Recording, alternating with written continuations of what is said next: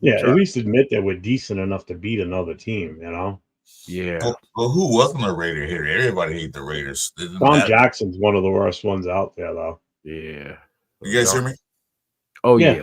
I hear you. Unfortunately, I don't know who this guy is. Introduce him. Let me. Yeah. Chris, what's going on? How we doing? What's up? I mean, this is Morris. Morris, I'm Chris from Chris for Raiders. Glad to meet you. We got Jeff, the legend. I don't know that guy, man. He's Jeff the chef. Can we mute that guy? I don't like him. Yeah, I don't like this guy up there, man. Take him off. Hey, I would, but it's what the people want. You know what I'm saying? People want the legends. So what's the topic for today? That's a good one right there. Dan Dierdorf. I did not like him when he did announcing. What was that guy from Monday Night Football? In fact, this is a good topic. Let's rock. What was that guy from Monday Night Football that cowboy dude? Daryl Johnston? No, from Monday Night Football broadcast a while back. Don Meredith. Oh, Don Meredith? He was a church. The Lips and Iced Tea guy from the 70s? He hated us the past because that time we dominated Monday Night Football. He hated us guts. See, Dan Dierdorf was your perfect. He was a flip. No, not Dan Dierdorf. Don Meredith, Dandy Don Meredith, the singing cowboy. He was a cowboy or some crap. I don't know. He hated us. Dan Dierdorf was a flip flop announcer. So if he's watching, he's doing the Chiefs game tonight, and they're talking about Tooney, offensive lineman for the Chiefs. He's the he's the best offensive lineman in the NFL this season, blah, blah, blah. The next week he goes and he's broadcasting a game and it's the Raiders and JPJ's out there lighting it up, playing like he does. He's the best offensive lineman in the NFL today. All right, well, last week it was Tooney. This week it's make up your mind. Not everybody's the best. He just got that much better. He just got that much better. Overnight. That's the same thing. Chris Collinsworth did the same thing. Oh, he's the best route runner in the NFL. Then you see somebody else. Oh, he's the best. I can't stand his voice. Jeez, man, make your mind up. And then now he's got his goofy ass son out there now too. The two of them sound and look just alike. It's like we get hit with a double whammy when he's on. Yeah, he does sound like a robot. Like I was like, is he a bot? Oh my god, it's horrible. Horrible. Yeah, we were Chris, we were talking about our, most hated era of like say the Chiefs or Broncos, Donkeys. How we, mine was the LT and what's his name? Gates. Sean Merriman. I could stand his ass. Oh, yeah. It was a lot of people on that team. What's the dude? Is it Phillips? They used to do that bowling after a sack. I forget his first name, but it was Phillips was his last name, but it was him. Sale was there for some of that too. Yeah, Sale.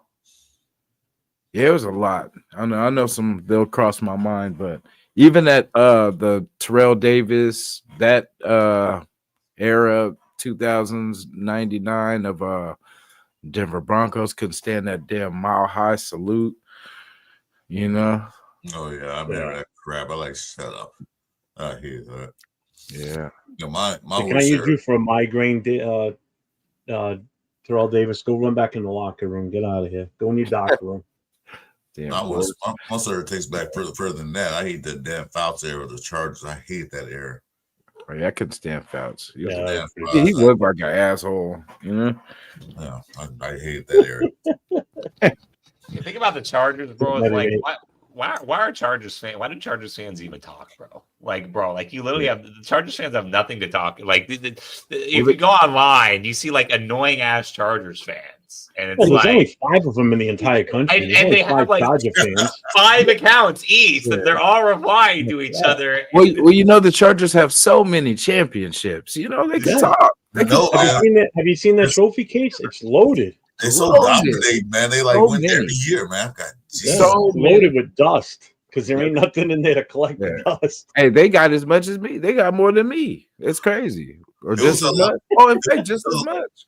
It was a live show me, Jeff, and somebody else was doing. We were sitting there and there were about 15 Chargers fans. Well, it might be just one, but it was the 15 Charger fans in there just talking major crap.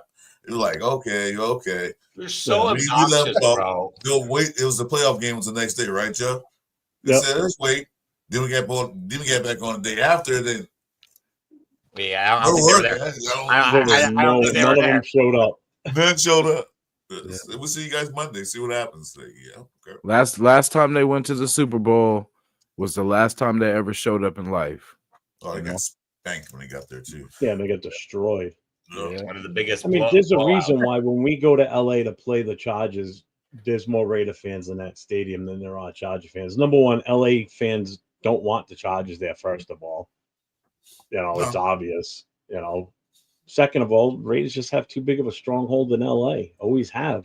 It was like that when they're in San Diego. I told you the story when they're in San Diego. We used to, I used to go down there and watch the Charger game at Jack Murphy Stadium, but all of a sudden the owner said no more tickets to LA. That's what the Raiders were in LA. Say, no, you can't sell tickets in LA. Or they told Chargers fans don't sell your tickets anymore to the season ticket holders. They don't sell them to the Raider people no more. Because I went there, 70% of the stadium was black jerseys, black hats, 70%. They said the war. Yeah, so they moved to LA, which is even worse now. Yeah, it's crazy, man. I just hope I think like them coming back to Napa for the spring training and everything is going to be good. We got to make plans, bro. You and me, we both live in SF, bro. We got to swing. That's my home county. I was gonna say you got to show me the, what I mean? Show you the spots or whatever. That's my home. We used to just dip over there, do our thing, and then dip back. So shit, now I have a tour guide over there. Oh, they confirmed it. They said they actually going to go. It's not 100% confirmed, but Oh, okay. Yeah. They're trying to get us back, y'all. You know what I mean? They're trying to get California back to Vegas. So. Well, they tried to go to LA last year, and the Chargers and the Rams were crying like babies. Man, they can't come here. They're gonna take away our fans. Oh, you're talking about training camp, yeah. Yeah. So what fans? You got no fans down there. Yeah, fans. They share fans too, like they share stadiums. What's up, Dave? Yeah, I mean, even I actually showed up to the Rams game, the Raiders-Rams games, and shit, it was still like a 50-50 crowd, even for Raiders. It's been ages since we've been in LA. So yeah, a lot of people reckon Marcus Allis jerseys. So shout out to the LA Raiders fans. So I guess we're excited with Pete Carroll, who was at USC, if you really think about it. So, man, you know what? We should have went to LA instead, and then we should have sent either the Rams to Vegas. You know what I'm saying? Because we fit California. You know what I'm saying? Like that's central for us. That's the heart. You know what I mean? That's what I'm saying. That's what we could come from all over and stomp out any amount of KC fans that want to get crazy. You know what I mean? At any time, because we'll come from everywhere, from Fresno, LA, the Bay. You know what I'm saying? It's crazy. We should have stayed in California. I think, in all honesty, if you look at the teams that were primed to make a move to a new city, I don't think anybody, in all honesty, anybody but us really would have fit the move to Vegas. Yeah. Seriously, the Rams fan base is too wishy-washy and pussies to go to Vegas. I don't think they wouldn't be successful. Wouldn't be a good business move. Absolutely not. The Rams, I think the same thing with the Rams too. I don't think it would have been a good business move for the Rams to go there. I think they probably would have lost money, and anybody investing in moving a team there would have lost money. I think the Raiders made the smart move to be the one to move there because of what it did for the team's pocketbook. I mean, it opened up that wallet wide, because of the fan base. The amount of Raider fans spread throughout this country is a hell of a lot better than what the Chargers and Rams have. Definitely. I mean, I'm on the East Coast and I've been a Raiders fan since the 70s, and they weren't on TV much around here, So the expansion of the fan base of this team is so much bigger than the Rams. All the Chargers combined, I'll tell you right now, I guarantee our fan base is bigger than those two teams combined. Oh, yeah, definitely. Without a doubt. I think, in all honesty, I think the Raiders were the prime choice to move to Vegas. What other team would you have put there that you think would have been successful? I don't think there's a single team in the NFL that could have been successful there. Only team that. And meaning by success, I mean by being successful as far as bringing fans in, not just fans of the team, but fans in general. Yeah. Because there's just something about the Raiders that still attract people that aren't even fans of the team. The only team that might have came close to that is the Cowboys, because they do have a big fan base. The Cowboys might, but it would just be but the Cowboys. There's no way they lose out. No way they move. No, that's just it. No, Cowboys. This is hypothetical. It's hypothetical. He's saying no. I know what you mean, but I mean the Cowboys. That's a close. Texas thing. That's them going to Vegas. I don't think that would be a good move either. I don't think seriously. There's a team. The Jets, I got you. The Niners. The Niners. The Niners can go all the Vegas, all the Niners. Yeah, because you want to get rid of them from where I want to get rid of them. You know, I like I like your thinking. You and me being an SF. I mean, maybe only. I'm saying this only maybe because of the extreme success they've had in the last 20 years. Maybe the Patriots could have, because I mean their fan base is pretty damn big across the country. I will give them that. Pretty neutral. The Patriots possibly. No. I don't see any team from up north moving to Vegas and being successful there. Not even Pittsburgh, and Pittsburgh's got a huge following too. Well, I think it was a no-brainer. Well, you saying that because that's fine, but you got to look at the map, because they were Vegas Raiders were in L.A. and Oakland. You said. LA is only like a 5-hour drive or a 45-minute flight, so it's close. I don't know how far Frisco is to drive, or Oakland or to drive to Vegas, or flight is. I think it's probably like an hour, maybe. So it's like close. The fan base is so close they can take a bus trip there. All the rich techies, out here. So all the rich techies and SF. I literally saw randomly, I think it was like some fair weather like Niners fans. They were like wearing Rams shit or whatever, like at the Rams game or something. I don't even know. It was kind of wild, but I don't even know what was going on there. Even look at the Rams when they moved from LA the first time. Where did they go? They went to St. Louis. They lost. They went to the middle of the country, really the legit middle of the United States. And did their fan base kind of follow them? Probably not. No, a lot of people in LA fans. Yeah, because there was no other team in that area. The Cardinals have been gone. So it's like I live in LA, so I know how the fan base. I hate the Rams, period. But the fan base, they were highly upset. A lot of these the Rams fans before they moved. I'm not a Rams fan no more. Why they moved? They took them out because they moved from the Coliseum to Anaheim, and then they moved to St. Louis. I'm like. And where they moved to, it wasn't like a driving distance move. I mean, it is, but you're talking a day plus. Whereas I think someone just said 7 to 8 hour drive. So 7 to 8 hour drive, and you're in Vegas. So you make a long weekend of it. Basically, St. Louis, you're flying. Yeah.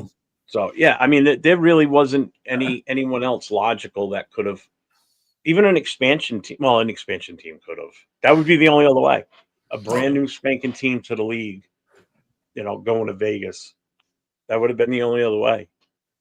I mean, we're better for it money wise. We definitely can spend a hell of a lot more. Mark Davis can spend more money on coaches and that he fires, and shit like that. I mean, he has to because he's still spending money on contracts for coaches. Yeah, 3 head coaches. We're technically paid for 4. We're technically paid for 4. What's a 7 to 8 hour drive from where to Vegas? From SF to Vegas. I think that's what he was saying. Oh, okay. SF to Vegas. That's not bad. That's not a typical work day. I mean, I've driven from Rhode Island to Washington, D.C., and it's about an 8 hour drive. It's 9 hours to Buffalo, So it's really, in all honesty, that's not that far. Yeah, that's not a bad drive.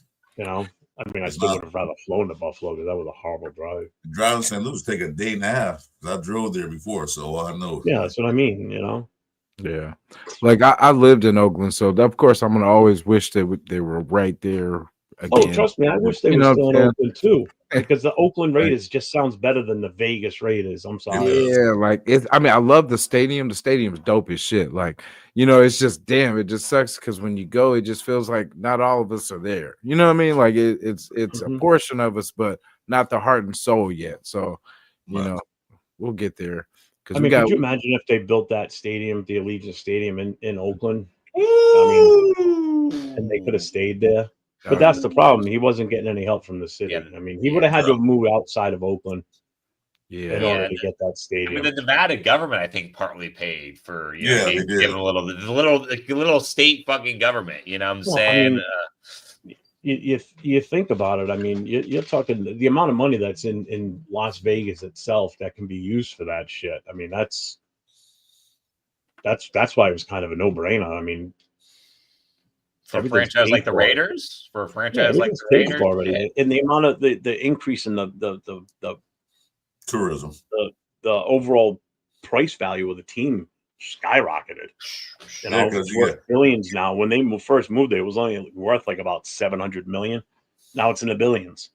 You know, you can't take out that the casinos helped out too. MGM and all them, they helped out a lot too, because that's money for them, because they get the visitors coming from out of town, or the Raider visitors to stay in their casinos.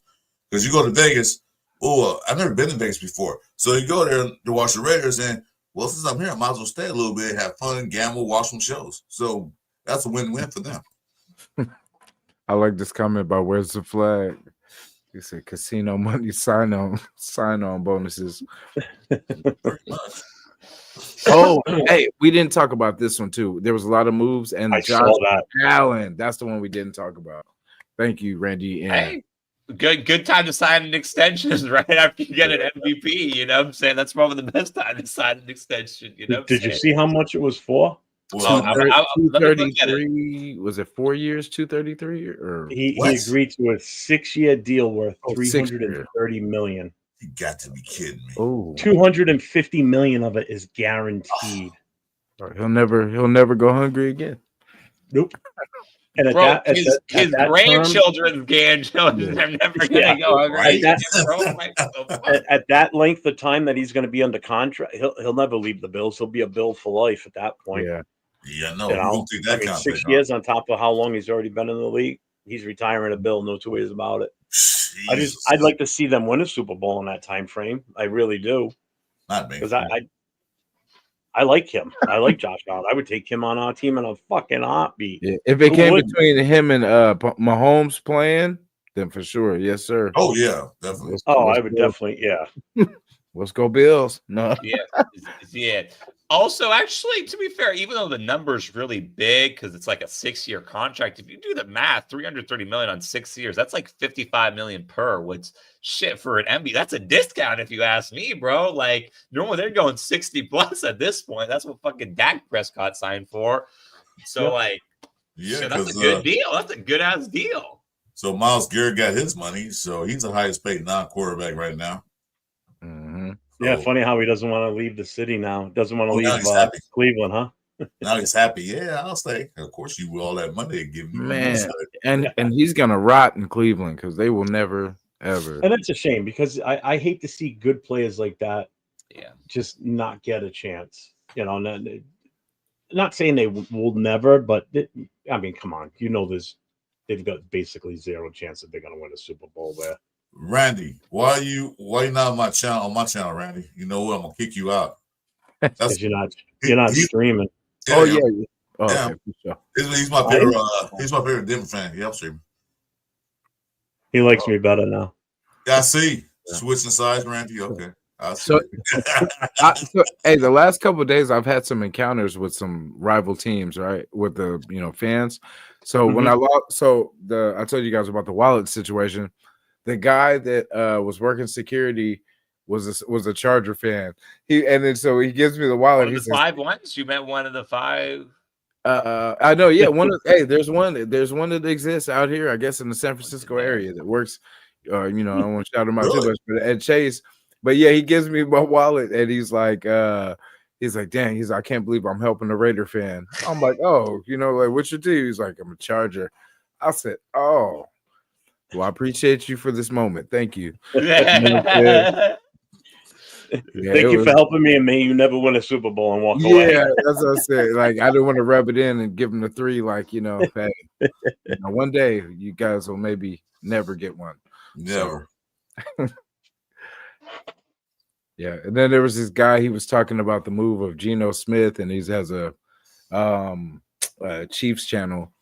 and he was talking about the gambling sites, but he called it, it was Bet US, but he called it No Bet US, and he gave this thing about don't waste your money gambling, spend the money with your family, and take your wife out, take your family out, get something for your kids or something like that instead of gambling your money away, which was a good point. I didn't like the messenger, but it was a very good point. So it's been weird where I'll be getting these positive messages from, but get them where you get them. Is everyone making money on Raiders not making the playoffs? Vegas must be making a mint inside job. I bet. I bet that was. But the year that we bet like that we're not going to do nothing is the year that we lose our money, because it would be too easy. They would just wait till we all believe. We all don't believe, and then that's where we're like, okay, now we're gonna turn this thing around. Let's go. Flip that switch. What the fuck? We got a Chiefs fan in here as well, bro. What are we doing, bro? No, he always shows up. Where is the stream being advertised, bro? No, he always shows up. Chief and Randy. Randy is a Bronco fan. Chief always shows up. He's harmless. He doesn't. Yeah, they're both respectable. They're respectable. They're harmless. We have some good conversations with them. Morris, we're turning over a new leaf here, Morris. It's okay. off. I've never seen. Maybe I've seen Randy before. I don't know. This guy Chief. What's the guy literally named Chief? Sorry, I had to ask these questions. It's PTSD. I get it. He's actually only Chief fan that showed up after Super Bowl loss. Everybody else disappeared. He's the only one. Hey. Yeah. Somebody check on what's his name? Casey. I haven't seen nothing from him. He's a KC fan. He pops in some of the chats, but damn, I haven't heard. Somebody check. We need to do a wellness check on him though. When I think of his name later, but damn, it's something KC something. I think he goes on Wi-Fi Willie's channel all the time, but he's always bragging and trying to bet that Chiefs are gonna win this, and I wanted to see his face. His thing is he pops up on the chats like it's KC but he comes in the Raider chats a lot. But someone will throw it in the chat. Hefe, yeah, KC Hefe. I've seen that name before. Have you seen him since the loss of the Super Bowl? I was gonna say, only person I've seen so far in all the chats and all the podcasts is Chief. Yeah. I don't see nobody else. We're reaching out right now, guys. Hefe KC, if you're out there, let us know that you're alive and that you are okay. Your official wellness check. Yeah, we're just checking on you, brother. Even though you wear that, that mustard and ketchup, we still care about you as a human being. So we hope that loss didn't hit you too hard, man. Because we know how much you had faith in that sorry ass team. So, we're reaching out. Hopefully you're okay. More to come. By the way, Ja Raider, I love you and I don't blame you for this, but you know everyone's name but me, bro. You know everyone's name. You shouted Jay, you shouted Jason, you shouted Chris, bro. You didn't shout me. I'm Morris, by the way. It's all good, bro. It's all good. Hey, Morris, first time meeting you, I'm going to ask you a couple opinions on a couple of things, if you don't mind. I know these guys are opinions. So, what do you feel about Geno Smith? Oh yeah, no, I'm definitely pleased. While obviously sucks that AOC has less opportunities. Bro, Geno for a third, you know what I'm saying? Again, see, we were talking about this earlier, bro. You did a good trade if the other side of the trade, everyone on the other side is complaining. What happened? I'm sorry, I just started laughing at Jason's comment about Niners fans renting out their gear. They rent their swag. They don't buy it. Okay. I'm sorry, bro. Go ahead. They cut us off. What happened? Sorry. It's all good. I was at the end. I think Geno is a really good move, and also for me, he checks every box, everything that you would want in a starting NFL quarterback in the modern league. He fits. He can run. He can dissect an offense. He can make make a call an audible. He can make an adjustment. He can freaking dip it and dunk it. He can chuck that thing. Trey Tucker is salivating right now with the amount of deep balls he's going to catch. Like, it's a good trade, particularly for the late third that we traded for Geno. You know what I'm saying? And we got to pay the guy, but it is what it is. You know what I'm saying? It's the price of doing business. But wait, we're gonna pay somebody anyway. Right. 50 million to 100 million. So somebody was getting that check, but I appreciate Geno Smith. People complain $40 million. You just saw that it's gonna give him 50. What's that? Sam Darnold 50. They're gonna offer him 50, and they're gonna offer Stafford 100. He's only getting 40. But we had good news today, Jason, right? Yes. Good news today. Oh. The Seattle Seahawks beat that first payment, the $31 million we saved. Yeah.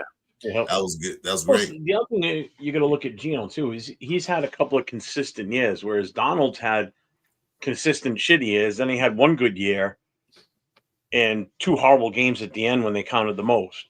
You know, so it's like, and you're going to pay him the same amount that that we're going to be on the hook for Geno or more.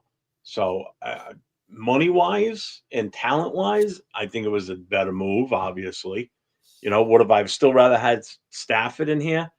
Possibly, but I'm okay with this because we didn't have to trade away the draft to get this guy. We didn't have to give up a first round like they wanted for Stafford. That was too much. Yeah, sorry, not for a quarterback that's late 37 or older. I'm good. I'd rather have Geno. Yeah, I mean, I'm happy with it. Like I said, he performed well under Pete Carroll, so they both have know each other. They know exactly the game plan. He knows Pete Carroll's style of football, so they ain't gonna be taught that. So fits right in. The only get different is the offensive coordinator for him, and Chip Kelly can work with any quarterback, so should be no problem. No problem. Yeah, I think if Shedeur or one of these quarterbacks is not there, then I think they'll probably trade back. Because, you know what I mean, there'll be more. Because I think they're going to wait for the opportunity to get a quarterback. And then if it's not there, then they're going to be like, well, shoot, we'll just get more picks, more players. You know what I mean? Stack up. Yeah.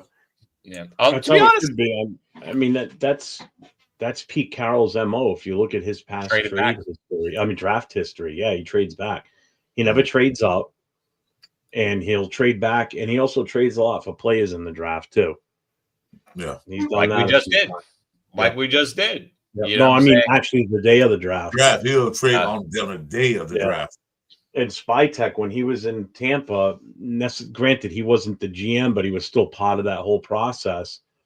They moved around the draft board a little bit too. They didn't sit still at their picks. Like Telesco, this was Telesco drafting this year. We would stay at 6 and wouldn't even be thinking about moving because that's just the way he was.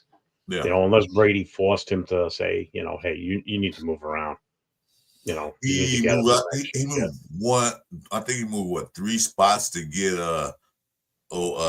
Sherbert or Herbert. I call him Sherbert too. I thought he stuck. I thought he stayed there. They just stayed at 6. He moved 3 picks, I think, to get Herbert, and that was it. That's all he did. Nothing else. He didn't move nothing. Oh, pizza face. Sorry, that's not nice. By the way, don't be surprised. I'm just telling you guys. I'm a time traveler. I see things in the future. Be surprised if I can't believe I just forgot his name. The quarterback that a lot of people expect us to draft at 6. I forget. Shedeur. I can't believe I'm forgetting his name. I can't believe. Don't expect for him to fall to us and for us to just let him keep falling. I'm a time traveler. I'm telling you guys from these. Don't be surprised if that happens. If we just let him. I'm totally expecting if he's there at 6, we're gonna take him. Unfortunately, yeah. If he's at 6, we'll take him. But if he's not there, now I don't. Now I'm like, so what? We got a quarterback. So they want to take now. Jalen Milroe is an interesting thing. He can come in and just sit behind Geno Smith and learn some things, and they can teach him how to throw the ball accurately. So that's a possibility.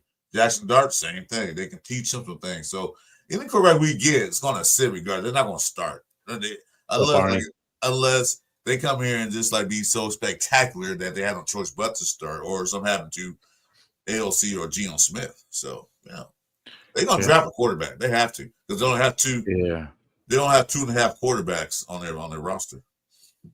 Yeah, that's true. Because I don't think we could go another couple years without fixing the quarterback situation. You know what I mean? Because we've already tried this since DC, like trying to fit a quarterback in and stuff like that. So, and someone made a point. I forgot who it was, but they were like, Pete's not he's not gonna dick around because he knows how the Raiders do it. If you don't get the quarterback situation situated, you're out of there. You know what I mean? So I think they're going to take care of business. That's why I think they will double up. But then if you think about it, guys, we don't have to worry about that no more. The next upcoming years. Yeah. Then we can focus on other things to draft. We don't have to quarterback, DT. We got to get a good DT quarterback. Then we can hopefully finally find this DT, and then we can move on and spread the love to this team. Right. When's the last real I forget when's the last high level top tier DT that we had? It's not Wilfork. I was gonna say Wilfork. A long time ago. That Sap when we had him, those. I guess that's true. I guess Sap, yeah. When we were the best defense in the league and won 2 games, by the way. Yeah. That was just some tough times, man. Some tough times. Well, you know what it is?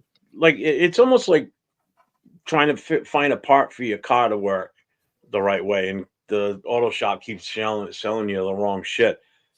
You throw enough parts at a car, eventually something's going to stick. You throw enough quarterbacks at the problem with this team, and eventually one of them is going to stick and work out. Mm-hmm. And that's what I think everybody is a fan of this team is tired of now. Since Carr was let go, we've had quarterback after quarterback try and, do something with this team. And every time we bring someone in, they're not the right fit. They think they're the right fit, but they end up not being the right one, and it's just been a revolving door at starting quarterbacks. And I think now the revolving door might have possibly slowed down a little bit right now with who we brought in, so we'll have to wait and see. I know Arnie asked what the expectations for Geno is. I mean, if you're talking wins or losses, prior to him coming in here, I would have picked us at anywhere from 5 to 7 wins. I might even jump that up to 8 wins now, just because he's got a better ability, better coaching staff than what we've had. So I wouldn't say 8 wins is out of the possibility. You can't have any expectation yet because, for one thing, he's here. That's great. But we got to build things around him. We need a running game. We got to see who we get. And then you'll know, okay, we get this guy, that guy. Okay, we get T-Mac. Okay, that goes up higher. We get Amari Hampton. Those I didn't say the other guy.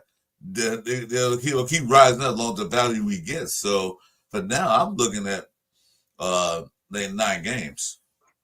That's what I expect. And people say, "Well, that's not enough." It is compared to what we do in the last 2 years. Yeah, we won 4 games last year. If you expect us to be like the Redskins last year and make the championship game, you're crazy. Doesn't mean we can't do it. I mean, it definitely can happen. Because Jason, did you have the Redskins pick to make it to the championship game? Definitely not. I don't even have thought of them making the playoffs, to be honest with you. I had them like 6 wins. 6 wins. Did you have them predicted to go to the championship, the conference championship for the NFC? No, I don't think anybody did. Other than someone that might be a Redskins fan and just be full of dreams, but it happened. Against the East, so there was gonna be the Eagles, then the Cowgirls, and then the Redskins. And of course, the Giants sucked so bad they had to come in last. Yeah, that's what I had. Bro, do you think any team is gonna do what Hard Knocks off season after what happened with the Hard Knocks off season that the Giants did last year, where they very publicized they're like, oh yeah, we just totally blew it with not deciding to re-sign Saquon and just everything. I liked watching it, but I can see it's oh yeah, no team's ever gonna do that again in the NFL. Yeah, they will. They will because HBO then pays the team money, so they'll do it. I see the Browns. The Browns should definitely. Oh yeah, let me see the Browns. Hard Knocks off season. They should just do every season with the Browns. Yeah. Seriously, because it's entertainment because they're just such a joke. Yeah. You know, I still look back at that contract that they brought in Deshaun Watson for, and like with everything they had going on when he was in Houston, knowing what you were getting with him with that issue, and you spent that kind of money for this guy, and how many games has he played since he's been there? Remember they used to call him the Michael Jordan of football when he was with Houston. I think Cleveland thought he was the LeBron James of the NFL. Oh, he kind of is. I mean, he's full of talent, and he needs other people to help him win because he can't do it alone. He's no true. MJ. You know, MJ didn't do it alone either. He didn't win championship till Pittman got there, so he didn't do it by himself neither. So there's that. But Cleveland. Sorry, I'm not a LeBron fan. I can't stand the guy. So. Oh, me too. I'm a I Jordan. mean, you're wearing a Warriors jersey. You're wearing a Warriors jersey, of course. Same. I mean, I live in the Boston area, basically in New England, close to Boston. So, I mean, if I'm talking basketball, it'd be Celtics, even though I don't know much about basketball. But I got to root for the home team there. The only home team I don't like around here is the Patriots. All the others I'm fine with. Yeah. Well, the Boston beat my Lakers yesterday, but that's okay. They're still second.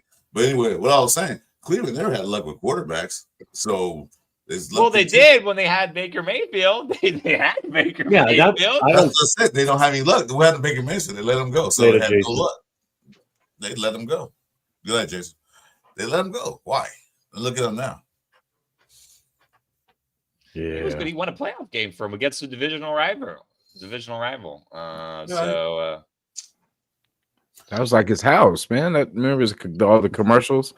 You know, he owned the place, man. Baker. They should have kept Baker.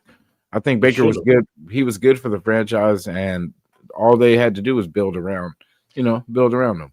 Hey, you and me said Baker. You and me both said we're on a podcast once. Like Baker Mayfield, he a Raider. Really. Yeah. You know what I'm saying? We should have signed him. And that's what I was calling for in that offseason that we picked up fucking Jimmy Garoppolo, bro. Adam Butler got a 3-year deal. Yeah. I'm going to look that up, please. Okay. Let me look that's great. If that's good, Adam Butler got a 3-year deal, he's back. Okay. I got to find out. If that is, that's awesome. Let's go. That's one of the guys that did want to come back. Let's go. Ooh, cheap, bro. Cheap. How much? It's like 3 years, 16.5 mil. So that's nothing, bro. That's like 5.5 mil per. 16 million. Yeah, it's 5.5 mil per, bro. Oh, what? We got discount, like discount, bro. That's the real AB is back. Yeah, bro. Like Raiders are doing it, man. They're being aggressive. They're doing it. They're not messing around. Yeah. Thank goodness, finally. Yeah, like I almost wonder, it's like, is this fake, bro? I almost don't want to. Yeah, let's see. Oh no, I mean it's from Ian Rappaport, bro. It's literally from Ian Rappaport. What was him? 3-year deal worth 16.5 mil, 11 million guarantees, but 16. I don't care how much of a guarantee. We called it too. Hey, we said I would rather them start getting our guys. Like it's cool to get these free agents, but let's get our guys secure first, and then exactly what they said. They're doing it, especially on defense. That's where we really, because that wasn't the problem. So let's keep what we got and build. You know, we can add to it. You know, but offense, we got to fix that. 15 points a game is not gonna. Why are teams undervaluing like Adam Butler, bro? This guy is really good, bro. Like, how do we keep getting him on discount? Let him undervalue him, so we're gonna pay him that much money and we can keep him. Because as soon as his name go up in the lights, everybody like, well, we want you for $35 million. No. Damn, man. So I'm fine with it. Keep getting him on the cheap, bro. It's like, what are teams doing, bro? Like, just giving us handouts like that, bro. 5.5 million per is insane. Oh, did you see this one? News is one of the news things out here is talking about Rodgers possibly going to Seattle.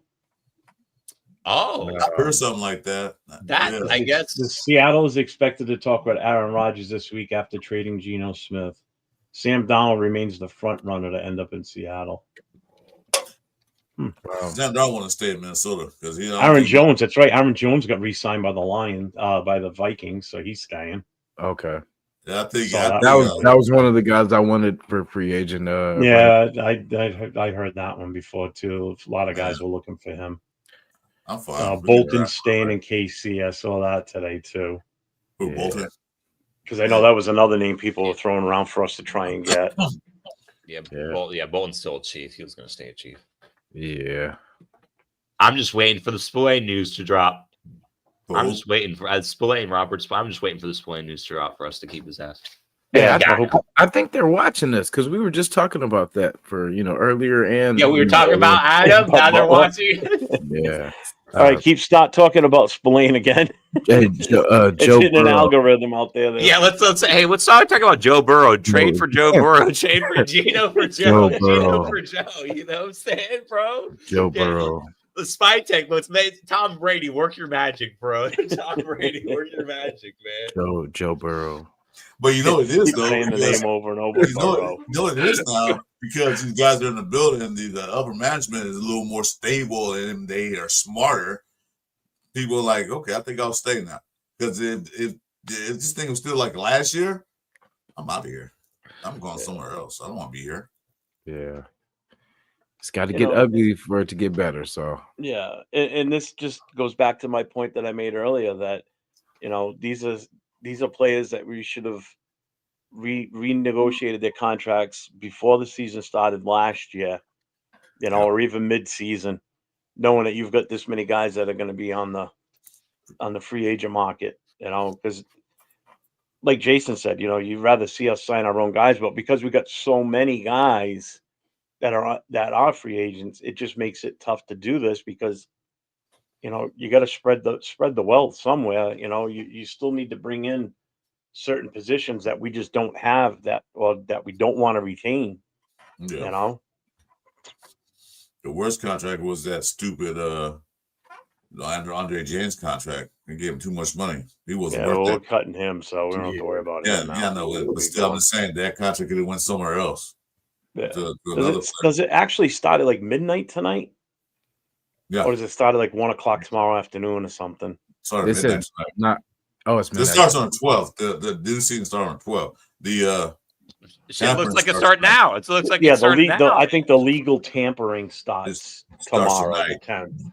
It starts tonight. Then 11:59 on the 11th into 12. That's when it starts the like all these moves that have been agreed to will then take effect on the 12th, which is the first day of the new calendar year, the new season start. Can't extensions?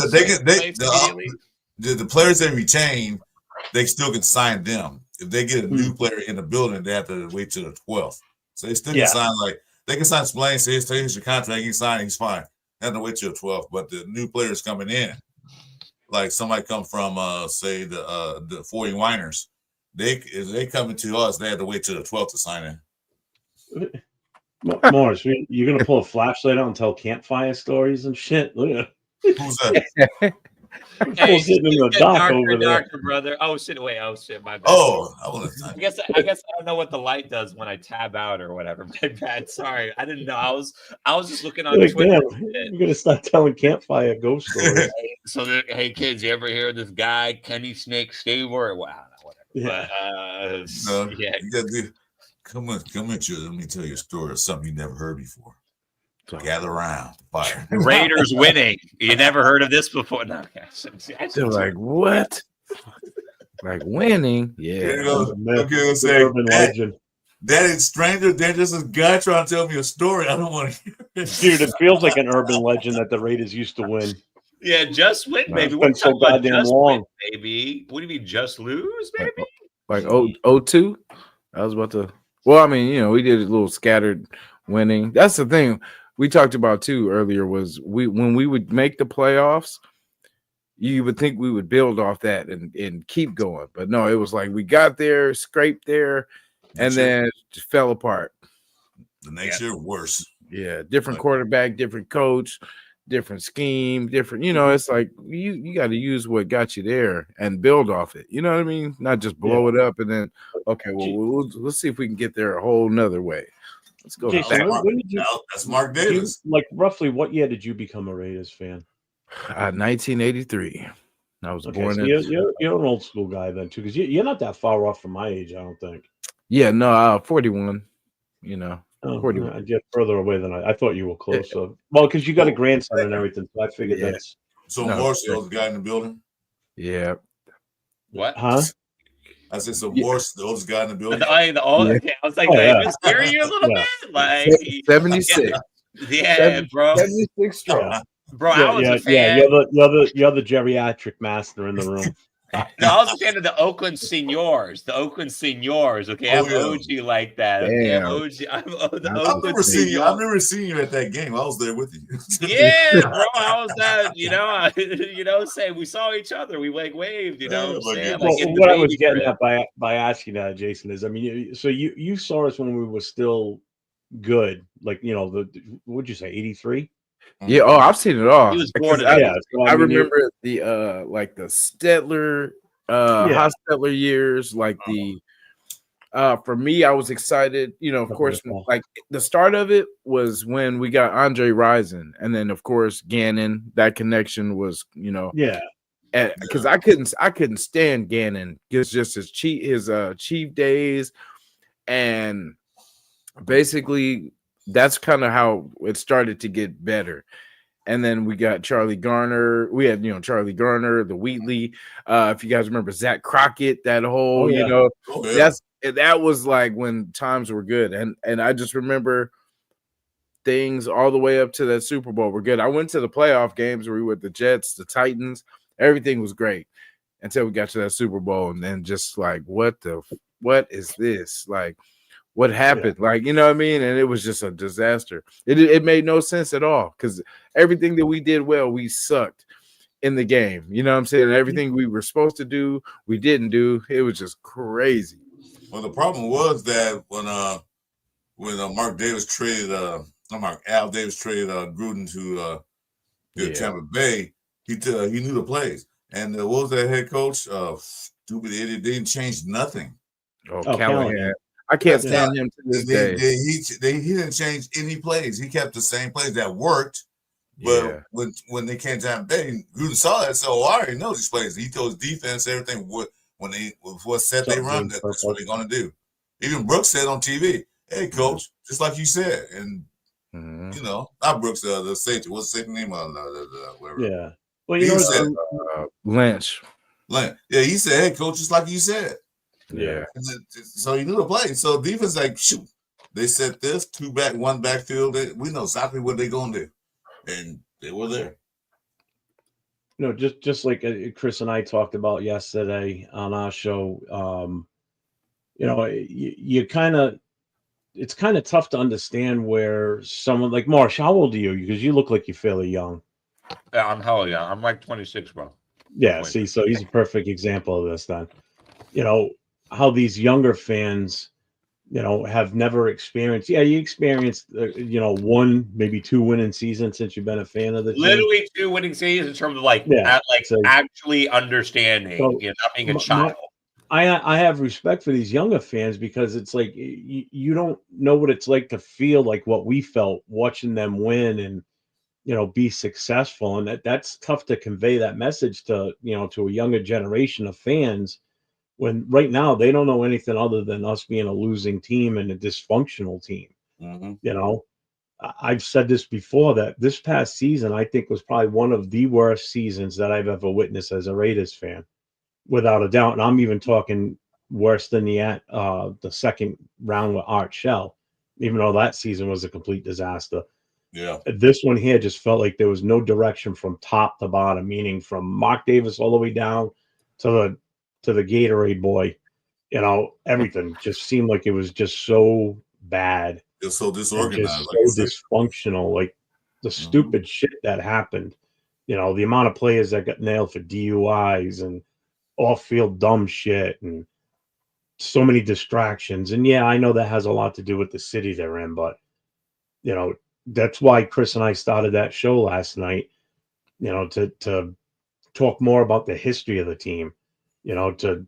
To highlight, the good times. So some of these younger fans fully understand what it was like, what we lived through, and yourself too, Jason, what you lived through as a fan, you know, how it made you feel, you know. So I mean, that's Yeah.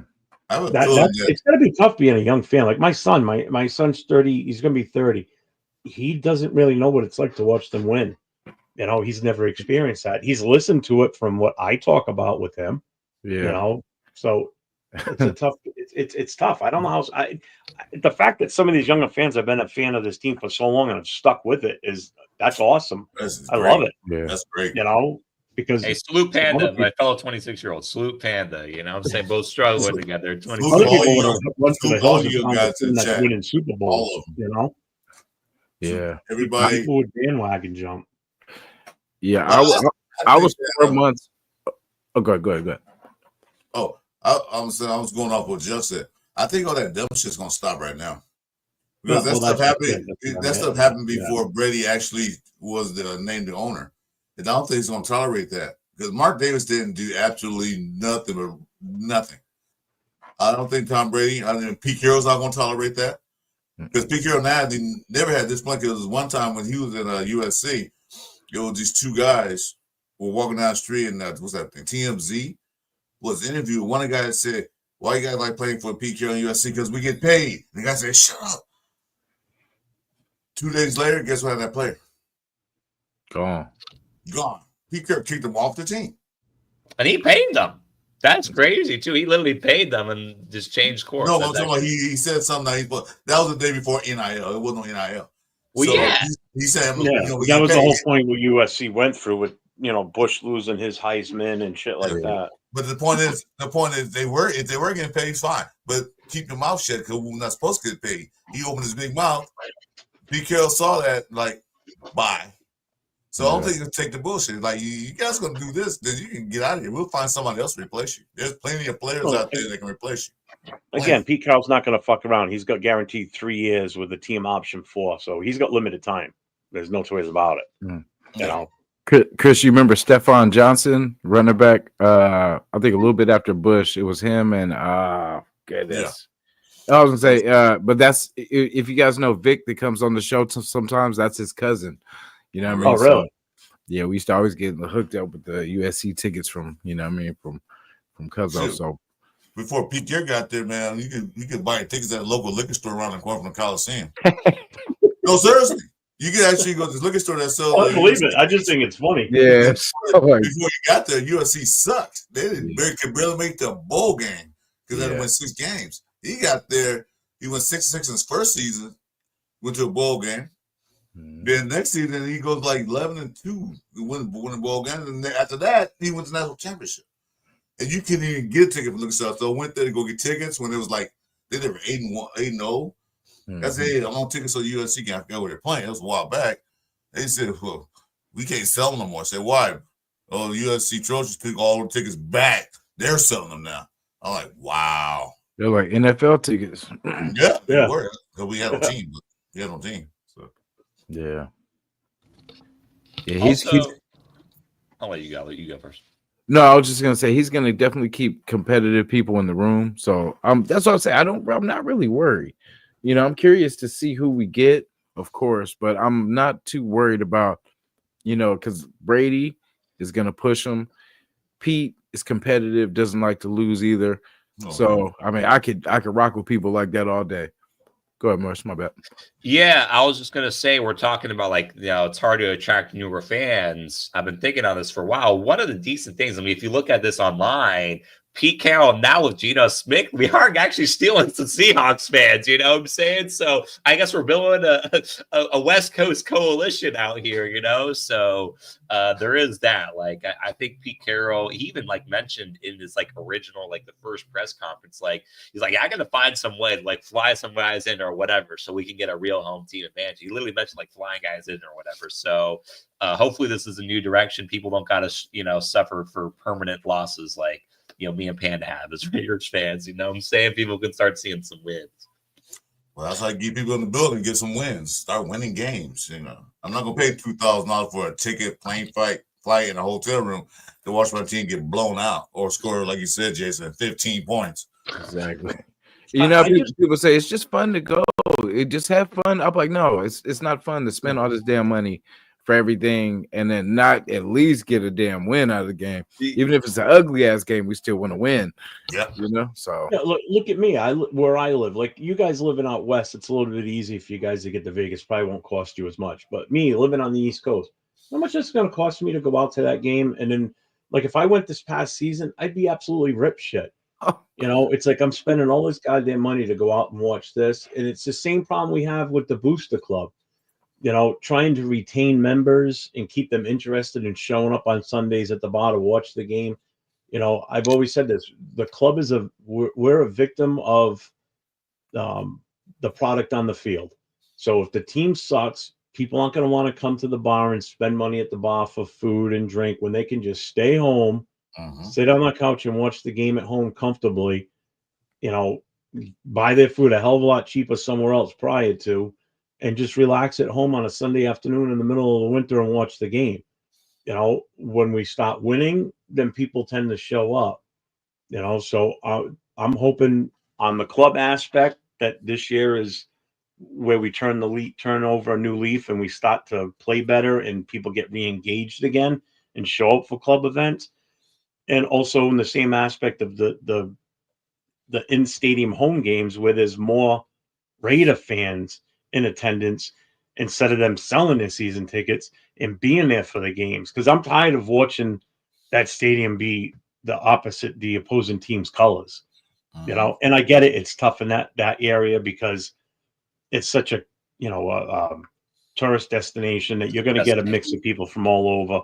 You know, it's easy for somebody to put through from one of these hotels a massive package deal to fans from Philly to come out to Vegas and watch the game, or from fans from New England to go and watch the game, you know, as New England Patriots fans, because it's a travel destination and they can just lump the tickets in with the price, you know, or the comp tickets that hotels got. Because you know damn well they got shit ton of comp tickets. Oh, yeah. To get out.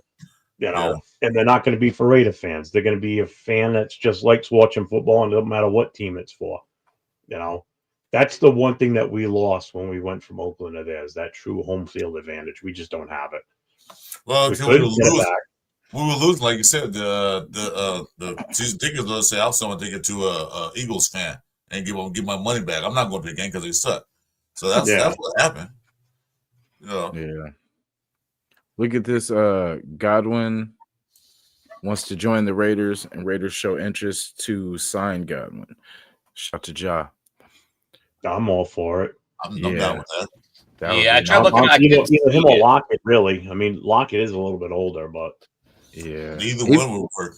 I was gonna say even Bo. If we could squeeze Bo for the cheap, you know, it's gonna be hard. I don't know how much, because I think we could probably get Lockett for like a 1-year deal, you know, but Godwin we can maybe get. He's not that old, you know. He's not young, but he's not, you know, not up there. I'm not sure how. I want to say maybe 29 or something like that. Maybe give or take, maybe 30, maybe 40. No, who knows? No. Al Butler had 5 sacks last year. I didn't know that. I think he had. He might have had more the year before. You know what I'm saying? Like he's just but he didn't play as much this year until Christian Wilkins got hurt. But yeah, I mean, for defensive tackle, that's not too bad. Yeah, I'm a big Adam Butler guy, so I love it. I felt like that was cheap as hell, bro. Cheap as hell. He said Godwin to the Raiders is happening. I tried looking it up. I couldn't see anything on it. You won't be able to see anything till tomorrow. Here we go. Joe Burrow. They can actually talk. Joe Burrow. Joe Burrow. They can talk. Miles Garrett. You know, let's start saying names. Bro. We're gonna trade Gino to Cincy for Joe Burrow. They can legally talk to the players tomorrow, and they can agree upon a contract, but they can't sign anything till Wednesday. So tomorrow, that's when it starts happening. We'll see. Yeah, Miles Garrett, they got that big ass contract. I don't want him. Take all of that. Poor guy. Someone asked, they said Gino, Jackson Dart, or AOC, who starts? Yeah, I said Gino also. Gino every time. I mean, I love AOC, but Gino's gonna probably win that like fucking 99 times out of 100. And you know who's good for Jeff? This who's good. This is good for AOC. You can actually sit back and learn behind a real quarterback. He can sit there and learn. Not, He had Jimmy nobody. Garoppolo. As long as it means that we don't draft Sanders, I'm fucking happy with it. That's all I care about. I don't know if he falls at 6. don't want him. If he falls at 6. But I think someone mentioned it too. I think with Myles Garrett coming back, that maybe the Browns will go that route with quarterback. Yeah, because if they didn't bring him back, then they'd be going for a Butler or a Mason Graham. Preferably Butler. I mean, Yeah, because number one's going to be Ward. It's plain and simple. It's going to be Ward or Hunter. That's That's my thought process at number one. Yeah. They'd have to go quarterback. I see Hunter sliding for some reason. I don't know why, if it's his attitude or if it's like the drama. If he's there at 6, I would take his ass, to be honest with you. Travis Hunter at 6. Travis Hunter at 6. That would be crazy because it would give us that element. There would be another weapon, So it's the drama, like that's. I get that part. I definitely understand, and I agree with you. But it's what is he's that pure athlete in this draft. That's the thing with him. He's just you can't really put a measurable on that. Like even if he were to do the combine, you can't put a measure on his pure just athletic talent. But I would draft him with the intent that you're coming to us and you're going to be on the defense. You may occasionally play wide receiver, but I'd rather have him in the secondary than playing wide receiver. I think that's where he's better suited. And that's where we would need him more, to be honest with you. If he gets drafted, he'll probably be drafted as a defensive back because he did better. I mean, he was a good receiver, but he did better at DB. Well, I think it all depends on the team now, too, what they consider to draft him at or what their plan is for him. But I think for our immediate need, especially if we're going to lose Hobbs and Mooring, I'd rather have him in the secondary than playing offense. Well, his thing is injuries, though. That's the only kind of real concern I really have with him, besides the attitude and all that, is really the injuries, because he was getting injured in college a lot. So you're getting hit by adults now, by grown ass men. So, I just, that's the only thing that worries me. But the talent is there. He's definitely, I think he's pretty good at both, wide receiver too. And I think he is an element that we don't have because he can go up for balls too. But like I said, you're playing with grown men. Well, let me ask you this, Jason. What's your who do you want at 6? Like, what's your ultimate goal for the number 6 pick? What would you do? Excuse me, Joe Burrow. I'm just curious to see what you would think. No, I would say trade back and then T-Mac. Trade back T-Mac. Because we get a big receiver, and I'm hoping we get that either second or third, that third pick back, or maybe a second. But yeah, whatever we got to do to add another pick, and then we can get our. Like I said, if Burden is there, I've seen it in a couple drafts, but he might go earlier than that. But Luther Burden, I like him. I like Golden from Texas. I just want to get that weapon out of the way, and then that way we can move on. Because with Geno, I want him to have everything he needs. So if we do get Godwin, then the need, we still need to get another wide receiver to groom and get ready. So I would still get the weapon because it's not like we're not going to put it to use because we can't be like, oh well, damn, we got all these wide receivers and we can't move the ball. It's not going to be like that. We'll be able to, because that's all we need Geno to do is get the ball to the weapons. That's it. He doesn't even have to do that much. Hand it off and pass it. Exactly. And that's all you got to do. And once we sew that up, then all we need is the running backs to fill in. And then after that, just whatever we don't keep on defense, then we can just, draft that and get better. But, to answer the question, yeah, I would go, honestly, trade back wide receiver. The best. Yeah. Yeah, as you were talking it, I was trying to think of options at 6, and honestly, you literally just talked to me. I feel like find a way to trade back, do the Pete Carroll route, because I feel like particularly, I believe in like our coaching staff and the brain trust. And if you really believe in the coaching staff and the brain trust, then you kind of do want to trade back and accrue picks because you can still find elite guys that are going to slip and fall through the draft, and you have more picks to even get even more elite guys. So because I believe in Spytech, because I believe in Brady and Pete Carroll, and just our ability to develop these guys. I definitely like finding a way to just trade back. I mean, if we stick and pick, I'm chill as long as it's not Shador. But because whatever you're going to get, it's going to be a good pick no matter what. Exactly. So I'm not complaining either way. But I prefer trading back if we could get a meaningful deal. But it's going to be interesting. I mean, right now my mind is on free agency. It's like, we got to bring back Spillane. Let's see what deal we can get to either Chase on or Kuntz, you know what I'm saying? See how we can finagle things, what free agents we can pick up, you know what I'm saying? I like how things are going now, though. Chris, what would you want?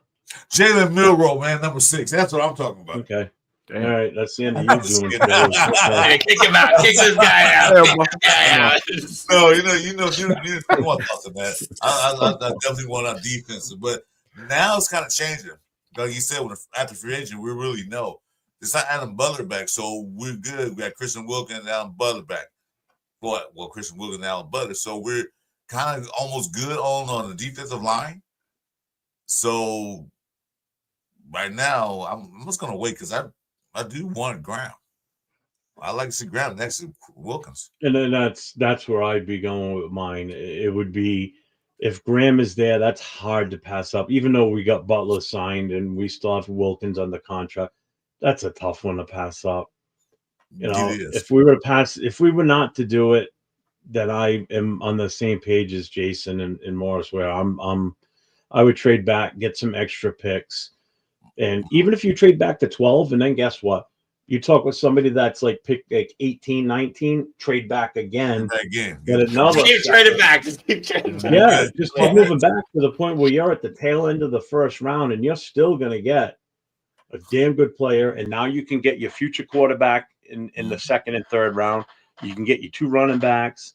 Your first round pick can be whatever your top guy is that's on your board at that moment. You can do some damage here. Get your 2 running backs in the third round, quarterback in the second. Get your number 1 wide receiver in the first. You just took care of your offense. Now start looking at the later part of the draft, and now start looking at your secondary, your line, because we need linebackers. We definitely need linebackers. So there's so much more you could do if you move back a couple of times in that first round, which again, that's Pete Carroll. That's what he does. Amass the picks. More bodies at training camp, the better for competition, the better to see where we can really go in the future. Thanks to Saquon Barkley and what he did this past year, there's going to be a big run on running backs. Thankfully, there is a lot of running backs there. So, that's just it. The class. This is the deepest running back class that I can ever remember coming out. There's going to be a major run on running back. Everybody say, "Oh, we want a Saquon Barkley." Well, he's the one of a kind. But yeah, they're gonna think that. I think this draft is deep in just about every position except for quarterback. Quarterback is by far the weakest link in this entire draft. You're talking about it's deep. They got Dylan Gabriel, man. Come on. Yeah. I'm thinking I'm thinking that guy showed. I'm thinking the guys that they're hyping aren't as good, but then like you said, the Brady Cooks and the Bros, might be surprisingly good this year. This might be a crazy draft. We'll see how this. I wouldn't be surprised if some of these later picked quarterbacks turn out to be better than the top 2. To be honest with you, I would be surprised either. I would not be surprised. Salute to Redder Paul. MK went to Steelers. He did Metcalf. Yeah. Is that who he's referring to? Yeah. I thought something else just happened. I'm like, MK. Who's MK? Yeah, MK Metcalf. Yeah, fine. I didn't see us getting them anyway. After we got Geno, I think that was out. We don't want to use 2 of our thirds, and anyway. No. They wanted to give us Geno and Deep Metcalf for a pick and Matt Crosby. Like, shut up, Randy. They hung his phone up. They hung the phone. Like, get the fuck out of here. Let's give you that. Yeah, that's nuts. That's wild. Max, no. I was just going to ask you. Oh, Jason, I know you were on with us for some of the combine, right? Were you there on Saturday with us? I can't remember who was even on with us on Saturday. Yeah, I was there Saturday and then a little bit Sunday too. Yeah, I mean, you all right? So you saw what Saturday was like with it. I was not impressed with Saturdays. I thought that was going to be the big day, and it just I didn't find it that good, to be honest with you. Yeah, it was. You talking about wide receivers, quarterbacks, and running backs. Yeah, I mean, it just, running backs impressed. Yeah, they did. Wide receivers, there's a lot of speed, but not as fast as I thought they were going to be, though. I thought they would have been. I really thought that they were going to beat out the cornerbacks from the day before, but they didn't. Yeah, not one of them. Not one of them beat the top cornerback. Yeah, I'm excited for the DBs too. I hope we get. I know, but I feel like we have hella DBs, but we don't. Because even when we lost, what's his name, Meek last year, we still kind of didn't replace him. You know what I mean? And then us losing Nate, now our whole slot is gone right now. And then we had like Tyler Hall and players like all these different Bring DBs. back Sam Webb. Sam Webb, round 3, baby. Sam Webb is the gift. He's still on the roster, dude. Yeah, they haven't signed him yet, but he's still on the roster. There we go. We'll get him for about $3 million, maybe. No, 2 years, $3 million. 3 years of ham sandwich and some chips. And then an out burger, you know what I'm saying? No. He don't get that. No. Oh, when you said the Adam Butler deal, did you say what the contract was for? 3 years, 16. I was looking at 3 years, 16.5, 11 guaranteed. All right. I didn't know if you did or not because I just saw it now. It just came over on my phone. Yeah, so I just looked it up. Yeah, 3 years, 16, 11 million guaranteed. That's not bad at all. Yeah. If it was 16 million guaranteed, I wouldn't mind. If it was 16 million guaranteed, I would. Yeah. So yeah. So that's cool. So we're good. We're good at DT. Of course, we could probably we probably have somebody in the back burner too. Someone just posted something on the NFC Trash Talk. Yeah. And it says, alert, Buccaneers signing Henry Ruggs III. He's not out of jail yet, right? No, he is. He is. He's out. Wait, he's what? No, but he's been out. He's been out actually for a minute. He's been doing some kind of. I didn't know this either. No, he's out. He's doing some type of like work. Yeah, he's doing like the work. It's got to be a joke. That's gotta be. He's out. He's in the halfway house. That means he gets out of prison, but he can't go to the public society yet for a few months to probation. So they have to make sure that he's okay. So he can't travel anywhere. He got to stay in the Vegas area. You can't travel out of state. So I don't know what that's all about. They can sign him, but that's crazy. Oh, that should have been us. We gave you a chance before you messed it up. You know what I mean? But I wouldn't want you. Would you want him back? I mean, I'd kick tires. You know what I mean? Like that's because too bad of a look, man. That's too bad. No. But just think about it. Just hear me out. Okay, so just from his standpoint, you had a chance. You get drafted to the NFL, and then that happens. Shout out to everybody involved. You know what I mean? It was terrible, by the way. Terrible situation. But like for him, a chance of redemption. I always love. I'm a story of redemption. You know what I'm saying? So I always want somebody to have the opportunity to redeem themselves. So I would love for him because I didn't hate the kid. He was actually starting to build into a nice player for us, and it just stuck. He was. So I was gonna be nice. Even if he goes there and balls out, I wouldn't. If that's true or whatever with Tampa Bay, whatever. But even if he goes somewhere else, I just want him. Because that sucks. It's a terrible situation. I know he didn't mean for it to happen, but it happened. So it's something you're going to have to live with. But hard work changes everything. There's a lot of things he can do to try to make this situation right. I mean, we've seen it from OJ. We've seen it from, different. I can't think of anyone else right now, but at the moment. But I was just saying, as OJ Simpson tried to redeem himself in the latter parts of Mike Tyson. He tried to redeem himself and then ended up in jail later. I'm not sure OJ's the is Yeah, I the was right gonna say, example. 'Cause he Well, stayed out of jail I see, and then went to I see what Jason's saying. Everybody deserves Yeah. a second chance. So I see what you're saying. Yeah, and then he was a good, a good kid that just made a dumb, and I've made dumb choices in my life too. So I can't, I'm not gonna be like, oh, well, he should have, because hey, bad shit happens, and it's just you have to learn from these mistakes. So they were saying he quit drinking, and he's like, you got to take it serious, and then he should never drink again ever in life. From that moment on, never.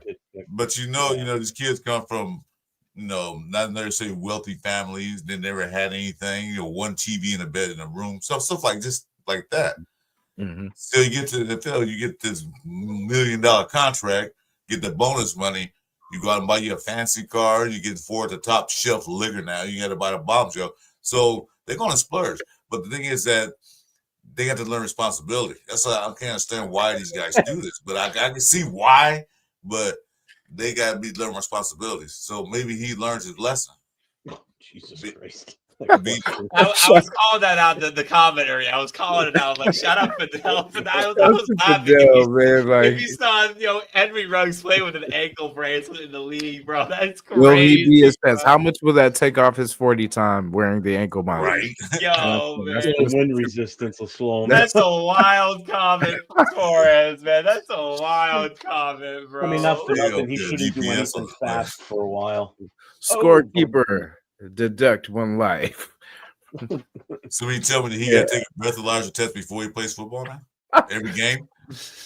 Before and blowing this.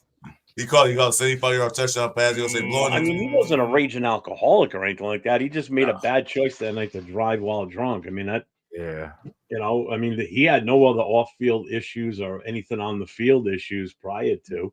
It was just a bad decision to get him behind the wheel on his car and decide to do, fucking. Because we've all done, like you've been in the car, driving hella fast, like scared, it's like stop, slow down. You're like, I got this. I mean, it was probably innocent in his mind, and then it just came all to an end. Hey, can we play a game right quick? Yeah. Okay, I got the free agent thing on the radio. Can I bring on the screen? I'm not playing spin the bottle with you three. Dude, come on. Just because you lost last time, man.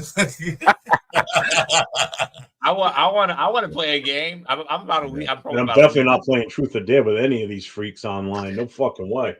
Yeah. That's bad news too. Yeah, that's crazy. Yeah, I had a Ruggs jersey too, man.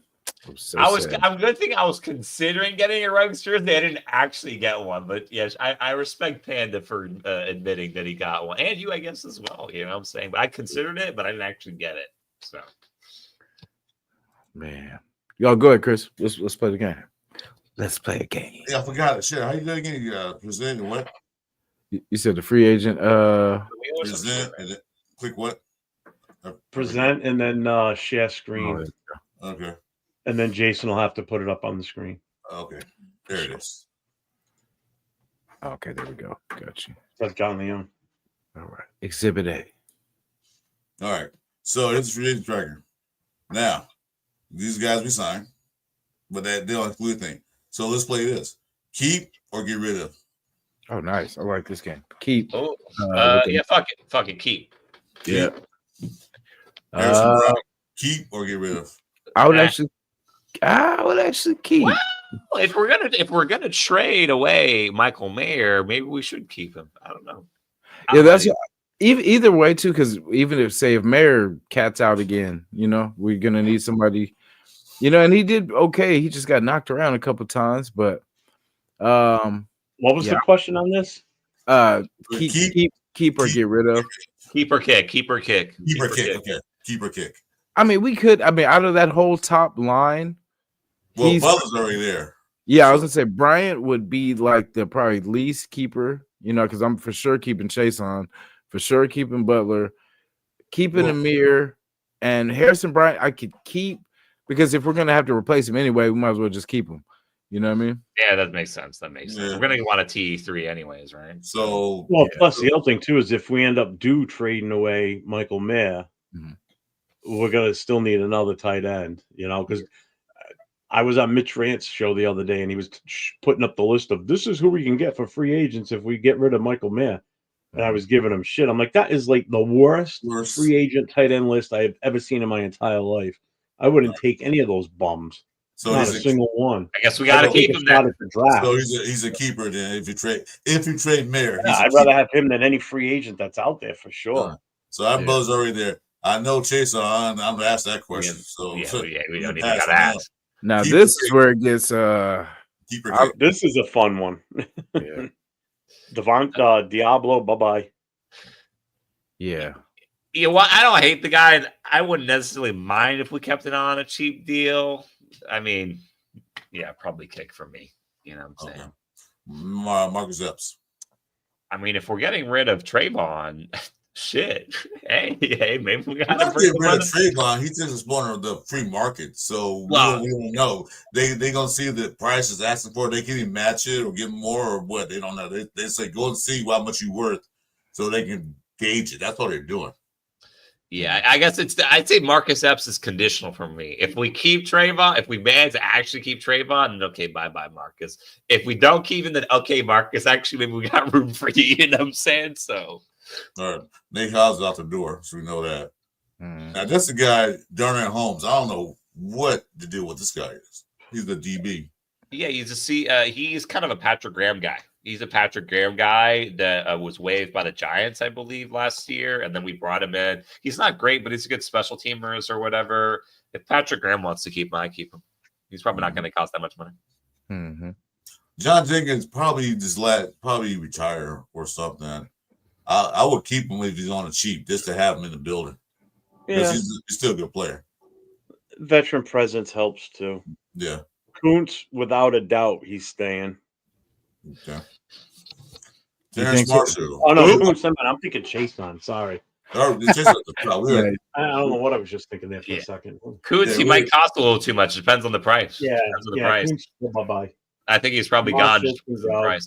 Who is Terrence Marshall? I don't need. They brought him in late last season. He played. Yeah, he's tall. He's a big wide receiver. But Carolina. Yeah, he came from Carolina.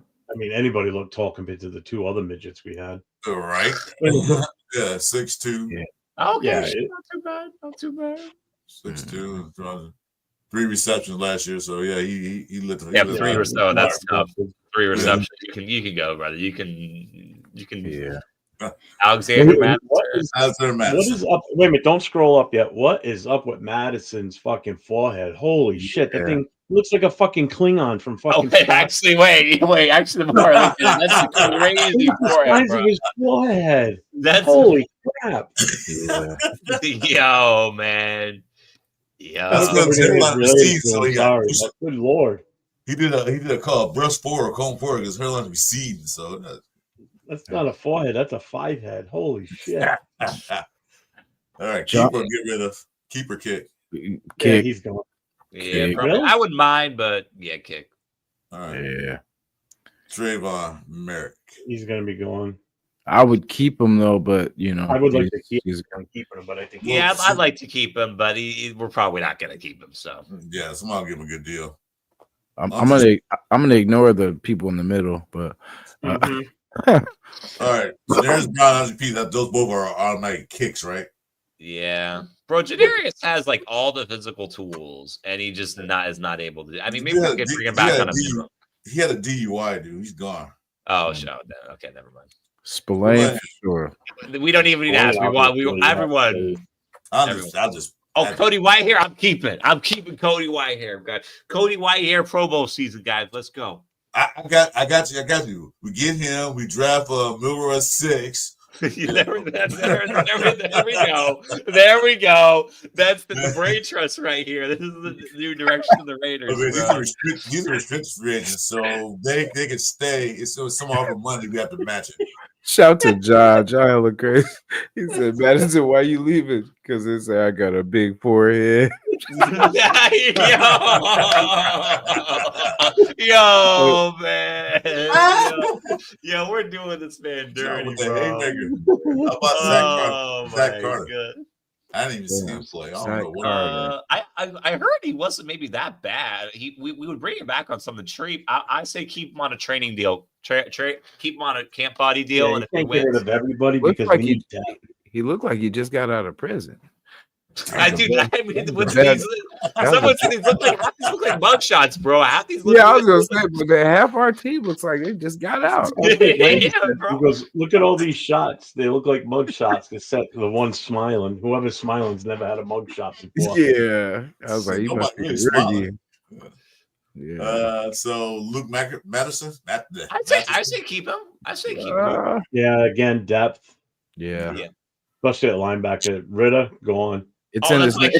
QB1. That's my It's in his QB1. name. It's in his name. Get rid of Yeah, him. his Get rid of. Get His rid next of long him. too, anyway. So I don't want to long make quarterback. Yeah, DJ Turner. Keep- After the injury, I'm like, we can get somebody healthy. We can get a healthy. Matthew First- Butler's still good because he's staying. Yeah, he's staying there. Assigned him. He just got out too. He's pissed off. He got out. Yeah, he looks bad, bro. He gotta been in send there him for a back. minute. You know, he made some friends, bro. He's What running. the- He might He be going started back. an early release program. He said, "No, Looks like look, he's ready I to won't eat stay." someone. This guy right here, I never seen play. Yeah, he's Who? from Stanford. That's a Blu-ray Kelly. yeah, that's an ex Stanford. Blu-ray, yo, man, don't do my man Blu-ray like that, bro. When you look at it, when I looked at it quick, that's what I thought it said. Yeah, bro. To be fair, I called white hair White Claw once. I called him White Claw once. So there is This that. guy, that Mog was kind of interesting Yeah. too. He's a linebacker. Yeah, He give him a cheap deal, camp body, let him compete. yeah. Yeah, He he's looked. a bullet. He's a bullet. He goes straight at you. He doesn't do anything. He just hits you. He looks like an ex bouncer or something. Like he used to bounce people at the clubs. He look like he's from the WWE. That's what he looked like. Aquaman. He does look like a Meredith- WWE Meredith's with wrestler. Ethan, right? Didn't we just re-sign him or something? Who? Which one? We're keeping Meredith. Yeah. Yeah, Yeah, I'm pretty sure we Meredith, already yeah. kept it. I'm pretty sure we Yeah, already 1 point something million. Yeah. Yeah, they got him. Yeah. Snowden. He can go. That's an interesting because he can get numbers, but it did just kind of do He that. only had thing. one Power. good game. He only had one good game. One. That was the Browns game. That's all. He didn't do Yeah. anything else. How about Sam Webb? Sam Webb, round 3, baby. Let's go. I like Sam Webb. I don't know why he's not getting more spin out there, but it's He's a big kid, 6'2". yeah. No tackles, nothing. Yeah, that's what I'm saying. I don't know why, because he played a lot his rookie season, and then after that, they didn't really play him a lot. They kind of, because I feel like he would have been better than DeCamerion last year. Well, the camera's rookie, but yeah, you're right. He could have, at least helped out in there. That's Yeah, it, ladies and gentlemen. Even for Snowden, would you guys keep Snowden for depth, like at least? Camp No. body? I bet keep No. as the camp body. Shit. I mean, over Tyree Wilson, like not even over Tyree. Yo, Tyree Wilson, I feel like he's going to make it. Oh, Tyree was still on the roster. I thought we got rid of him. Oh, Yeah, you got a couple years left, dude. I was gonna say, unfortunately, it's not an option yet, but I No. think for him, I think this is his last prove it year because I don't think Pete's gonna go for nothing, Mediocrity. no product. Yeah, he's gonna be like, okay, you can sit down somewhere, What's, but not. I don't know what Snowden's contract is. That's the other thing. What we would save if we dump his ass now.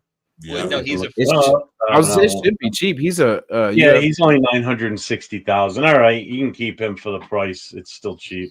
yeah. yeah, because All like right, so he stays. I know Webb he's- already signed? Okay, so my things are updated. oh, good. Oh, that's fine. He's a big boy, so that's not a bad deal. He's got to get some more playing time. Yeah, Pete likes his big corners, right? Pete likes his Loves big the big corners. corners. He likes big corners and cannot lie. No Hey. Diddy. There we Oh, go. they already beat James Webb? Oh, I didn't know that. Yeah, by the That's way, fine. guys, I gotta actually go, bro. I gotta go. Oh. I gotta make some food and dip. But it was a pleasure meeting you, Chris. You Pleasure too, Al. talking to you, Jeff. And man. you already know what time it is, Jason. You already know what time it is. Oh, You have a channel, Morris? Nah, bro. Channel positivity. That's my channel. Channel positivity. Channel Raiders playoffs in 2025 baby. Let's go. Let's go. That's what I'm channeling. I like your Joe Burrow, attitude. Joe Burrow, Joe Burrow, Joe. No. Burrow. Hey, Morris, hit me up on IG on my YouTube thing, and I want to talk to you. I like your attitude. I love it. Okay. Especially for a young guy. I love the attitude. Definitely. Okay. Sure. Wait. What's your IG? Or I don't really have a way to get your Chris. Oh, you can go to YouTube, Chris for Raiders. You can go there. Chris for. Oh yeah, I saw you on. Yeah, there you go. It's easy to find you. Okay, I'll freaking hit you up. I'll hit you up, brother. All right, cool. All right, Peace, y'all. salute. Thank you, brother. Appreciate you, brother. I like that. I like his attitude for a young guy who's still positive about the Raiders. It's awesome. Yeah, I was on with Jason about a month or so ago when he was on. It was the three of us. That was the first time I met him. Pretty cool kid. Yeah, he's got some good takes. Like we used to work together, and then we just did a show just on just kind of on a fluke. And man, it I like the way it flowed because he knows the stuff definitely. You know what I mean? So it helps when they're knowledgeable and know what they're talking about. So, yeah, he's definitely a good person. Always welcome to come on the show, and but we're down to the nitty gritty. What's up, Angelo? Angelo, I still have to catch up on all the boxing and everything, and then the fights. I haven't, I was getting my rest in this weekend. Angelo, I didn't catch my injury yet. It's free agency time. I can't watch boxing. I gotta wait. Yeah, it's boxing right now. Boxing is my third sport. It's my non-sport. It's football and basketball and boxing. Can't get into it. I just Mayweather money. I can't believe they made Josh Allen me Mayweather money on the table with his face on it. I don't see anything about them signing Sam Webb. I didn't hear anything about it.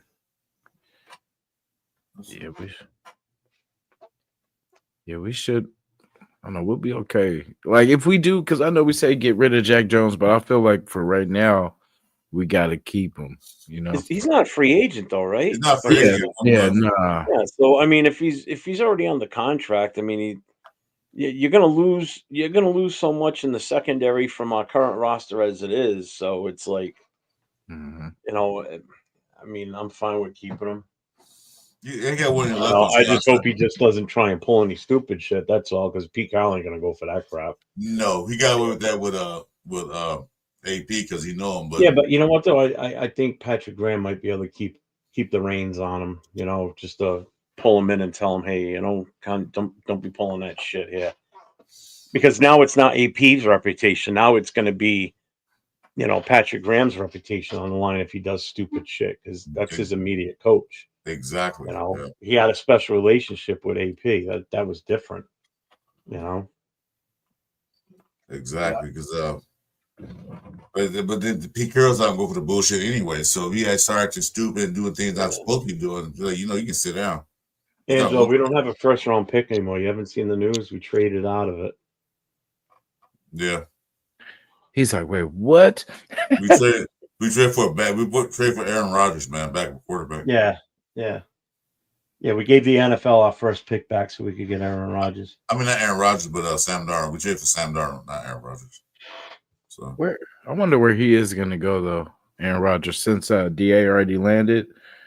Like, where does he go now? It says Seattle, right? Go to LA, that's for sure.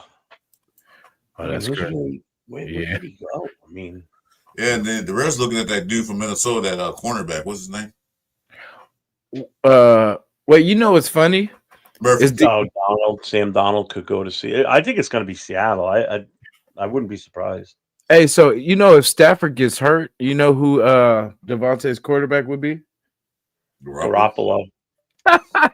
He went back to the guy that he said, if I stay around here, I'm gonna get killed. Wait, Devontae is at the Rams now?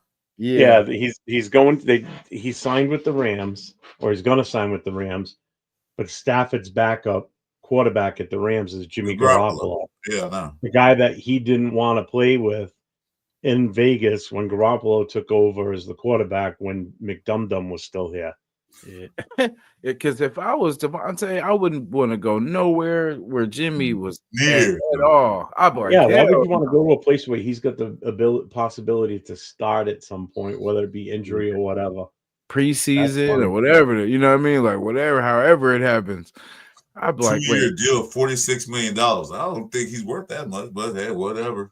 That's gonna be an awkward meeting when they get together. Hey Jimmy, hey, what's up, man? Remember me, Jimmy, the guy you almost got killed out there? Yeah. and especially the shit he said too about him and everything. So it's like, Yeah, you know, all of a sudden they meet up with each other, you know. Yeah, that's all I'm Jimmy's like. That's gonna be doing? How you doing? Yeah, how you been? I missed you. good to see you. Good to see you, man. And you know, because Stafford, you know, he's older, he's susceptible to get hurt. He got hurt a couple times last year, so there it is. Well, because he's Stafford's not a pussy though. That's the thing. He's willing to take a hit, and you know, so him getting injured is a very good possibility. Yeah, you know, because he's not mobile. He's not a small dude either. He's a little bit more of a brutish type quarterback, you know. But he still can get hurt. Yeah. Yeah, that's wild. I just thought that was funny that I didn't even think about that till you mentioned it. I totally forgot that. Yeah, that's where he is. Yeah, so he probably forgot too. He was thinking about the money and shit. He was like, "Damn!" He's like, "In fact, what other quarterbacks on this roster?"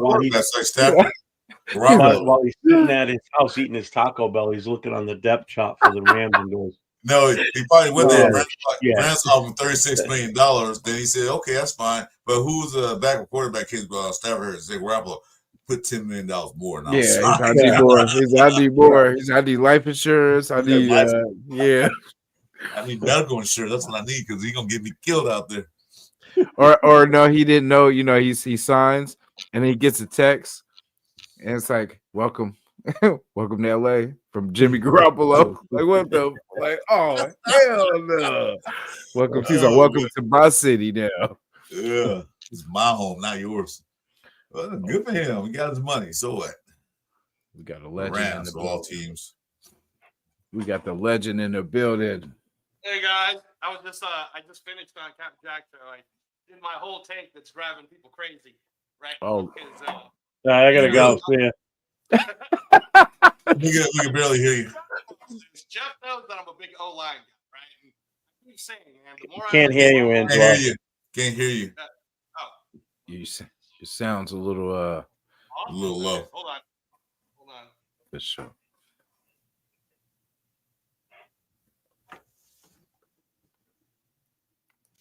This show is sponsored by FKC, by the way. Hello. It's a little light. It's a little low. Still low? Yeah. Better?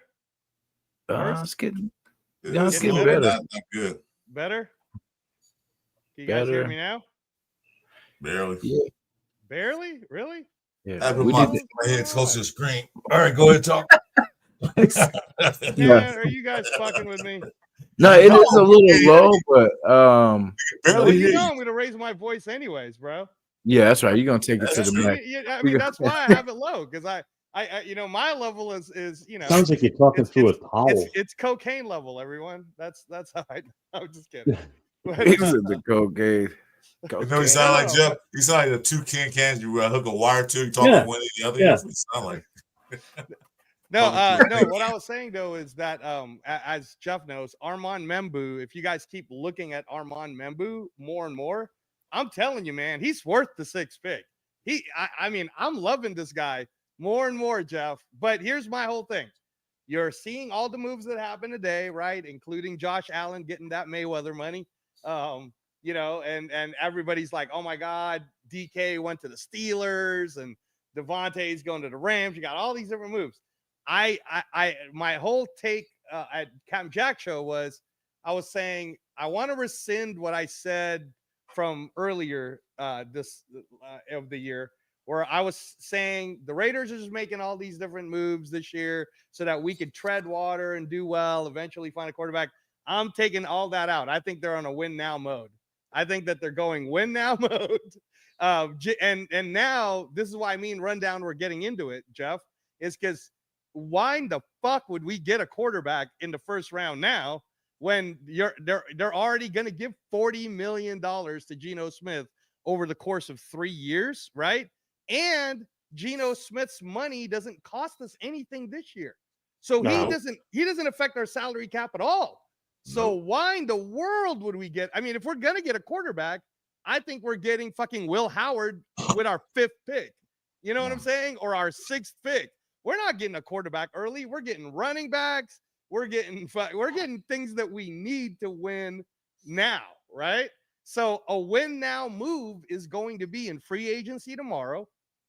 If they address the offensive line, if they spend the money to get Becton, if there's an actual plan to have an O-line that can rival or is every bit as good as the O-line that the Eagles have, right? If that's what the Raiders do, number 6 is Ashton Jeanty, everyone. And I know you guys hate me for saying that shit, but he's that good too. Yeah, we did. We actually do hate you for saying that. Yeah, I'm just keeping it real, man. I didn't think Brock Bowers was going to be the pick we got, and I really thought we were going to get Fuaga at that pick. Remember that, Jason? I did a whole fucking show on that shit. And he got picked number 14. He got picked right after, and he did start as a left tackle, so I was right about all of my shit. He is that good, but you know, Brock Bowers is pretty generational. All right. And I honestly believe that if I got to watch Ashton Jeanty live, and I get it. Like, you know, you can hype him up. Everybody could be like, he's hype and blah and this and that. But man, if you pass up on Jeanty, it better be for someone like Mason Graham. You know what I'm saying? Like, there better have been someone better than Jeanty that fell to us. There is. Who would that be? Shedeur Sanders? Stop it, Chris. No. Listen here. Jeanty is a good running back. Jeanty had a great season. Jeanty plays in the Mountain West. Jeanty had no competition. He ran against other teams. Jeanty has too many miles. I'm not saying he's a bad running back. He has way too many miles. Not too many guys come out of the Mountain West are successful. Not too many. There are some, especially running backs. Not too many. And the pick number 6 for Jeanty be a wasted pick because there are tons of running backs out there they can get later in the rounds. Okay? So instead of getting Jeanty at 6, they can get 2 running backs in the later rounds. They get a big guy and they get a fast guy. I don't see him, Dave Bears, taking Jeanty. If like I said, Shedeur Sanders fall to him, more than likely they probably will take him. Oh, if he doesn't, wait. Let me talk. Wait. Let me finish. I didn't say I would. I said the Raiders would. Now, my pick is Mason Graham in the center because I know Butler, Butler, he'll be gone. My pick Mason Graham. Get that defense on up. We were signing Butler. We can have Butler and Graham, rotate in and out along with next to Christensen and Wilkins, Max Crosby, and hopefully we sign Chase on. But Jeanty at running back, that's a wasted pick. Some people want Jeanty, but that's a wasted pick. I would take Jeanty and to call a Cowboy and say, Jeanty's at number 6. You want him? Oh, yeah. Give us that 12th pick and your 3rd pick. Yeah, I would trade. And you can have that's what I would do right now. Yeah, I would. No, of course. If we're strategizing, I will always trade the number 6 pick for more picks because that's always the better move, right? There isn't better players. I'm just saying that the reason why I keep saying that my pick would be Armand Membu is I believe that Colton Miller is long in the tooth and his days are going to be done. Armand Membu is a day 1 guard, and he will eventually become the left tackle of the future. And he's fucking crazy good, man. Did you see him yet, Jason? Did you see Armand Membu yet from Missouri? No, somebody told me about him actually earlier today, I believe that was. Because I heard his name, but I was getting confused with the dude from Purdue. His name is Mbo. I thought that's who they were talking about, but yeah. I don't know. I don't know. I haven't seen him yet. I definitely would say we do need someone for the back of to back up Colton Miller because it is towards the end. It is the last year of that contract. So because however this season goes, it depends how we do. by the trade deadline, we could trade Colton Miller. You know what I mean? Because that would be the smart thing if it's the last year of his contract. Say we don't do that well, we start out 1-6 or something crazy. You know what I mean? Then I can see us trading him, you know, just because it's the last year and he is a valuable piece, you know. So hopefully we just have even Captain Jack's calling out your boy. Yeah, no, he just Membo. listened to me for like a half hour talk about my boy. Membo. Oh, what were you just on his show with him? Yeah, I was just on his show. So Cap, your ear still bleeding? No, well, the other thing too is, Chris, I don't know if you knew this, but we talked about it on the Captain Jack show. Adam Butler got re-signed to a 3-year, $60 million contract already. He did. Yeah. So yeah, I was mentioning that. So yeah, that was great news. I was like, I'm happy that I'm glad they brought him back. That's what we said. They bring Adam Butler back. We talked about that, remember? Yeah, that's one of the guys they had to bring back, and him and Spillane. Yeah, on the defense side. And part of the reason for that is Adam Butler and Christian Wilkins have that chemistry because of their college days. So and we're running the NASCAR. So wait, they were college together? Christian Wilkins and Adam Butler are like best friends. From they played college together, did they? Yeah. So and then the other thing is I know they played in Miami together. I know that. But I think that's where they became like best friends. That's part of it. The other thing too is again, we're running NASCAR, so we're gonna need to keep switching anyways. That's why unless someone offers a huge amount for Tyree Wilson, we're gonna let him play year 3, and then we're gonna get like, I don't hate the Mason Graham one, obviously, because Mason Graham is a top 3 talent, right? Which is why I still think one of those 5 teams ahead of us is going to get Mason Graham.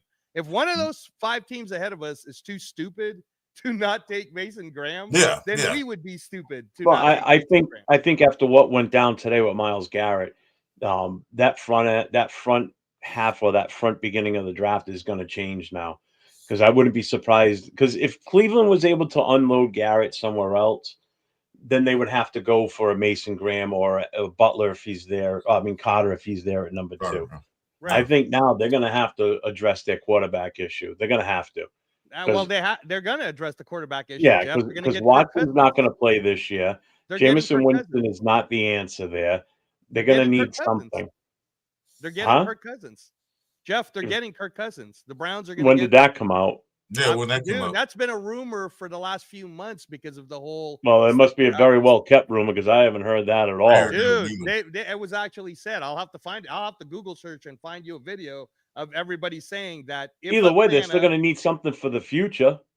Oh, I know. Because Kirk Cousins is ancient already as a quarterback. You know, but just imagine this. Imagine if Mason, let's say Tennessee does the smart thing, which is to take Abdul Carter. Because this year, it's Abdul Carter no matter what. You're an idiot if you pass up on Abdul Carter. Well, Carter may also fall because of the stress fracture, but I would still take him at number 6 if he made it to us. You'd be crazy not to. Why would you pass up on that? It's a stress fracture. It's not like ligament damage and serious nerve damage where it's going to affect him for the rest of his life. It's a bone fracture.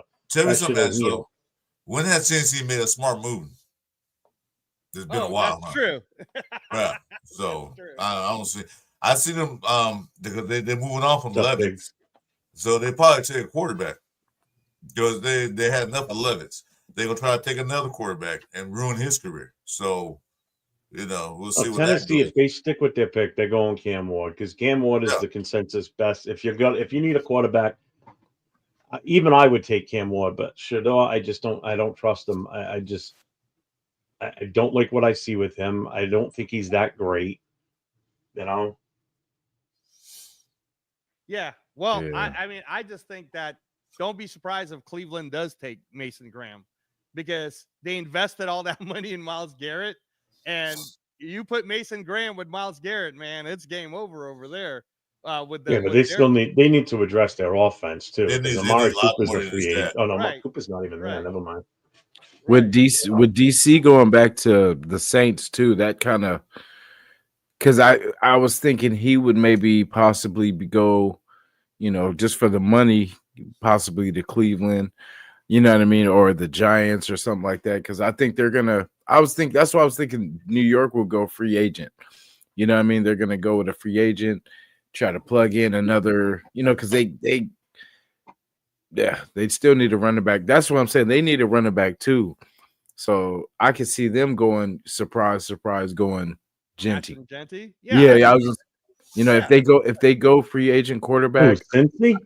No, with the Giants. I can see them if they get a free agent quarterback and then they don't have to give up that pick. I could see them going running back because they don't have Saquon. This would give them their, tickets. I hope they take Genty because I don't want him. Absolutely not. Man, I think it's a waste of a pick there. There's too many running backs. Yeah. It's not only that. I think some of the running backs that are going to be available later on are better than him. Yeah. Played against better talent and did better than him. Yeah, he was phenomenal this past season, but he comes with some severe wear and tear already because the amount of times that he's ran the ball. He played the Mountain West. That's not a Big 5 conference. No, it's not. Not even near it. It's a sub-conference. The new Pac-12 now. But no Genty, Mr. Angelo. I'm sorry. I disagree. Well, my main pick is Membu. So that's who I'll argue for until we address I'm not taking an offensive line at 6. They got a lot of offensive line there too, man. Come on, there's a lot.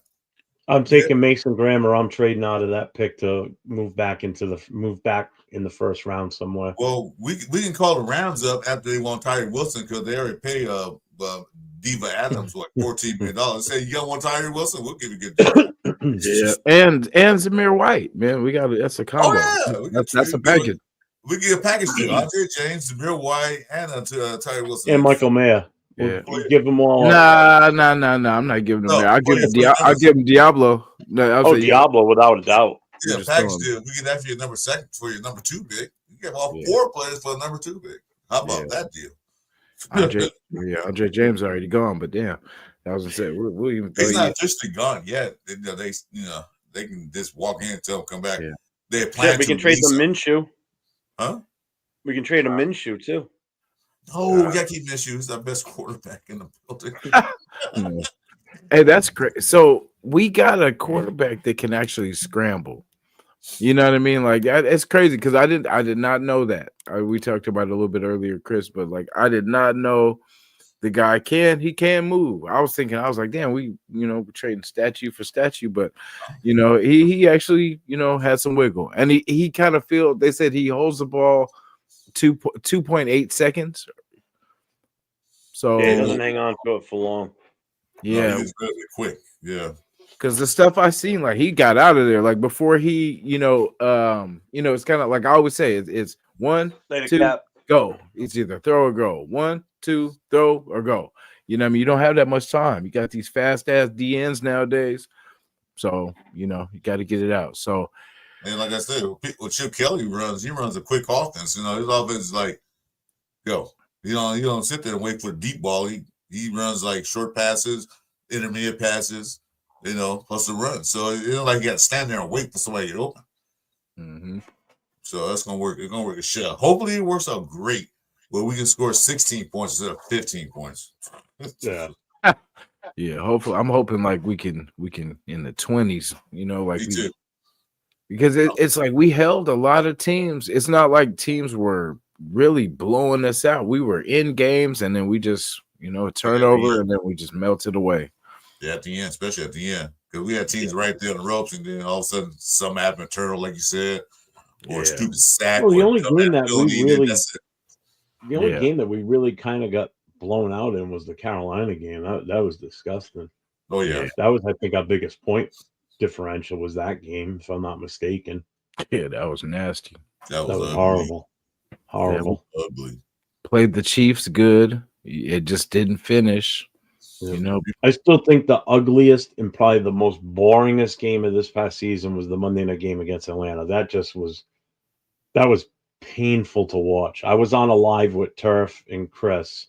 And we were watching that game. We were talking about other things. We weren't talking about the game. Oh, we weren't even talking. There was no highlights. There was nothing to discuss.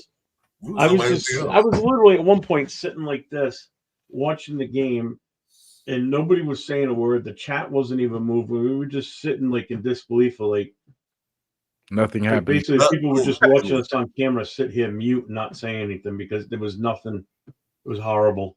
And Jason Money, I was just getting started in the YouTube thing, and I was so excited. Oh, I'm going live. I'm going live with Jeff and Turb. I'm like, yeah, I was ready. I was ready. I was happy. Like It was like one of the worst games to do your first one on. Too.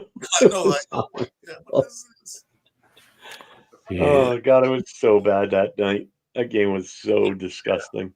It almost felt like we were going to somehow win that game too, as bad as it was. Yeah, and that's the other thing. As shitty as the game was, we still had a shot to win it. We It's almost like won. Yeah, Ritter brought us back to Yeah. even though we probably didn't deserve to win it because we played so poorly. But my God, that was so horrible. Well, a lot of that was because look who our starter was for that game. We had to go with Ritter, you know. Yeah, because And everybody's like, "Oh, it's the revenge game." Revenge game. He was there for one season. Didn't even really do anything. How was that? People just make up anything. Storyline. You know, the media. Anything to get fired up. Angela, what do you feel about Geno Smith? I never heard your thoughts. What's your thoughts? Oh yeah, no, I did a whole thing about Geno Smith. I think he's great. I think that was a great move. I thought that again, I even said it like a month ago on Captain Jack Show. I said, don't be surprised if we trade for Geno Smith, because I knew about the whole relationship between him and Pete Carroll. You guys have to remember that Geno Smith was the guy on the draft that kept dropping. He was like, why is he dropping? Why is he dropping? Because he was projected to be like the number 2 pick that year. Then he kept dropping, right? And then what happened is he goes to the Jets, and you guys already know the Jets fuck everyone.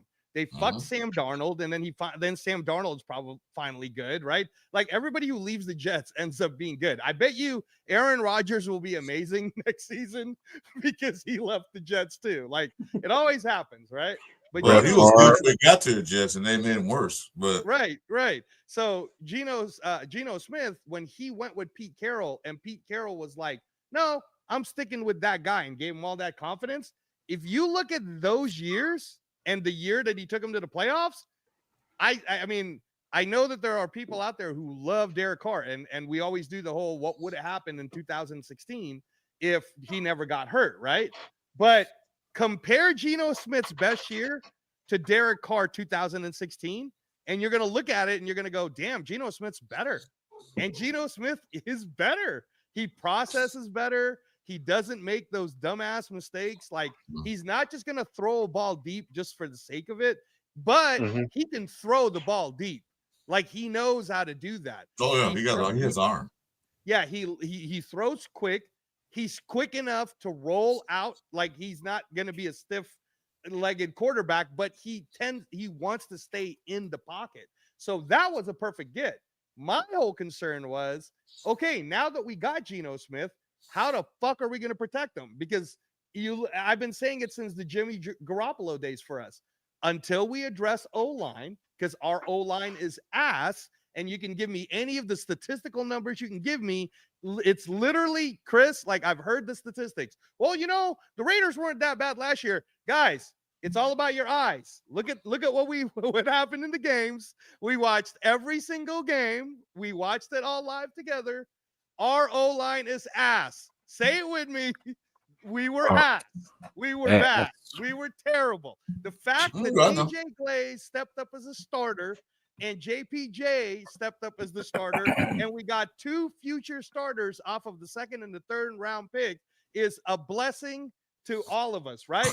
But it got better when they moved JP. It got better. Meredith, like if Meredith was so amazing, guys, then he would have been signed to a 4-year deal. He just got signed to a 1-year, $1 million deal because they're still looking for somebody. That's what they're doing.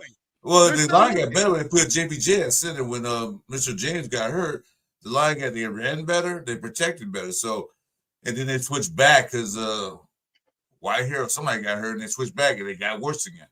So they see the formula. They just got to get 2 guards. They signed that guy. What's his name? Jason, you remember that guy? Kappa. They signed him, and he was the worst offensive lineman last year in the whole NFL. So, well, the Kappa get, and I did a whole take on about Alex Kappa is Alex Kappa was a part of the Super Bowl team that Tom Brady was in with the Buccaneers, right? He's only 30 years old, and we're getting him on the cheap, guys.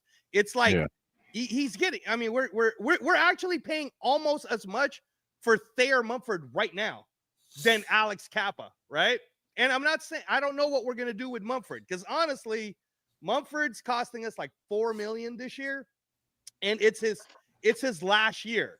And they always say in the NFL that the contract year is Their best year. undefeated. Hmm. It's Yeah, undefeated. Everybody. Yeah. Well, always they can keep Mumford. He's a rotation piece. He does play better on the left side than he did on the right. does. Yeah, They give agree. us a rotational piece, but they won't. But If- I don't think he'll start again. yeah. Exactly. He should back up Colton. Yeah. Back up Colton, and then Glaze, and then I don't know who we have on the to back up No, Glaze. so on the but- right side to back up Glaze, we have Dalton Wagner. who's Dalton coming Wagner. Oh yeah, we got the coming wags. off this year finally. Because fuck, Nice. dude, that's the oldest motherfucking like we seriously keep having him on the developmental contract. We have him again for a developmental contract. That motherfucker's gonna be 35 before he finally develops. Like, Hey, where's the Nigerian kid? David Ojoa. Ojoa, I don't know if did we keep him? I don't know because we still have to fill up the 90. So I don't know if he's in. But the Well, he doesn't count. yeah, I was gonna say, doesn't he not count? He don't count for the roster because he's an international player, so they don't count him as a player. Oh, That's okay. the thing. And he doesn't count as a salary cap neither because he's an international player, so all that's a freebie. I don't know if he's still And, there. hey, my bad, because I don't even know what that has to do with the tackles. You know what I mean? I was like, I don't know why that even, because I was thinking that I was like, wait, that dude's he's not even a tackle, he's an end. You know what I mean? So that has nothing to do with so my bad for that. Stop messing around. Oh, and then but no, Hey, back real to the- quick, Justin, how long are you staying on for tonight? For me, I'll be on for a little bit. We're still cooking a All little right, bit. because I'm gonna run out for a smoke. It's been a couple. Oh hours. yeah. All right, yeah, Yeah, I'll be right back. No, so let me cook with this Geno Smith thing. So, Gotcha. so again, for everybody who's worried about Geno Smith, when Pete Carroll gives him that confidence, and you can see like how accurate, how quick he throws the ball off quick, he processes really well, and he wouldn't have thrown that many. First of all, if your offensive line is 29th and you almost took your team to the playoffs, imagine how good he would have been with us last year. Exactly. That's what I was saying. They were 29th and 30th ranked in the NFL, just below us. And people thought, well, he threw 15 picks. That's because the running backs were hurt. They couldn't run. They couldn't run through the line. They couldn't run. So what's to do next? You throw the ball. So he gambled through the ball in the end zone, got picks in the end zone. Plus, they changed the offensive coordinator to a new one. He wasn't used to the play call was trash like we had. But yet they still went 10-7. Yep. With the same problems we had, we went 4-13. So which one would you rather have? Yeah, right. Exactly. No, and again, Geno Smith, quarterback nowadays, because of the soft, I don't want to call it soft, but basically the game has changed. It's kind of like the You can NBA. say soft because it is. Yeah. Okay. All right. I'm just saying, like, there's so many rules against you now to like fucking level a quarterback. Not like back when LT leveled Joe Montana in that playoff game where you're like, damn, right? Or even in a Pro Bowl, I remember who the fuck was that? Taylor, the safety from the Redskins at the time. He fucking I think it was Peyton Manning. He leveled Peyton Manning. Yeah, Jeff's just talking about that. Yeah, he laid him out in a Pro Bowl. Yeah. Like, what are you doing, dude? So This you is a can't fun do game. that. Yeah, you can't do that type now. So Geno Smith at 35, Stafford's fucking 37. He's about to be 38. So you know what I mean. And they just re-signed him too. So But Stafford looks older than Geno for some reason. I don't know what it is, but he looks a lot older. He's really good at throwing though, man. I actually think the Rams are gonna make sure they shore up their O-line this time because Stafford can take them to the playoffs. Stafford almost got him there this year, which is crazy. They didn't go to the playoffs. The Rams? Yeah, the Rams. They didn't go to the playoffs. No. It almost took them all the way. Like that's what I'm saying. Okay. That one Super Bowl. game, like that, yeah. Okay, they didn't go playoffs. They beat who they beat? They beat Detroit. No, Detroit. the Buccaneers. They beat the Buccaneers, Bucs, yeah. But no. I like the Geno move. I understand what Jeff was saying about all these different running backs, but look, like Jason, I don't know if you've done your homework yet on the draft. Like, remember how last year we were doing those type of shows, right? Mhm. So I mean, I'm staring at the list right now, okay, and I know what you guys are saying. Oh, there's so many. I'm looking at this shit and I'm like, there isn't that many unless we take them high. So let's say, like we talk about Ashley Genty and Omario and Hampton, right? That's the first two. Did you watch the combine where the running backs were Yeah. down? You tell me that was on the field. Yeah. There was a lot on that field. No, I know, but just listen. Okay, so here's the list, right? Let's say you pass up on Genty. He's gone. By the time the first round is over, Omarion Hampton will 100% be gone. Well, Anyone who doesn't think Omarion Hampton's not going to get picked in the first round, you guys are crazy. And it's because running backs cost a lot now, right? So what would you rather have? A rookie contract quarterback in the first round or not? So then we missed out on running backs in the first round. Now, if we go to the second round and we don't take a quarterback, let's say, so we didn't take a quarterback in the first round, we didn't take a quarterback in the second round. If we don't take a running back, because here's what's left. Cam Scatterboo. That's the third best, according to this list. Cam Scatterboo ain't no second rounder, guys. He's not a second round. I wouldn't even take Scatterboo until late. Exactly. Like I said, I've seen a lot of running backs. I seen you didn't mention Ohio State running backs. Chris, hold on. I'm going down the list. I'm telling you what's on the list for rankings. All right.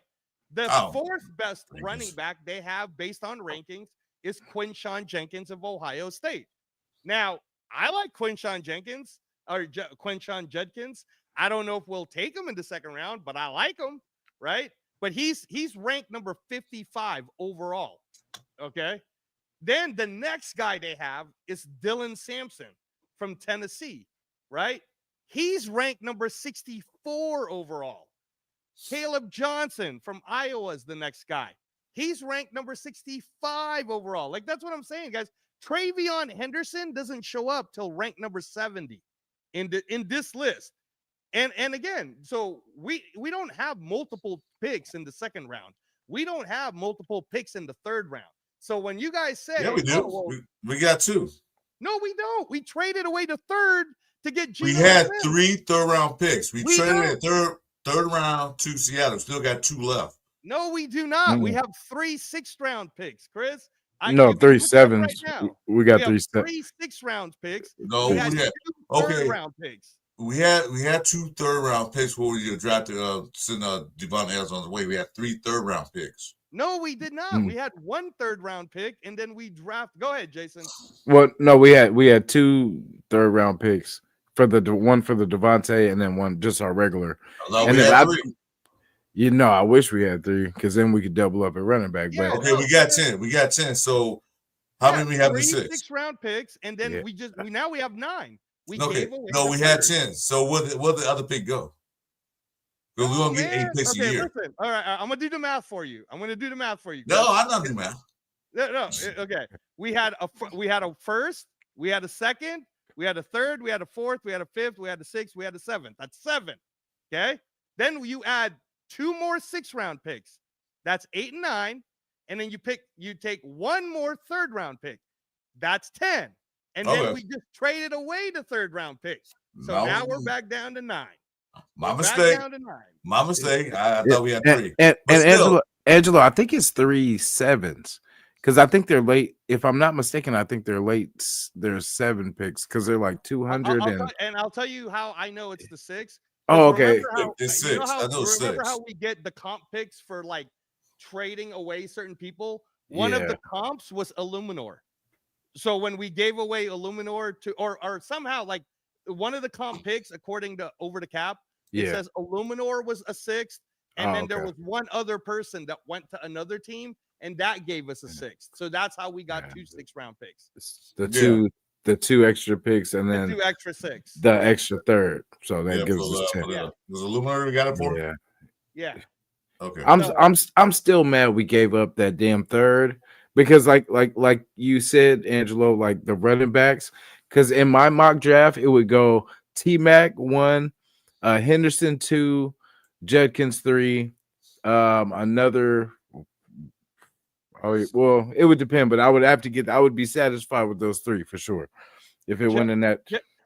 Jeff's fucking with me, man. Jeff, while you're having your smoke, I'm reading a fucking list. I didn't invent the list. This is the list after the combine of the top running backs, dude. And I'm telling you, if we pass up on a running back too early, because you're like, oh, we can get 2. Look, we only have 1 second-round pick and 1 third-round pick. So are you saying we're going to get a second-round running back and a third-round running back? And if we do get it, you're going to get Scatterboo, bro? Scatterboo's who you're getting?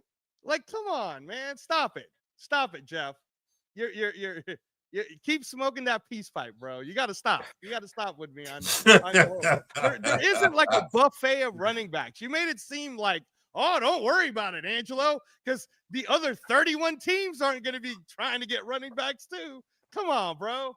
Everybody's getting a running back. All right. You need to get.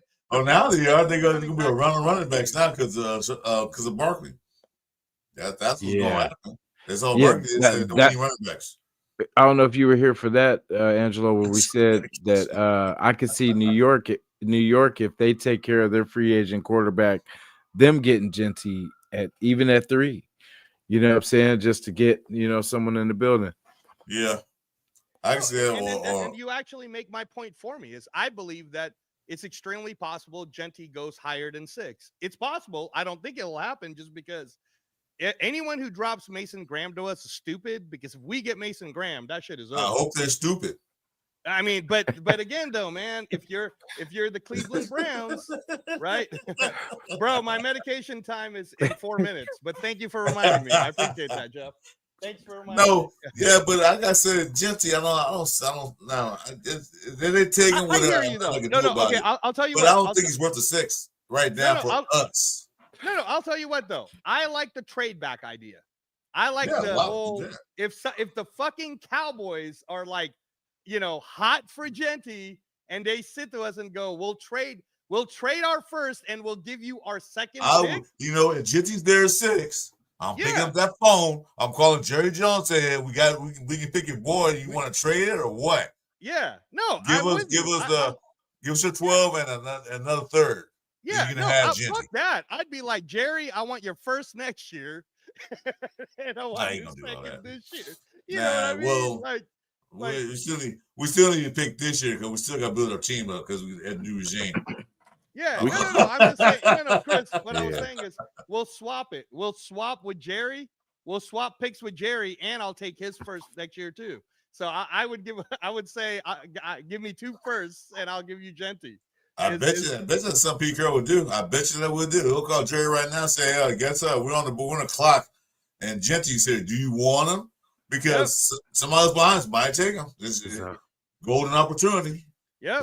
Honestly, guys, after free agency tomorrow, I know you're hungry. You calling? That's gonna call 911. After free agency, stop it, Jeff. If after free agency tomorrow we shore up our O-line and we like do little stuff like we get Lockett in the team, we get Godwin in the team, shit, Chris, I'll keep trading back. I'll trade back. I'll trade back again. I'll do that if you don't get Lockett or Godwin. I'm still gonna trade back. If we get an offer we can't refuse for that 6th pick, I'm trading back. It's like if Mason Graham is gone, all right, and Shedeur is gone, because I think if he's there, they might take it. They might. I'm not saying they will. They might. If those 2 are gone, of course, Abdul Carr gonna be gone. Then I'm trading back, and then somebody else wants the 12 pick. I'm trading back again. Mm-hmm. I'm getting picks. I'm getting as much pick as I can. I'm telling you right now, if Cam Ward is this Nevada 911? Yeah, there's Angelo Reyes in Nevada, in Las Vegas. You need to do a self-check, a wellness check on him, please, because he's out of his fucking mind. Are you fucking crazy? I was reading you I didn't create the list. That's the list. That's Oh the my list God. that's online right now for the best available running backs in the draft, Jeff. Did you get So- that from Sesame Street? From PFF, dude. If that's the overall ranking, it's not. Dude, do you know how many running backs are in this fucking draft Okay. So that are okay, fucking good? Like, how many are going to I be know, but undrafted are you free telling agent me running backs that are going to 31 be Are you better? telling me 31 other teams in the first 3 rounds aren't going to be getting running backs also?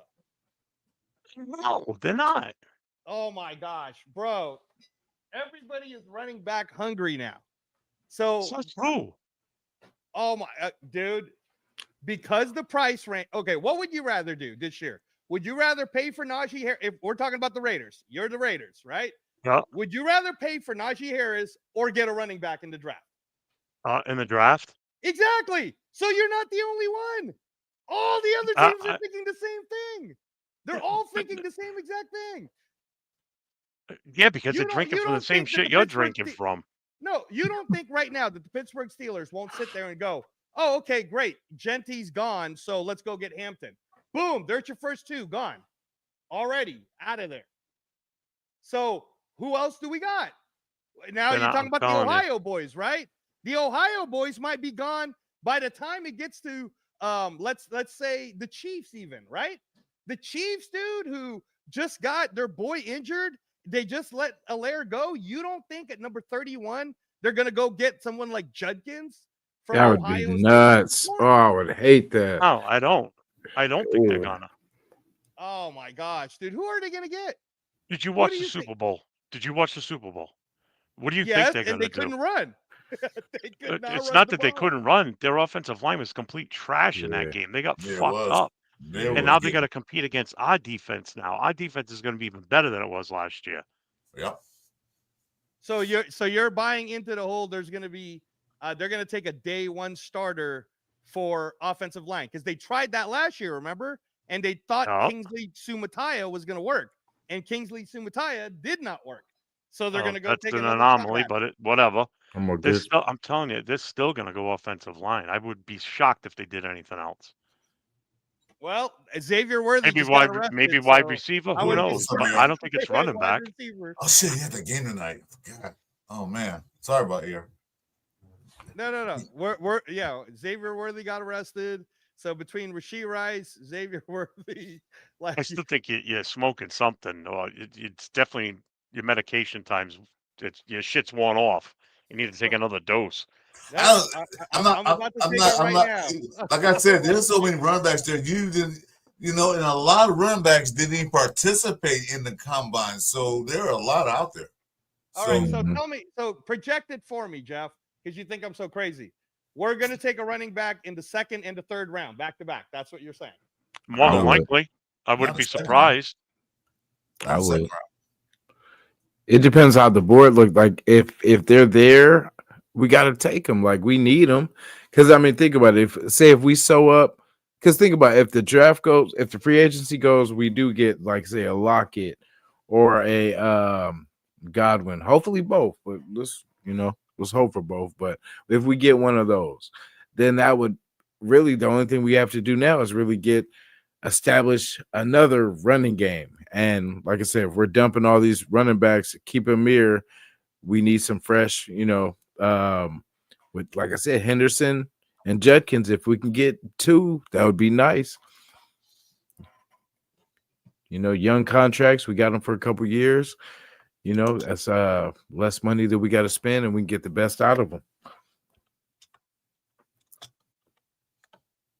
I understand. I'm all just of you taken guys aback saw by the Angelo's combine and got process. excited. Yeah, I just I'm telling you, man. I understand you guys saw the combine and just like I I'm not did, even it's like, talking oh, about man, the look at- combine. I'm look just at all talking about list the of depth at backs running that back are in this around, draft. right? I'm just telling you, man. Pick any analyst you want. Daniel Jeremiah, pick them all, and all the running backs, the same running backs you're seeing the names of, they might get taken before we even get a chance. Okay. They might. So I'm saying, like, as long as we pick a running back by the 2nd round, I agree with you, Jeff. But if we don't take a running back early enough and we fuck around and wait till like the 4th or the 3rd, there might We're not still be going to as get a many running back backs that as could you be a think. starter in this league at that point. Yeah, like I'm Trust me. saying that we can get a running back late. Might even get a UDFA running back. Because like I said, Andrew, I don't know what list you're looking at, But me and Jeff saw a list with Trevor about a few weeks ago. We was at number 40, and most of those guys ran a 4.43 and above. And that was only 40, and there was Jeff, say 30 more on that list. Yeah. There's like Yeah, 70 to it's 75 ridiculous. running backs that are eligible for the NFL. There are a lot of running backs. No team is going to take 3 running backs, okay? Not one team going to take 3. They might take 2, but they're not taking 3 running backs. Nobody's going to do that, okay? So, And I'm sure it's not taking now Gent in the you first do round. the math. If each team take 2 running backs, how many running backs are there left in the first 2 rounds? Let's do the math. I mean, look, I'm not disagreeing with you guys on the fact that we need a running back. So, I mean, and remember that John Spytek was the genius who took Bucky Irving in the 3rd. I just think that because of what happened last season's draft, where someone like Tyrone Tracy went all the way to the 5th, and they started to see, damn, maybe we should take running backs earlier, because look at all these good running backs that went late and that are good, right? That's why I think there's going to be a run of running backs that's going to be taken either in the 2nd or in the 3rd, and we need to get in that party. We can't fuck around and not be a part of it. And I don't think Genty or Hampton will be available by the time. I don't care if he's not. I don't care if Genty's there or not. I don't care about Genty. Hampton, maybe if he's there, fine. I don't care about Genty. Like my Steve DeLeon said, build up trenches. That's what they're gonna do first. They're gonna get some guards, they're gonna get whatever D tackle, they're gonna do that first. And then whatever running back's available, the best running back available, they'll take them. They're not gonna. Why would you waste a pick on a Genty at 6 when you don't have an offensive line? What's the purpose? He can't run. He can run through that. No, he's a good runner, but you need blocking. So picking him at 6 be foolish, I think. Either get a defensive tackle. No, I agree with you. Or something like that. No, I agree with you too. So you agree that that's the same thing you just said is the same thing that applies to the Raiders too, right? We got to make sure we shore up our O-line. So unless we address it tomorrow at free agency, if we don't, then guess what we're drafting? We're drafting O-line too. So what O-line's out there in free agency though? There's nobody out there. Mekhi Becton. That's the guy. You pay that fucker $23 million and call it a day. Mekhi Becton is right there. No, nothing. I mean, but where would he play? You put him at right guard where he won the Super Bowl. He's a guard. He just won the Super Bowl. He fucking destroyed the whole defense of I mean, he was damn near the best O-line the whole Super Bowl. Yeah, but Philly might bring him back. So there's that. Will Philly brings him back? Okay, what's the number 2 choice on the whole line? I mean, now it gets a little hairy because then. Well, see, so it's one guy for 32 teams. No, I mean, I'll give you a list, all right? Because I know that there's the Bears guy, Jenkins, but he was asked, kind of, sort of. Darius. Oh, what are we gonna get ass? We already got ass. We don't need more ass. Ass is big enough. We don't need a bigger ass. I know. So you're making my point for me. If we don't address O-line in free agency, guess what we're doing? We're not fucking taking running backs, Jeff, in the 2nd and the 3rd round. We're taking O-line. Unless we take it in the 1st.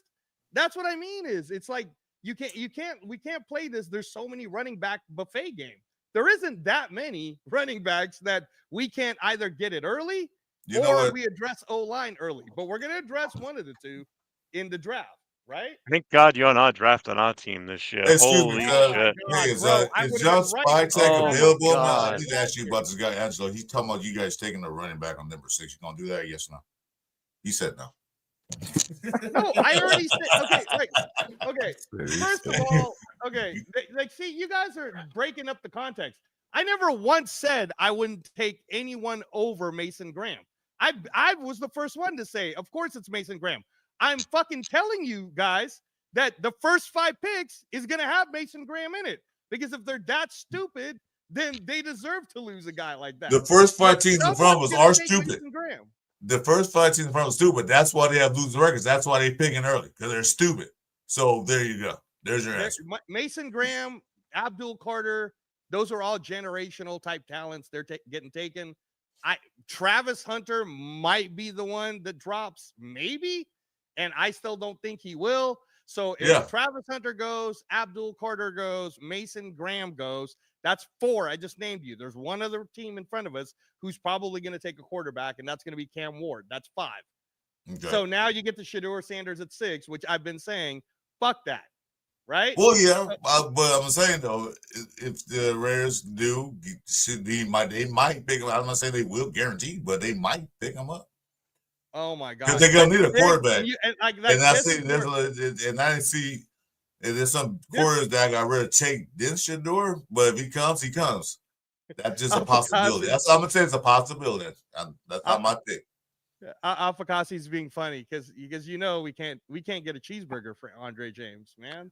I mean, that's why they said they'll just release him in the hope that somebody they release him, so they put him out there. Nobody wanted him, so we might get Mr. Irrelevant if we're lucky. If we're lucky, somebody will call and say we'll give you the very last pick of the draft for Andre James. Like that's why they're just cutting him. There's nobody. Nobody want him.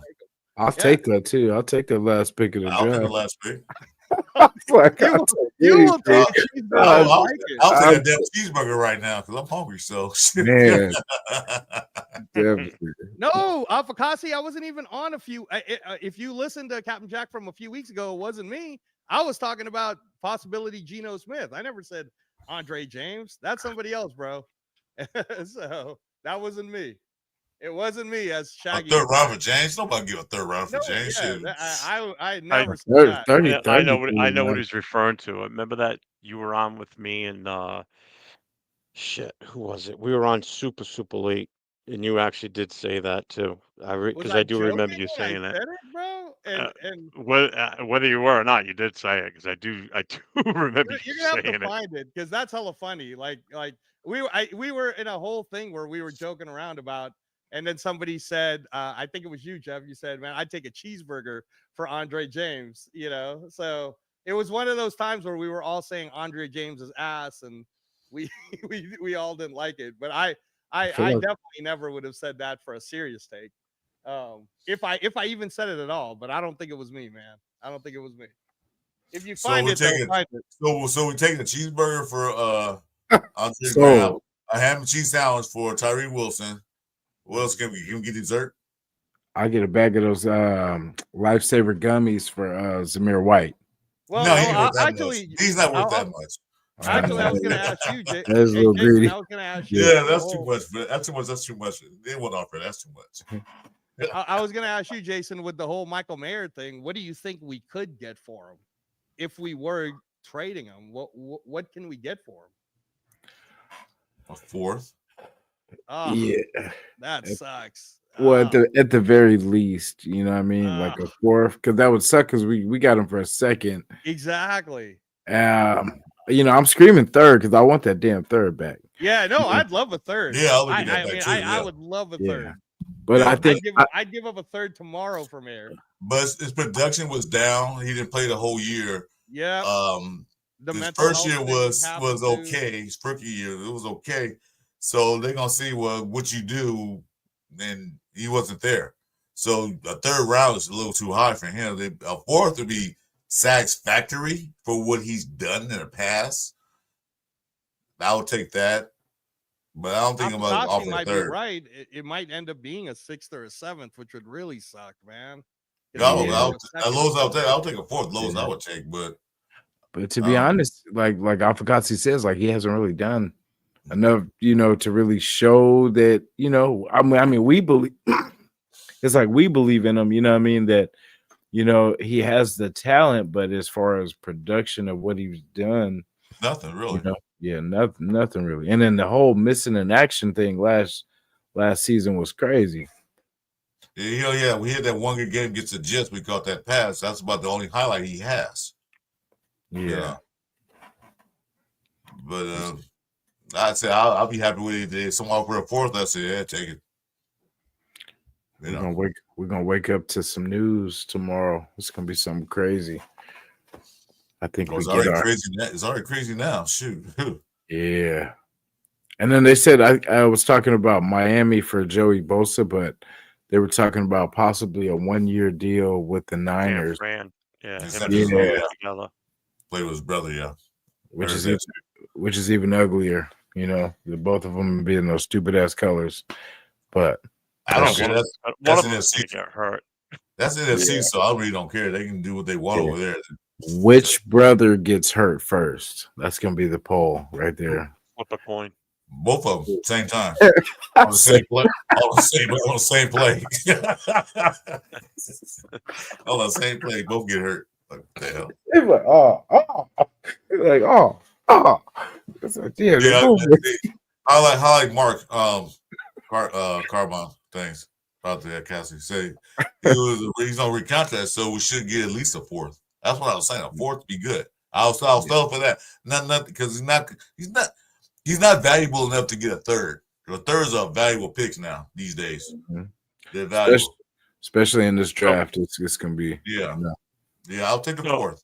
So And I that- just while you guys were going on, I just went and did a quick mock draft. And at number 6, I'm gonna put it up actually. Let me do that. nice. Okay. Yeah, I just had to show you how far back I got a fucking running Did you back do with potential to start. Are you gonna do a mock draft after this free agency thing? Yeah, I was gonna say if you got next once free agency's over. yeah. I'll meet on that. I want to do it too. I want to see after we see who we got, then we do a mock. That'd be better. Yeah. This is what you did right here. Yeah. Okay. I like- Well, you got Gordon too. What? Oh. Yeah, exactly. Okay. And you got Brady Cook. Brady Oh yeah, Cook? we good.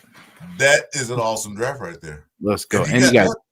You got Thompson? two wide receivers, and you got 2 running backs, and you address the guard. Oh, you got your guard. Okay. And no trades. No trades. I rejected every trade. I see you got your guard. Trust. Yeah. Nice. I ain't mad at So that. that just shows you how far back you can still get a number 1 running back. Yeah. If you know anything about the running backs, you know what you can get. Let's put it this way. A running back that went just around 200 would be a starter right now, and that's Mullins from Michigan. Lasted that far. If And what he was- was drafted. Yeah. Well, no, he did get drafted in this one. Oh, But I know what you're talking about. Oh. Another running back that didn't get drafted when it got to the end, I didn't stop it in time to show the list of who was still there for running backs. That was my goal, and I just wasn't paying attention, and I missed it. Etienne, the younger brother that's coming out, went yeah. undrafted in this. There was still a few others that were going to be extremely McCorsky, the kid that played in the Oh yeah, the number East 31. West Shrine Bowl. Yeah, that No, kid. He yeah. went undrafted. He would still be available. That's what I'm talking about. There's still plenty out there that would be available. And even after Ollie Gordon, there was still a few that I could have taken instead of him. And when I took Hampton, Judkins and Henderson were both still available. Just before a minor, the wide receiver I took at 68, like 4 picks before that, they both went back to back, but 2 different teams, obviously. I forget who it was. Actually, I can. A minor. See, I'm gonna say there will be a run of running backs, but there are a lot of running backs. Teams probably going to get one running back, and then there'll be some left. Ooh, T-Mac to Cincinnati is nasty. I like that That'd be one. ugly. I like that. Shador fell. Ward fell to number 2. Ooh. Genty went at 12. Now, if we go to the Dallas. second round, no, Henderson went at the end of the end of the second round. First round, what did KC take? They took a wide receiver, and so did the Eagles. What did the Raiders take? That's what I picked. I picked it. I took Graham. I took Graham at number 6. Okay, perfect. And Did then you in the take second anybody? round, I took Hampton. Okay. Second running back off the board. I'm in on that. I'm all in on that one. I like it. But so look far. at the next running back that went wasn't until 64. That was Yeah, okay. So who was it? that's nasty. Henderson. Philadelphia Eagles, It went to Trevion Henderson. the Eagles. Okay. So Judkins is still available. All right. He went 67 to Cleveland. That's Oh. amazing. A pick right before us, and that's why I took Ah. the wide receiver. See, bro. Damn. I What? wanted Judkins. That's what I wanted. Okay, That's what you I'm you saying. wanted him, but you didn't get him, so he could have I gone was sooner. saving his ass right away. Henderson and Judkins. That's the dream. Bro, Hampton and Judkins I'd get would both be- of them if we could. You did it Yeah, in Hampton yours. and Judkins If would be- if we trade back, it's possible. Like if we trade back with that first pick and get that, extra third or second, whatever, we can do that. We can get, But here's what I'm getting to try and prove my point to Angelo, who I think is stoned out of his mind. You So, think the other teams Judk- need all these other players other than running? Of course they do. Of course they do. Seriously, just look at the rosters. So, all right. So 67 was Judkins. Okay. So the next running back taken, I already know where it is, but I'm just double checking. Next running back taken was at 97. Literally 30 picks later, What- Scatterbo. Yeah, I Which was is gonna say fine because yeah, I don't yeah. want Third, Scatterbo. 97 would be no, yeah, that's third. It's That's Minnesota. still the third round. That's the third round. Yeah. Okay. So now in the fourth round, the next running back taken was me with Ollie Gordon. Okay, hold on. Let me just look at Ollie Gordon's projection real quick. What the analysts say about Ollie Gordon? Okay, Who are the analysts are you 6'1", looking at? 226, Oklahoma State. This is CBS. He Well, ran to there's your four. first He ran to problem. 40 and 4.6. Averaged 4.6 yards per carry. They're Okay, his 2.8, size is man, good. Yeah. Justin? Jason, I mean, His size is good. The So you 2.8. got him for a fourth rounder, right, Jeff? Yep. You took him And then fourth? after that pick, after I took Gordon, the next running back wasn't until 128, Tootin, Virginia Tech to Baltimore. Ooh. And he's 5'9", 206. He's a little dude. Who is it? Tootin. Bashul Tootin Toot- from Virginia Tech, Yeah. who should have actually gone higher also. Rashul So in a Tootin doesn't perfect even show world, up on- if everybody was really running back needy, like you say they are, he wouldn't be there at that point already. He would have been taken a long time ago. So now if we go further down, now we're in the fourth round. No more running backs in this round. Okay. So let's go So to you're the telling fifth. me no one took Trevor Etienne in that thing yet? Nope. No one took. Nope. Wow. So in the fifth round, pick number 141, Cincinnati took Carolina took Corey Kiner from Cincinnati. Then Phil Maffa went a couple of picks later to Jacksonville. Here's another one that should be going higher too. Kyle Monagai For from Rutgers. Rutgers. Yep, Yeah. went to Chicago at 149. He should be way higher than that. He should have Mhm. been. This is sixth Then round, right? The next one, yeah. No, fifth. Next Oh, one, fifth. the Jets took Damian Martinez at 157. Yeah. Mm. Then here's another one that should go higher. Taj Brooks. He went to Cleveland at pick 165. Rashad Smith, running back from SMU, went to Dallas at 172. Here's another one that could go at any time in this draft. Raheem Sanders, 6 feet even, 217. Hmm. And they're even predicting he could be a top 50 pick, but he fell because of other teams' needs. Now, that was it for running backs on that round. Round 6. First running back taken in round 6 is Jaquez Hunter from Auburn. Wait a minute. Dallas took 3 running backs? Mm-hmm. Wow. See, man, this is unrealistic, bro. Jerry's not that crazy. Yeah, he is. Yeah, he is. He loves then running backs. He Dylan loves Sampson. his running backs. Dylan Sampson from Tennessee went to the Broncos at pick number 192. After that, next running back, Jordan James, Oregon, went to Cleveland. That's Cleveland's third running back. Rudiments. R.J. Harvey, UCF, went to Baltimore at 205. Devin Neal. That's a big name right there. Devin Neal. Oh shit, I forgot about him. Yeah, he went Mhm. all the way. Another one to Cleveland, all the way back to pick number 217.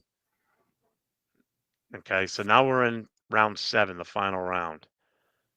Running back. Trevor Ente went to Georgia, went to Cardinals. Did he get Number taken? 220, Yeah. 227. 227. Yeah. Oh, I 27. missed it then. I missed Yeah. it. 227? Where am Yeah. I? Oh, right there. Yeah, Okay. right there. But still, look how far he went. You know, and then the next Well, one, this is here he is. according Here's to a- Mullins. Mullings. If you ever watch any video on Mullings, watch it. Yeah, And no, there you he's- go. he's high- Pittsburgh he's high needing a on the running list. back. Yeah. Needing a running back. Look where they took him. Mullings is from Michigan. He's high on Yeah. the list. No, I saw him live, dude. Like, yeah, no, Mullins. And then Mullings is dope. the Patriots take LaQuinton Allen from Syracuse. I've heard his name come up quite a few times too. And that was it for running backs. Chicago had a pretty good draft. Yeah, they did. Yeah, they did. They had a Man, lot of this shit picks is so too. unrealistic with the Cowboys doing 3 rounds. Wait, Jimmy Horn fell all the way to 235, huh? Man, they Yeah. got him. They got Yep. which They running got back? Johnny Walker. They got what else did they get? Where'd they get in 6? They didn't have a 6th round pick. 5th round, they got Monagai. Yeah, they got Monagai. Right. And then I forgot who they got before that, but it was a good wide receiver. They don't have a 4th round. They got Sebastian Castro, safety from Iowa, in the 3rd. Oh, they got Judkins at Yeah, that's in the who. 3rd round. Oh no, Oh, that's wait, no, that's Cleveland. That's Cleveland. they got Trey Harris, Emory Jones in the 2nd round. Give me 1 second.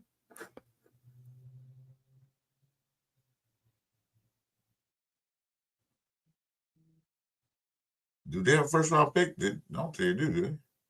Yeah, Oh, yeah. they took Mikhail Williams from Georgia, the edge. Okay. And you know what? On that list, there's still a lot of running backs left Mm-hmm. out there. I wish I'd saved it to show what the players left were. I did it so fast I missed it. This is on your Fantasy Pro one, right? Yeah, Pro Football Network one. Yeah. I don't know if they ever do it that realistic. There's another one called NFL. Well, the but- rankings have already been readjusted for everything. So well, if not you- after free agency though. I mean, I really no, think but for not the free combine part of it anyway. Yeah. So if we look this way, right? So just pause it real quick. So if you go to offense, go to running backs, okay? So look at this one. I just started this. Cleveland Yeah, took Genty number 1, whereas in the last one he lasted to 12. Okay. Keep But going. look at your running backs that are left. You got Hampton, Caleb, Judkins, Henderson, Giddens. Scatterbo's a little too high. I mean, this list is insane with these running backs. Well, let's see. Let's keep going on this one. Let's see what happens till it gets to us. So what happened first? Let's look first. Let's see. Yeah, I'm just rejecting these trades. I don't want to do trades. So Genty, Graham. Oops, sorry. Cam Ward, Genty, Graham, Abdul Carter, and Travis Hunter. So who's the next best available player? T-Mac? No. I'm just saying. No, I just want to see what the computer says. Who the next? Yeah, I best know. I got to available- scroll. Will Yeah. Campbell from all. Okay, LA. there's your boy, Membu. No, I'm not taking him this high. Fuck that. I'd Oh, take Campbell? Campbell. Yeah, he has. They said his The arm next- tree is who's kind of who's short. after Campbell? Who's T- after Membu. Campbell? Oh, it's Membu. Membu? Come Yeah. on, Jeff. Stay with me, baby. Let's take Membu, dude. Trade back? No, do we trade back? Pete's gonna trade back. You Okay. think? Oh no, well, no, because Shadur's there too, though. You think? Yeah, that's the That's thing. great. Shadur's there. That's the thing. Yeah, What's he the would best take. trade? He would probably take Shadur. Yeah, like. But we then, could've but given then him again, first-rounders. with him having Geno, would he take Shadur? The top brass likes Shadur. Mark Davis likes him. Brady likes him. So that's the Damn it. issue. Trying to get the trade with Dallas. That is true. too. That's the issue. So we'll Actually- see. Because they're gonna need a quarterback future because Geno Smith's on there for 3 years. Who was trying to trade with you earlier, though, bro? You can't go back to that person. I can't go. I'd have to restart it. I can. I'll restart it. Jason, you don't mind doing this right now? You cool with that? Yeah, It's your so show. I don't want to. I don't want to take it over. Yeah. no, right. you know, it's mock draft season. You know that. So we'll start. We'll start it over. All right. So wait. Don't Cowboys. say no yet. What I is it? didn't reject it. I can go back to him. So Okay. it's Ward, Carter, Campbell, Membu, and Travis Hunter. That I see Fuck, happening. Membu went. See, I told you, bro. Fuck. All right. Yeah, but they're more needy in offensive lineman than we are. That's That's more their re- number. that- That's their one. that's more- number one need. Yeah. That's more realistic to me right there. That's more realistic. Ward, No, but that was Abdul my Carter. Huh? no. And but the that's and my- if my- you my look, point the was Jets that traded. Membu's not good. The Jets traded up to number 3 to take Will See? Campbell. Yeah, New York's going to be a wild card, and then they're after us now. So that's Wow. beautiful. So what's the trades for us? They got to Yeah. double up, so they can go running back. They can get a couple running backs now with that 40. So Genty's still available. So No, I know. Dallas. I know, but that's what I'm trying to tell you, and that's why Dallas is offering us a trade. They will give us their 6th, their Yes. 12th, their Yes. 44th, and their Yes. 3rd round next year. Oh, I'll Oh, take that take- right take- now. we take- I'll do that right There's now. more. I'll There's say more yes to that offers. right now. There's We more jumped- offers. We jumped on that one. We were like, oh, I said, oh, Denver wants to give us even more. They want our number 6 and our 107. They'll give us their 20th, 51, Nah. 85, their 2nd round next year, and their 3rd round Oh, next I I'm ain't in, trading dude. shit with Denver. Gut Denver. man, I wouldn't trade Denver nothing. I Yeah. would flee. especially I'm not giving helping them. them out. I'm not giving them 6 and 107 because I'm you not helping definitely them out. you're not changing your Okay, all right, franchise who on else? our So we'll six. take- Who else is there? So we want Exactly. to take the Dallas one. I will take the Dallas one. Yeah, I say Dallas that. isn't took bad, it. dude. So let's see Um, what they picked. Dallas took Will Johnson. Okay. All right, Shador went to the Giants. Okay. That's right. damn. T-Mac, Graham, Genty went number 10 to the Bears. To the Bears. Okay. Kelvin Good. Banks. I would have taken him over Yeah, I Membu would have any taken day. Kelvin Banks, bro. I would have taken Kelvin Banks. So Yeah. right now we're sitting Golden. at 12. Golden. Who's the best available player? Right now they got Shamar Stewart, edge Texas. rusher from Texas. I'm taking Golden. No, Yeah? not this high. That's too high. That's too high. Receiver, yeah, that's high. Well, keep in mind we got the quarterback already. We need Yeah, a that's what I number said. We just got to have somebody to throw to, y'all. You know what I mean? Who He's else only is there? 5'11" though. But what's another receiver that's out there? Another big receiver. We got Savion Williams, 6'5". I heard he was No, pretty no, good too. Savion Williams, we could get in the second round, bro. These Yeah, are the we wide can- receivers. You got Igbuka from Ohio Yeah. State still there. Ooh. Oh, Luther Burton still there too. Ooh, Luther Burton Yep. too. Wow. But we could hold off on that. Wait. you know. Which running backs do we have? It's available. Which running Oh, backs? Oh, that's they're all available right now. Except for Genty. Oh, fuck Except for yeah, Genty. dude. Omarion Oh, Hampton. yeah, I'm good. I'm good with running back too, but I mean that's still a little early. That's still That's a all lot. high. No, it's not. Yes, Number it is. 12. That's where Jameer Gibbs fell. No, but Bijan look where Robinson he's ranked though. He's ranked at 42. We could get him in the 2nd round. I was like, we could at least get one more player and then get You could take Dart right now. Man, at 12, can we trade? Who's willing to trade back? Well, we got before trade that? offers. What is Yeah. it? So let's see. Washington wants to give us their 29th, 61, their 2nd and their 3rd rounder next year. What? That's one offer, and they only want the 12th pick. Nah. That's one offer. The other offer is Arizona wants our 12 and our 107 for their 16 and 47. That's not bad. We Oh an yeah, I extra take that for second. sure. We get an extra second. there's- Plus, we only drop down 3. And we got one more option. Green Bay wants to take our 12 for their 23rd and their 54th. I would take the Arizona Ooh. one. Yeah, I take the Yeah. Arizona one. I think All right, it's Take on. the we'll take Arizona that.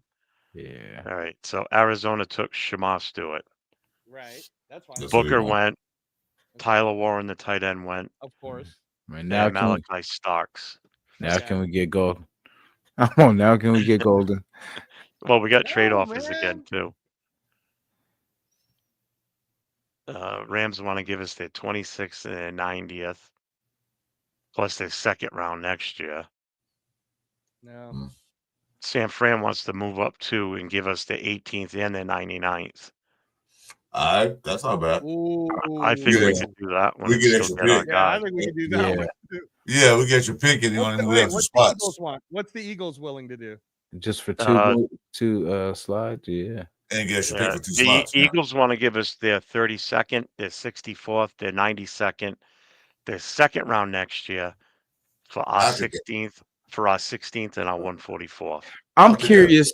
I would take it, but I'm curious to see who's going to be available when we pick at 32, though. I know That's that's what makes me a little nervous. yeah, that's I what would I'm That's rather like. do the Oh, last the pick. 18 goodness. one. I'll take I'd the rather do 49ers San one. Francisco one. Because All there's right, 2 so we'll slots take the plus we get your 49ers. pick. Yeah. All right. So they Yeah. took Jalen Walker Right. Yeah. and James Pierce is now gone. So Now can we take Matthew Golden? Relax, bro. What's so It's- bad? Dark we can still move there. back. Just like one more time. Like he's like, hold on. And then We next- can next move time- back one trade offer right now. Tampa Bay wants to give us their 19th and their 120th.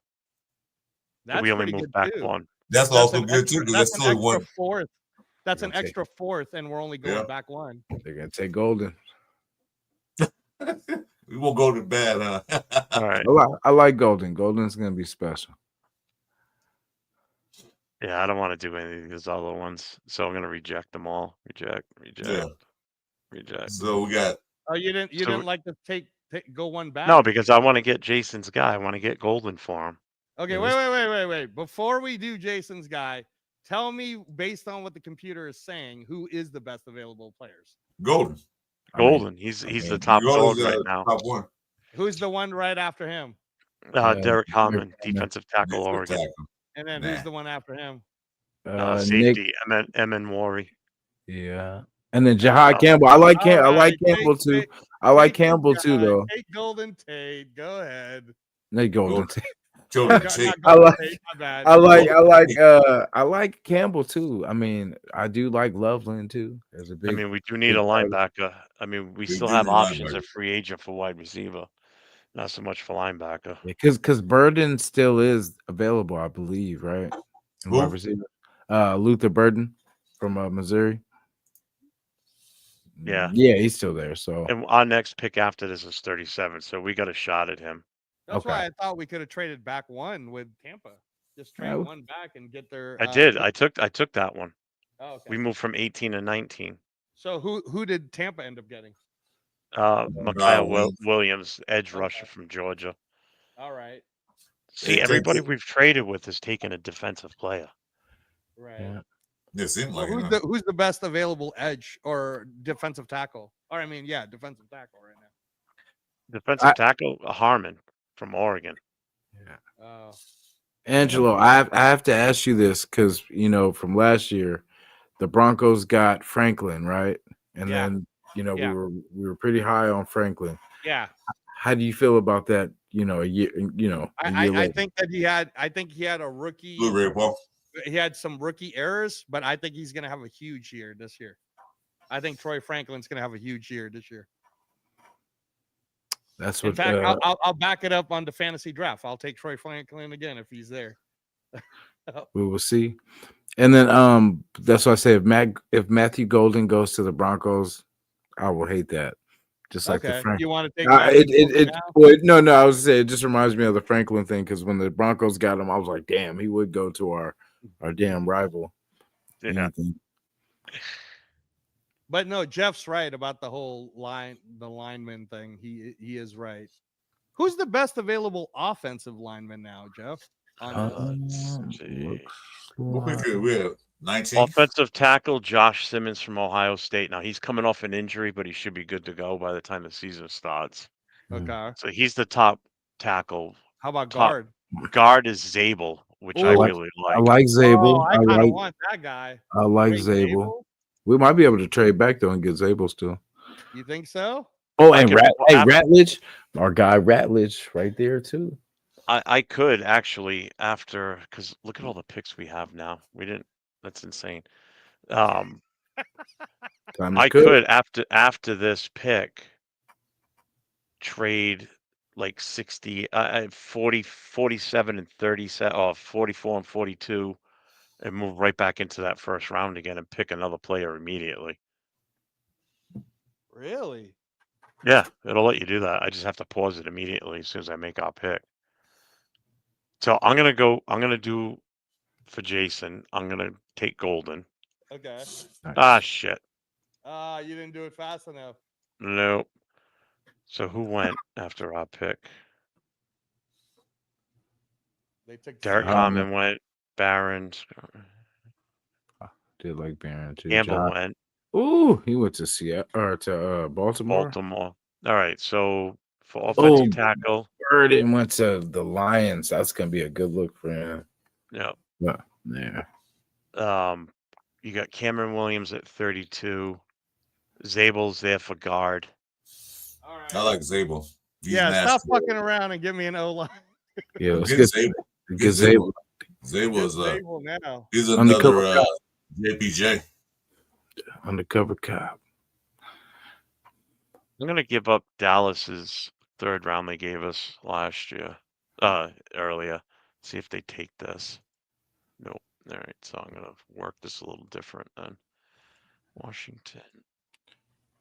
I have to let someone in, so if I dip off, I'll be back. I just gotta let someone in the front gate. Yeah. Okay.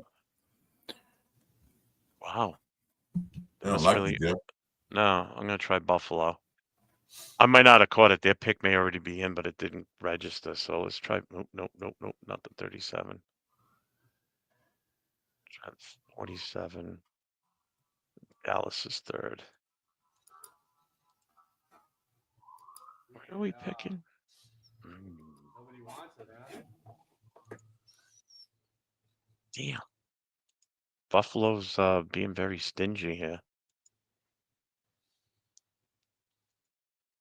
Let's try this.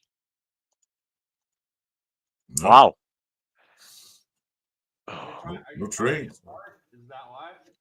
Yeah, I'm trying to trade with. In case he won't trade with us, let me try Buffalo again. Let's try something different. So I want their 30th. We'll give them the 44th, the 120. Dallas is third. Wow. They just not. More than that for the 30th. They're just not wanting this. They'll give up the 30, 99, the 144. Dallas is third. They took it. Okay. So we get Dart here, right? Hang on. I got to resume the draft. Okay. We got more trade offers. I don't want to move anymore. I want to make this pick so we can get Zabel right now. Yeah, Because right now we've got all we have is Golden. That's the only pick we've made. get Zabel. And look at the running backs that are still left. They're all still there. Or Every single one of them. Genty's the only one taken. Hampton or Zabel, one or two. So do you want Zabel? Yeah, I want Zabel. Who else? Yeah, Who's another O-line that's there? Donovan Jackson from Ohio State. He's good too. But of the two, I would take Zabel instead. I would take Zabel. Zabel. Yeah. All right, so we go Zabel. Now it's our pick again. Caleb Johnson's still there. So basically, the only running back to go right now is Omarion Hampton and Genty. Damn. So where did Omarion Hampton go? To the Jaguars? Yeah, Yeah, Jaguars. yeah, Hey, right here, hey, Jacksonville. Are we close enough to go back-to-back running backs on this? Well, we got pick number 44 and 47. We could do it. Shit, you get the two Ohio boys, put them back together right now. Well, let's see what the trade-off is off first. All right, there's only one. It's Denver. Fuck them. Screw them. Watch this. Watch this. We're gonna do this. I want their 45 for our 47. Reject. Oh yeah. It's Colts, right? Colts. Their 45 for our 47.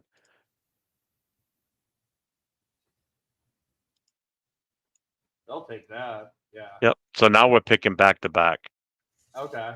I would So go. we- I would get the Ohio State boys back to Yep. back right now.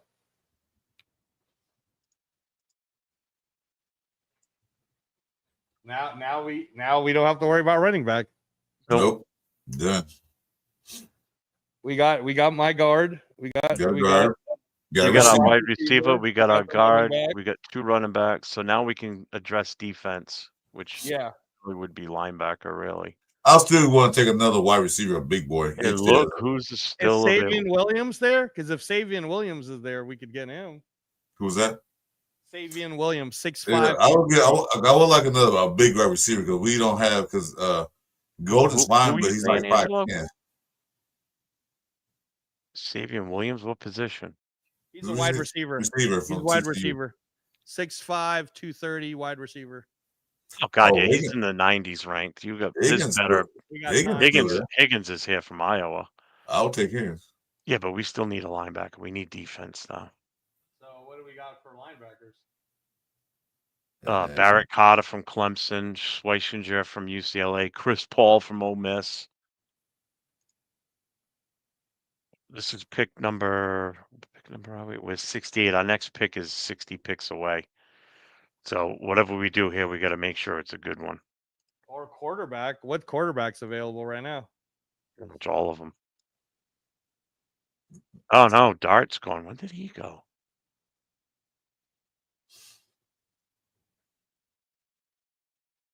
Right here, 47. Oh, he went after we took the 2 running backs. Mm. Okay. Best quarterback available now is yours, No, Howard, no, Gabriel, no. Shook, Maybe. Brosma, Rourke, Brady Cook. We can wait on quarterback. There's plenty. Yeah. Who's the best available player overall according to this? Best overall on this, Caleb Johnson, but we don't need a Running back. 3rd running back. Who's the next one after Caleb Johnson? Marcus Mbo, offensive tackle from Purdue. Then Yeah, TJ Sanders, a defensive tackle from South Carolina. He's not bad. Higgins, the wide receiver from Iowa, who had a Yeah. really good combine. I'll still take him. I will grab him now. We need a big wide receiver. I will take him. I know we need defense, but I think we can do with another wide receiver. We gotta get the offense going. Because Golden is good, but he's not a big wide receiver. How And big? we don't have any big wide receivers. What's the stats on Jaden Higgins? Like how big is he? 6'5". 6'4", 214 pounds. And his RAS score is a 9.85, which is really fucking good. I All would right. take him. Let's I just would grab- take him. Let's just grab him and that's it for our offense. Yeah, that's it. All right. So we'll take Higgins. I mean, by far the best guy in the draft, in the combine for wide receiver last week. He was awesome. All right, here comes our pick. Boom. No, that's right. Ooh. Yeah, just won. The Steelers want to give us their 122nd, which is 2 picks up, and pick 238.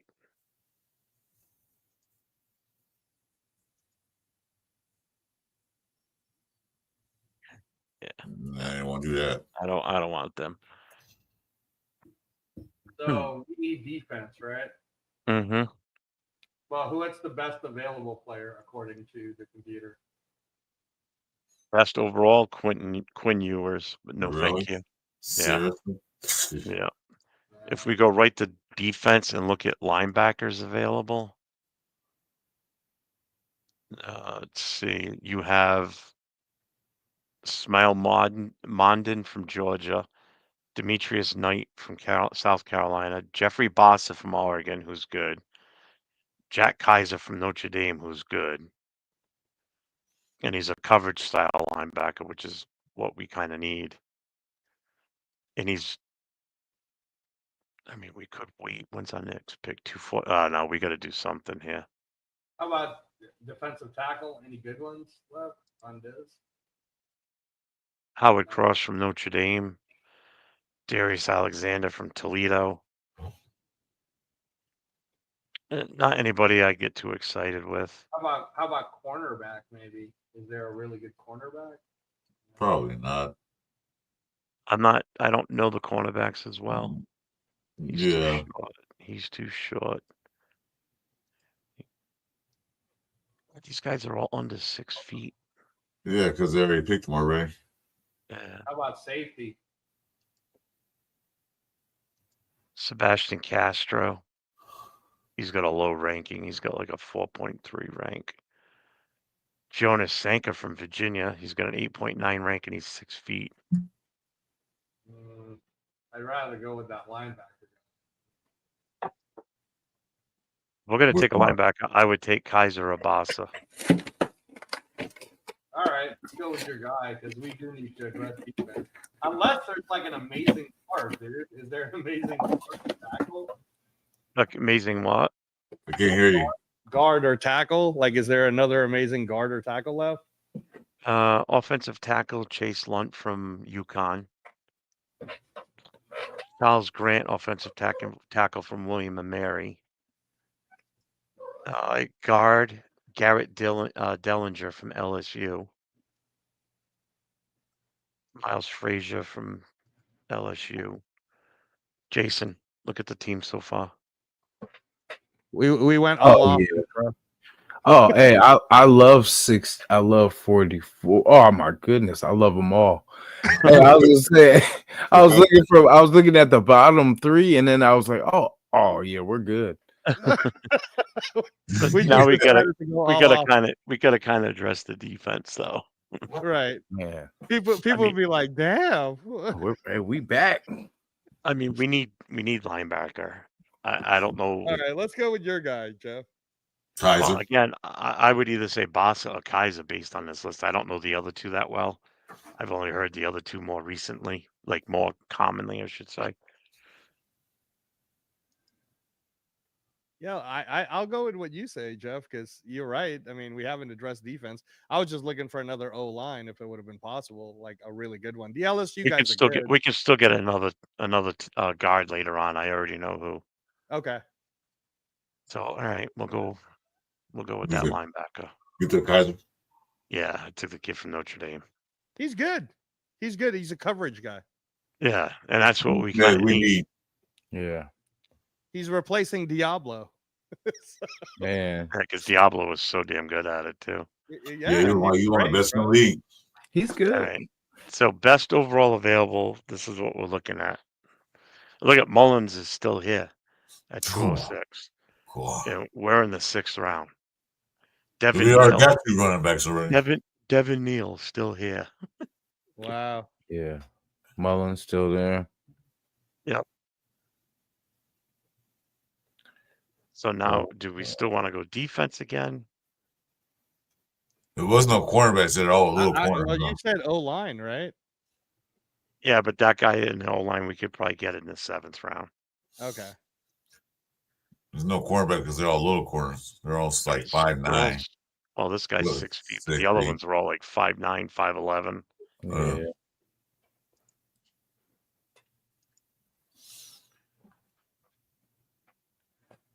Yeah, I don't know enough about these later round defensive backs.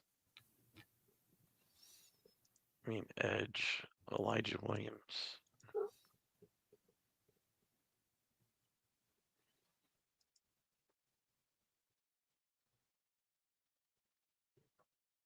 Average athlete, slow it. Yeah, I read about him before too. Cam Jackson. So, I mean, well, let's see what's left for quarterbacks because we still need one. I mean, I'm okay with either one of these two, to be honest with you. Yeah, Brady Cook or Bosman. Yeah, I'll take one right there. Which would you guys rather have? What are the choices between the two? What's Bowser's? He's 6'1". What's the other one's height and weight? Should be around 6'2". 6'2". Yeah. I'll take Cook. I like his arm. He had quick release. Yeah, he was accurate during the. Yeah, he was. Yeah, I'll take Cook. Take Cook. Oh, we All get right, another so we pick. took quarterback. Yep. Yeah. Now we could take. This is the guy I'm talking about, Xavier Truss. Okay. This kid, the big boy, 6'7", 309. He's from Rhode Island. That's why I really like him. He's hometown. He's the highest ranked football player to ever come out of Rhode Island from high school. And you think we can get him in the 7th? Is what you're saying? Possibly. Okay. There's a good chance. I mean, I'm willing to take a chance and wait. Yeah, that's Mhm. cool. So, I mean, I don't know. How many picks we got left? 2. I was gonna say like 9. And they're No. pretty much back to back. Okay. You might as well get Trust now while he's there. Then whatever's left, the irrelevant. Yeah, it's only a couple picks left after. Yeah, they might as well get him now. Yeah. But we do need some offensive linemen. So best overall right now is Jordan James, running back. Wait, who's this Mason Hook guy? Who's that?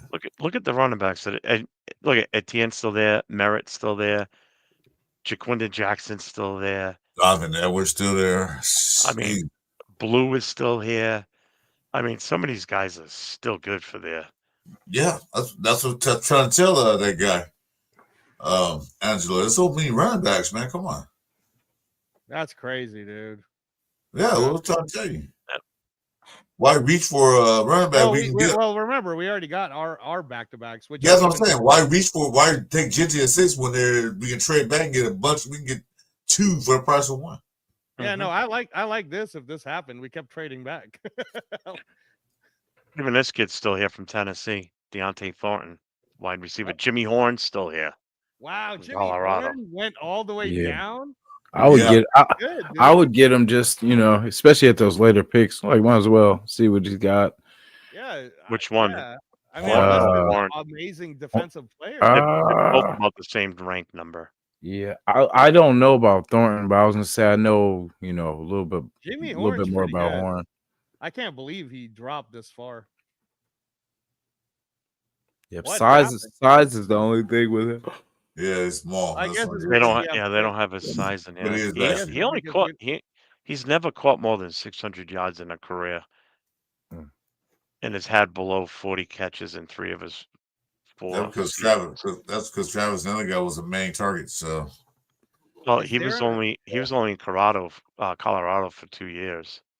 Is there an amazing safety or cornerback that's left? I don't know. I don't know the defensive side like that this far down. I mean, the only good thing is the guy's 6 feet. This safety from Toledo, 5'10". Dude, I like Craig Woodson just because it's C. Woodson. Yeah. I drafted. Oh, there's Shiloh. Shiloh's available. Not the come on, stop it. Chi-Town. Yeah. How about for cornerbacks instead of safety? Cornerback?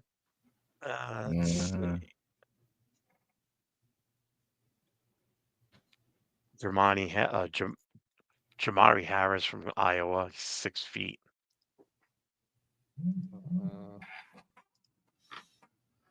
Another 6-footer. Marshall from Florida. I don't know enough about these guys. I'd go with a tackle if there's a really good tackle.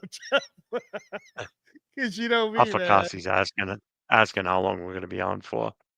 It's up to Jason. Yeah. All right, man.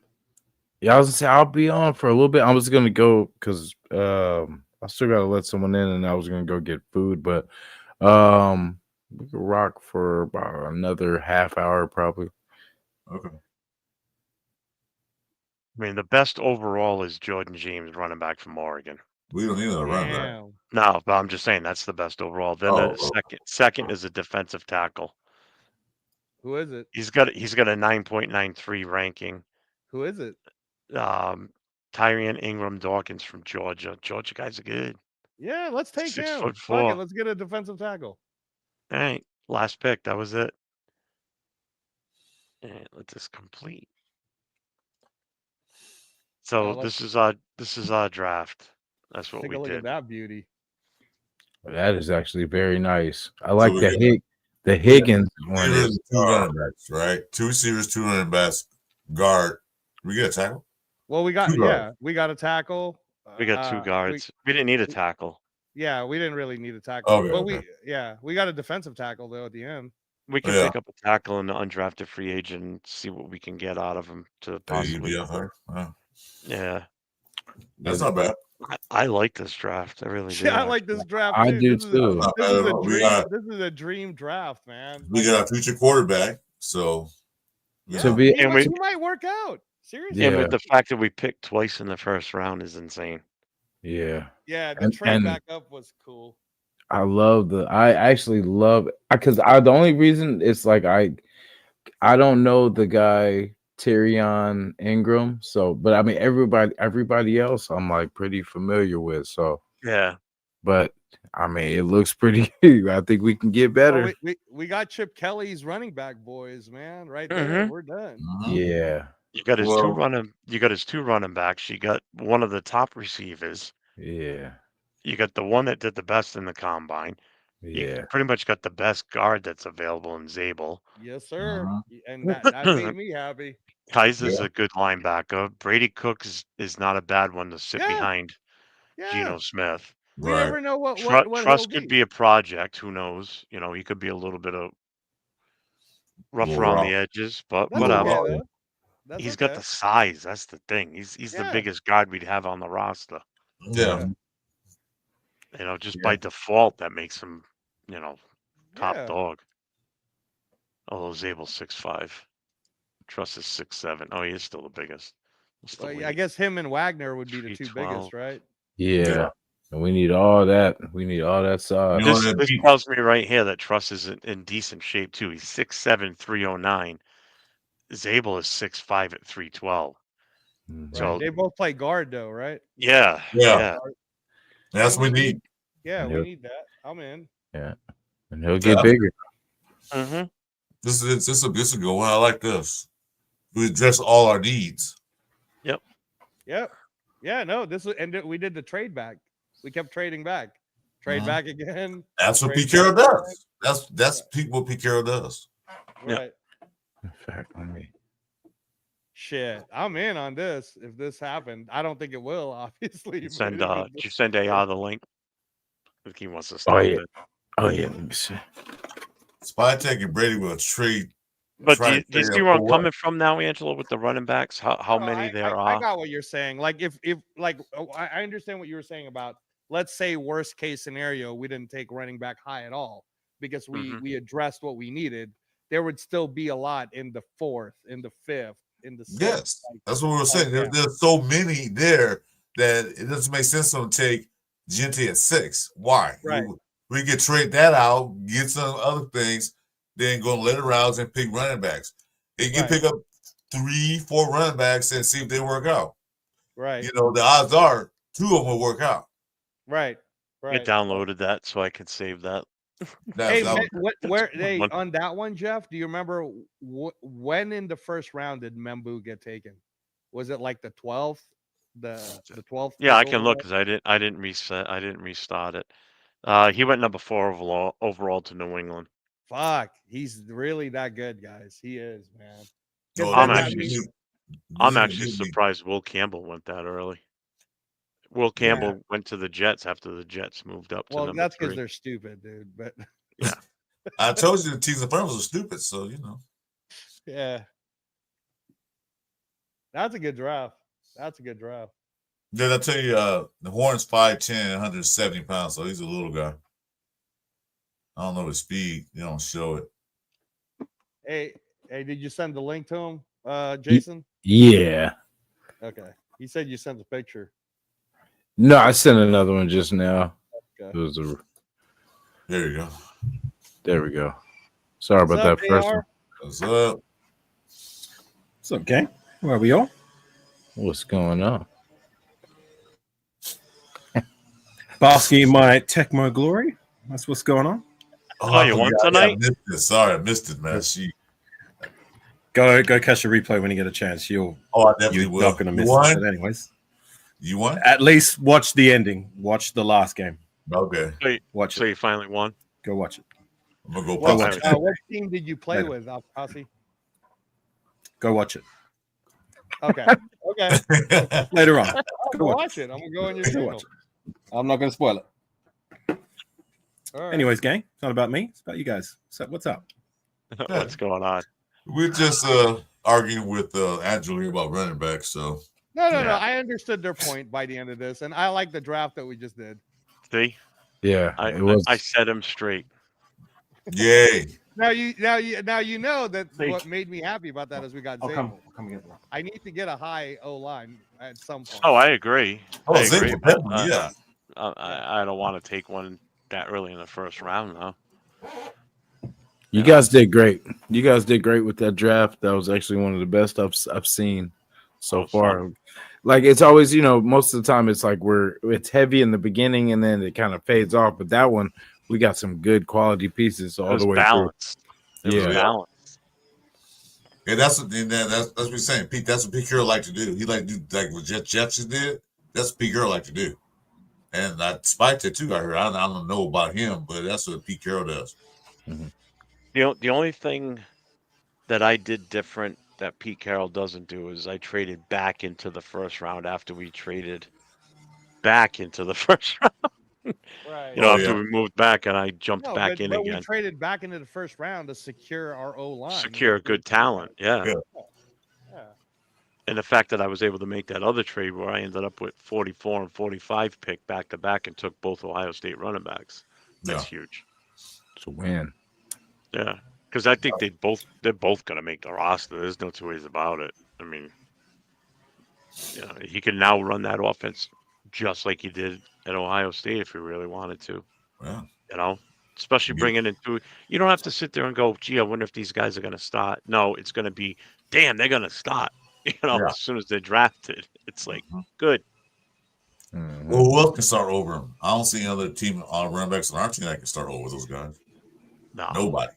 Well, I mean, even if we did address a position in free agency, is there even anyone worth the damn? Even the best rated running back in free agency that we could say, right, we'll probably likely start him and have whoever we draft, no matter who it is, sit behind them. I mean, I don't, from what I understand, the free agency market's pretty meager anyway. It kind of is, in my opinion. I mean, the top dog right now, because now that James was, James Jones, whatever, from Minnesota, they re-signed him, so James Jones. he's off of that. So Najee Harris is like the number one right now, free agent. But I was high on him at first when we first started talking about this months ago, but I'm not anymore. I'd rather take the kid Mason from San Fran. I even would be willing to take a shot at Chubbs because if Chubb doesn't work out with his injuries, so be it. It's not going to cost us a fortune, Right. And the fact that, if he's there to help groom, because we got to get two in the draft, without a doubt. There's too many that can help us immediately. The rest of the running back room can. They will help us immediately. I guarantee you that. Yeah. It can only go up from here, right? Yep. So, Alpha Kasi, according to CBS, the top available free agents starting tomorrow will be number one is, we don't need Sam Darnold, but he's number one. And then the next one is Josh Sweat, edge, 27 years old. Mhm. He's a free agent available. And then the next one is Milton Williams, defensive line, 25 years old. Then the next one is Drew Dahlman, center, 26 years old. Then DJ Reed, cornerback, 28 years old. Then Javon Holland, 25 years old, safety. Well, the other one that they're talking about us possibly going after is that kid Murphy from Minnesota, the cornerback. Brian. And then Red's Resistance reported that, and I would trust his sources. He's pretty accurate most of the time. But I did see that Silver Smoke. He just brought up the point about Adam Butler. I'm very happy, very pleased to see he got the contract that he rightfully deserved. A guy that came into literally no fanfare, that there was zero expectation, was fighting for a roster spot to begin with. And this guy in the last 2 years has emerged through hard work as probably the best interior guy we've had in our door since the days of Richard Seymour and Tommy Kelly. I mean, name one better. You know what I'm saying? Like, we're paying Christian Wilkins to be better, and I'm confident he can be if he's healthy. But as an overall production, there's not one interior guy that I would say that's outperformed Adam Butler in the 2 years he's been with us.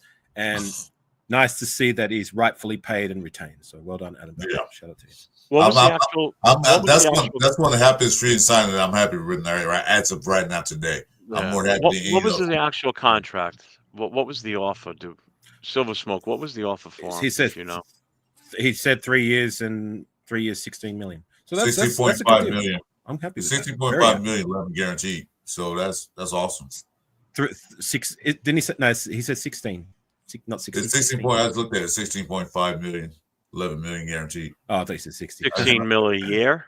16.5 for 3 years, 11 million guaranteed. 3 years, 16.5. It's like 5.5. So that's about 5.33 per year. That's a steal. I'm happy with that. That's a steal, and that's about what I would offer fucking Kuntz, to be honest with you, on the fact that he's still unproven coming back. Yeah. I'm not spending 20 mil on him. He can go. No. Not for 20 I like mil. Kuntz, but he's dreaming. Absolutely not. Like if he can get that offer from, if anybody's willing to take that risk on Kuntz being the player that we thought he was going to be, if he's healthy, then all the best to Malcolm Kuntz. He was a good Raider. Once a Raider, always a Raider. If he wants 20 mil, he's as crazy as Angelo's take on running backs at the start of his time coming in here tonight. Or your take on how to monetize your channel better. I heard that, Angelo. If you're gonna give advice, make sure A, you have credentials to give said advice, and B, that it's actually good advice instead of terrible one. No. So I was going over to free agents. So what, Jeff? I know you know about this. I didn't realize Will Freeze, the guard. He's only 26 years old. He's available. He's the 15th. That's the thing. A lot of these offensive linemen they're young. Yeah. So they're not like these 34-year-old, super veteran offensive linemen that have taken a beating over the years. There's some young ones like Becton. Becton's 25. Yeah. But I almost would go for Will Freeze if Becton doesn't, if just like Chris said, if Becton goes back to Philly, I mean, I'm not hating. Do you like Will Freeze? Say what? Is there a player named Freeze? No, his name is Will, last name Fries. But do you say it Freeze? It's Freeze. I think it's not Fries. It's Fries. Will Fred. I was going to say if it was Freeze, let's sign him just on his name alone. I like it. Well, we need a guard. We need a guard. I mean, if I was Becton myself, if I was in his position, I would be re-signing with the Eagles because, look, I got a good shot of coming back and repeating again what we just did. Yeah, that's true. I would even take if I have to, if they offer me just a little bit more or a little bit less than what I was going to get, I would take it. Why would I go to an unproven when I'm at a proven team already? Unless they don't want him, unless they don't make him an offer. But if they made him an offer and I was saying, I'd be taking it. I'll take it too.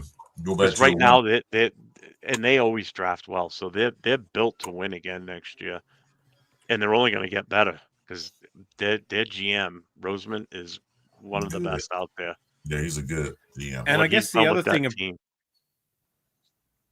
thing about like teams like the Eagles and that is that they're in a position where they can take risks.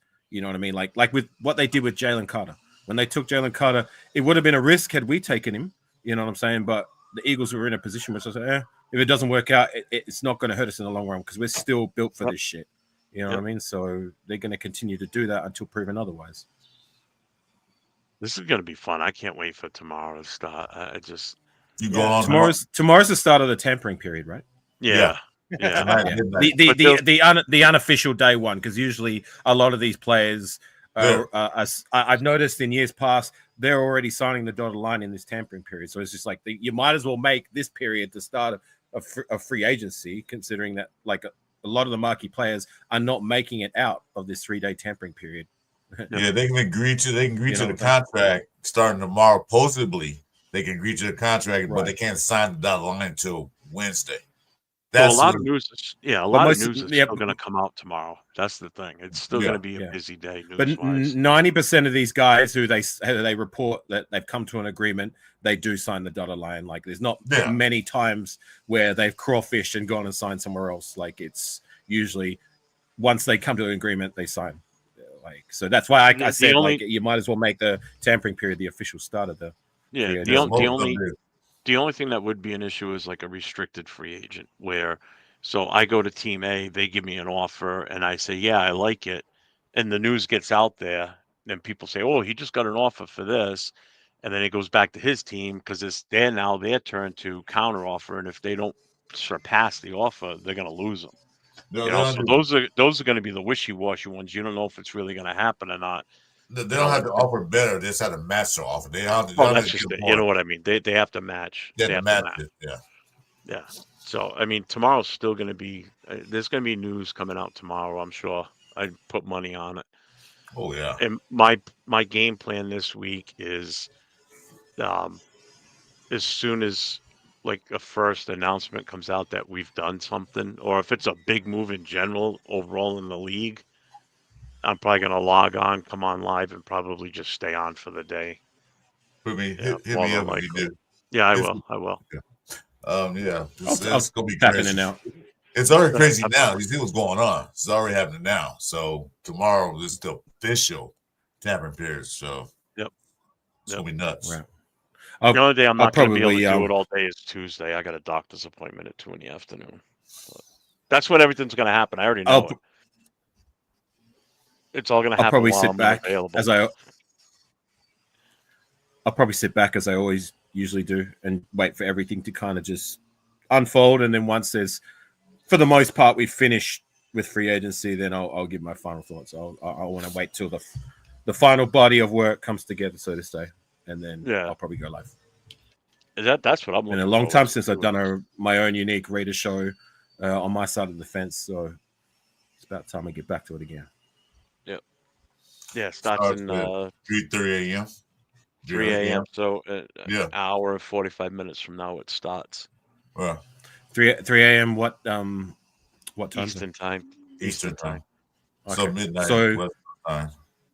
So are you saying in 2 hours from now it starts? Yeah. Yep. Okay. Yeah. Yep.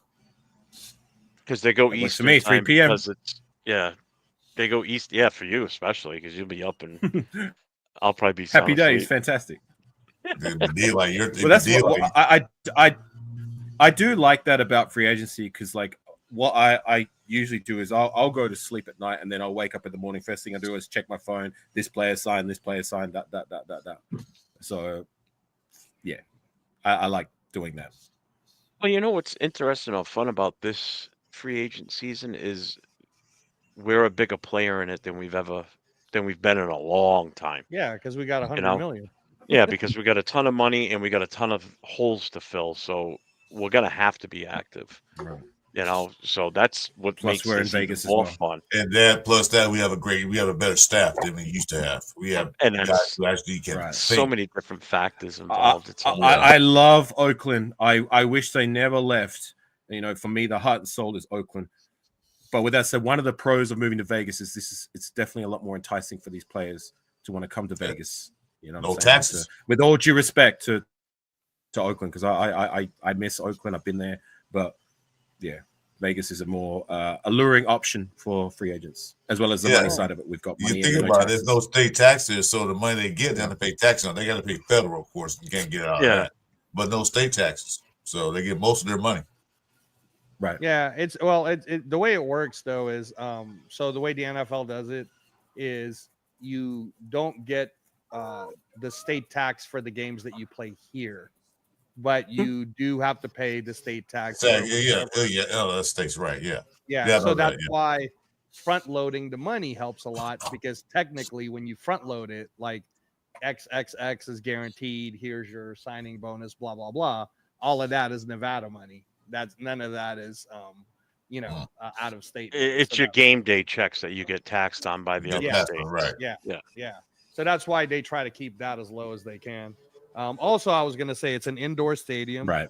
So that's super nice. And the weather here is pretty awesome. Did you see Geno Smith's record in indoor buildings? Yeah, it's crazy good. It's phenomenal. It's like amazing. Yeah. 30-5 indoor stadiums. Yeah. And while in Seattle, it's an open air stadium. So now he's got guaranteed 8 games at home in a dome. Yeah, it's over air and it rains and it's cold. here is air conditioned. You know.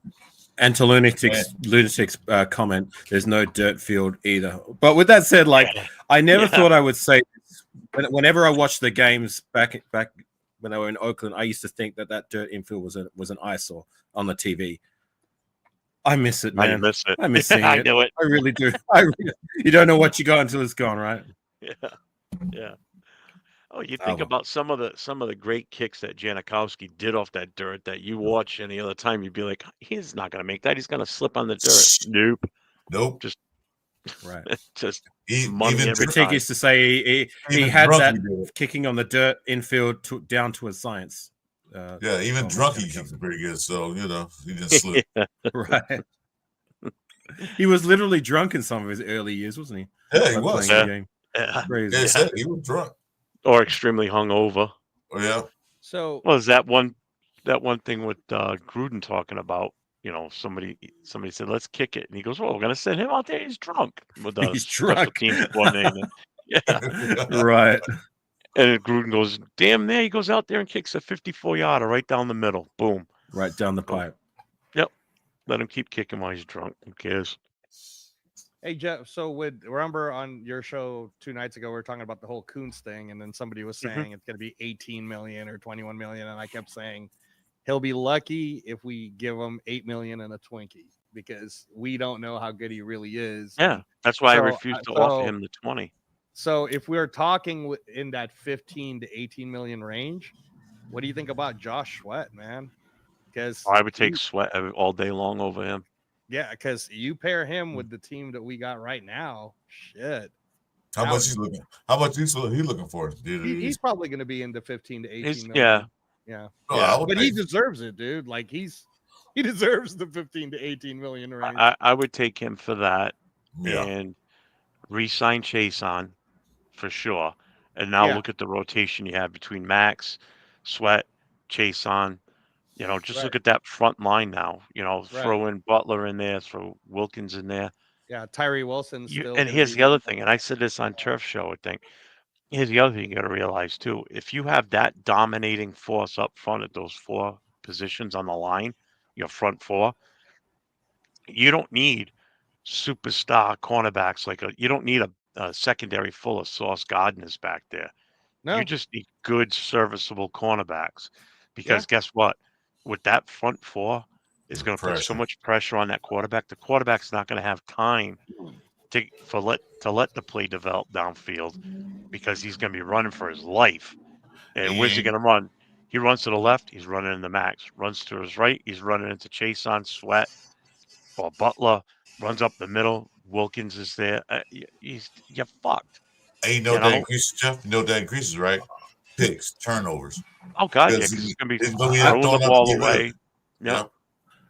I look. I like those 2 guys. Sweat, I haven't seen knowingly, but I've heard and I can see the stat line.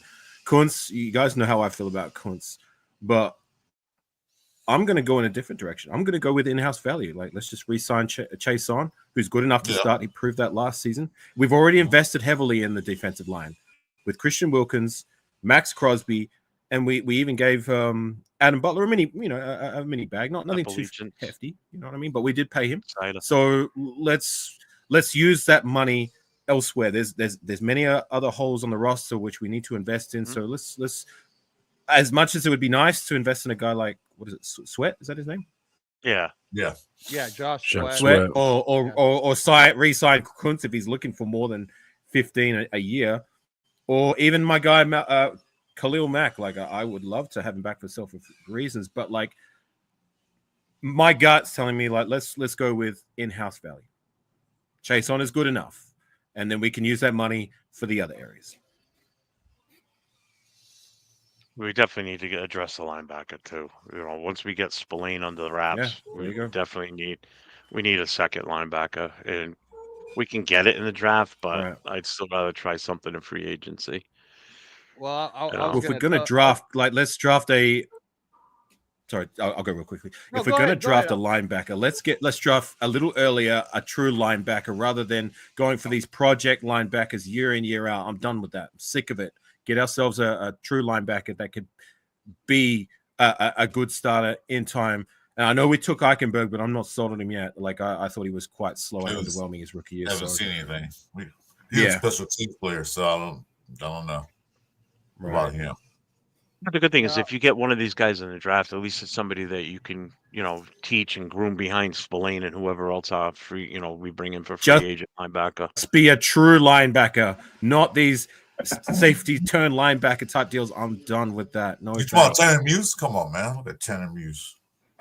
Yeah, why not? Sure, Tanner Muse. I do like Jahad Campbell. Definitely, we're gonna have to make some decisions in these early rounds because there's gonna be a lot of good players, and we're gonna only be able to get one. Free agency hits tomorrow.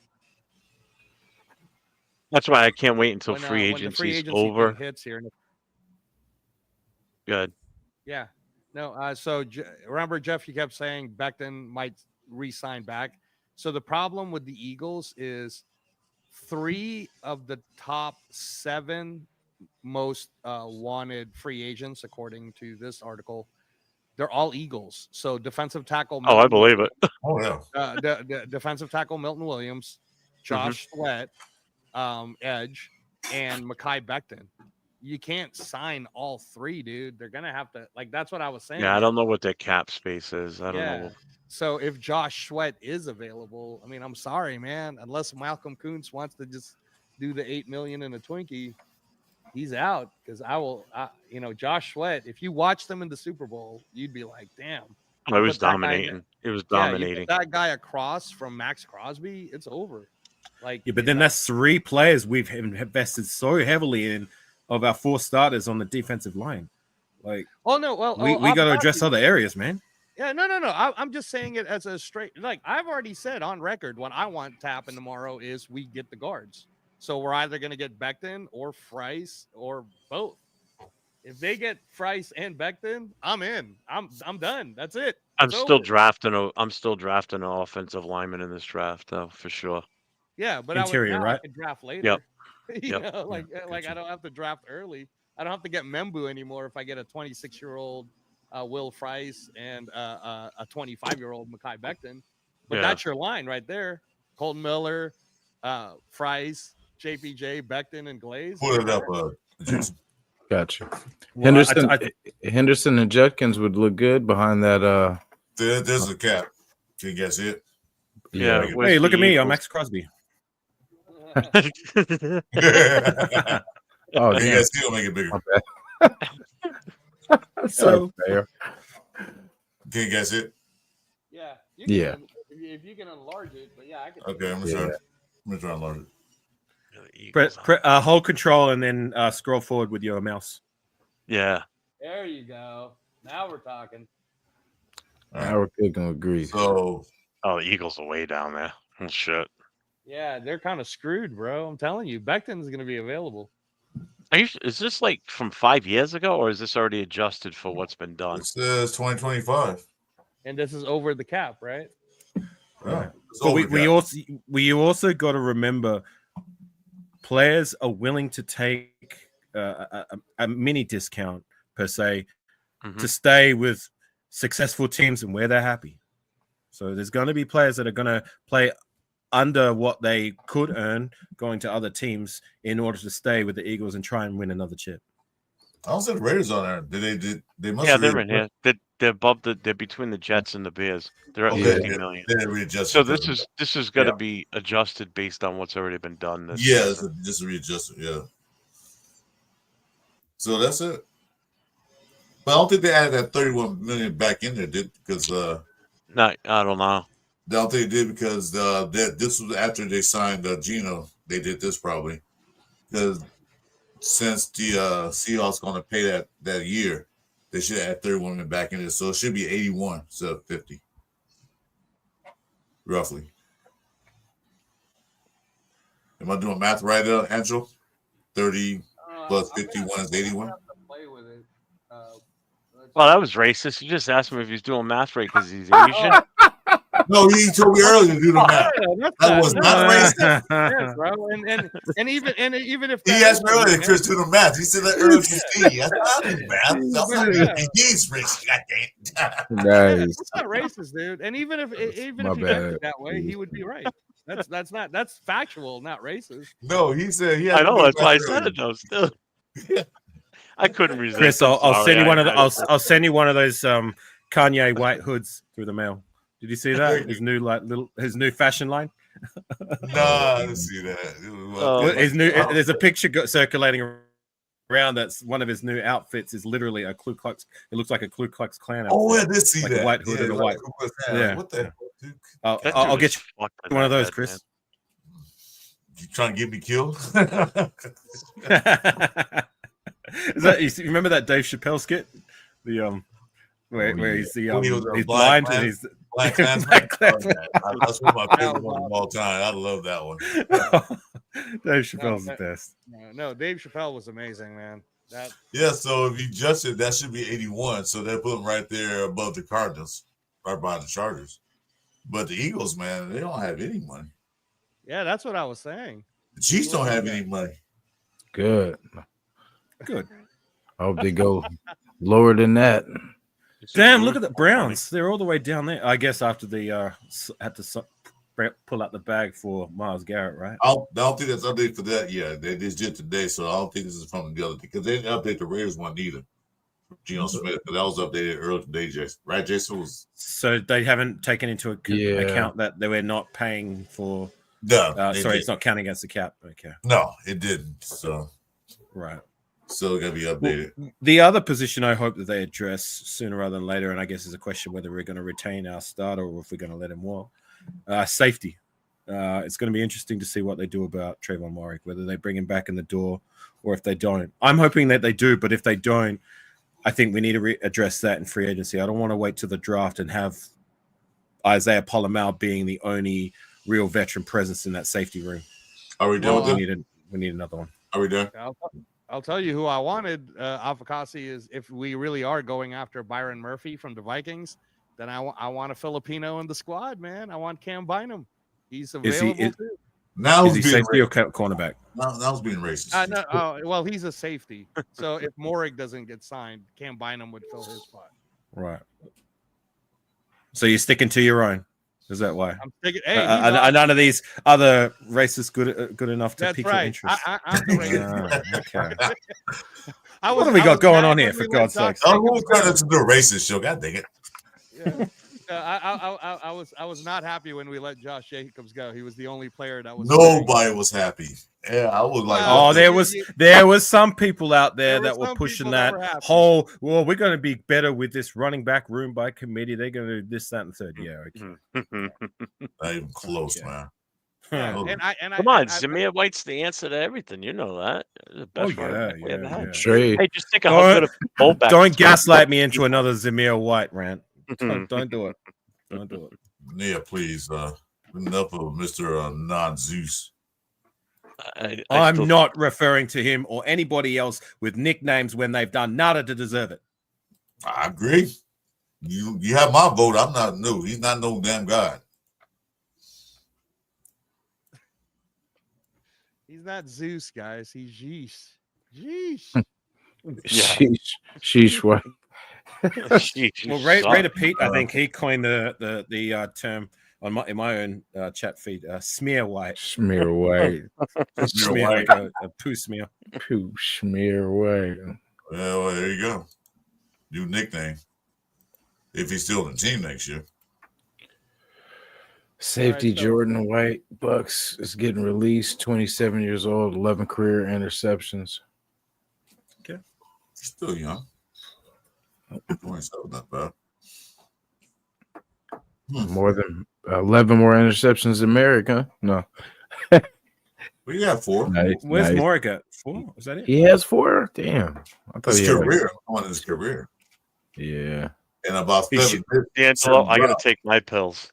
He should have had 5. Are you? Okay. Remember that one he dropped against the Commanders that should have won us the game? Yeah. In his rookie year. Yeah. That was a sitter. He read that perfectly. He dropped it. which Right would have in been the game-winning interception. They end up driving down the field after that and scoring the game-winning score. It dropped right in his hands, like, dude. Right through his hands. That's why he don't play wide receiver. But I hope he comes back, Moehrig. I like Moehrig, and I like that he's been progressively getting better and that he's familiar with the system. So I hope he gets retained. If he doesn't, it's like I said, I don't want to wait till the draft. We've got too many of these young cats we've drafted in the last 2 years. We've got Christopher Smith and Trey Taylor. They're still there. Like, you know, what have they done? You know what I mean? Are we going to bring in another young cat and then like have Isaiah Pola-Mao as our experienced head? That's what I said earlier, man. I don't know, man. I don't know if you're on, but that's what I said earlier. Okay, we were like not going anywhere. Why are not putting the young guys and see what they do? So we're losing games. Big deal. We're not going to the playoff. We're not going to win the division. We're not going to do any of that stuff. Put the young guys in and see what they got for next year. I wanted to see more of Trey Taylor. I really did. Like, he was a guy who won what the is it the Jim Thorpe Award?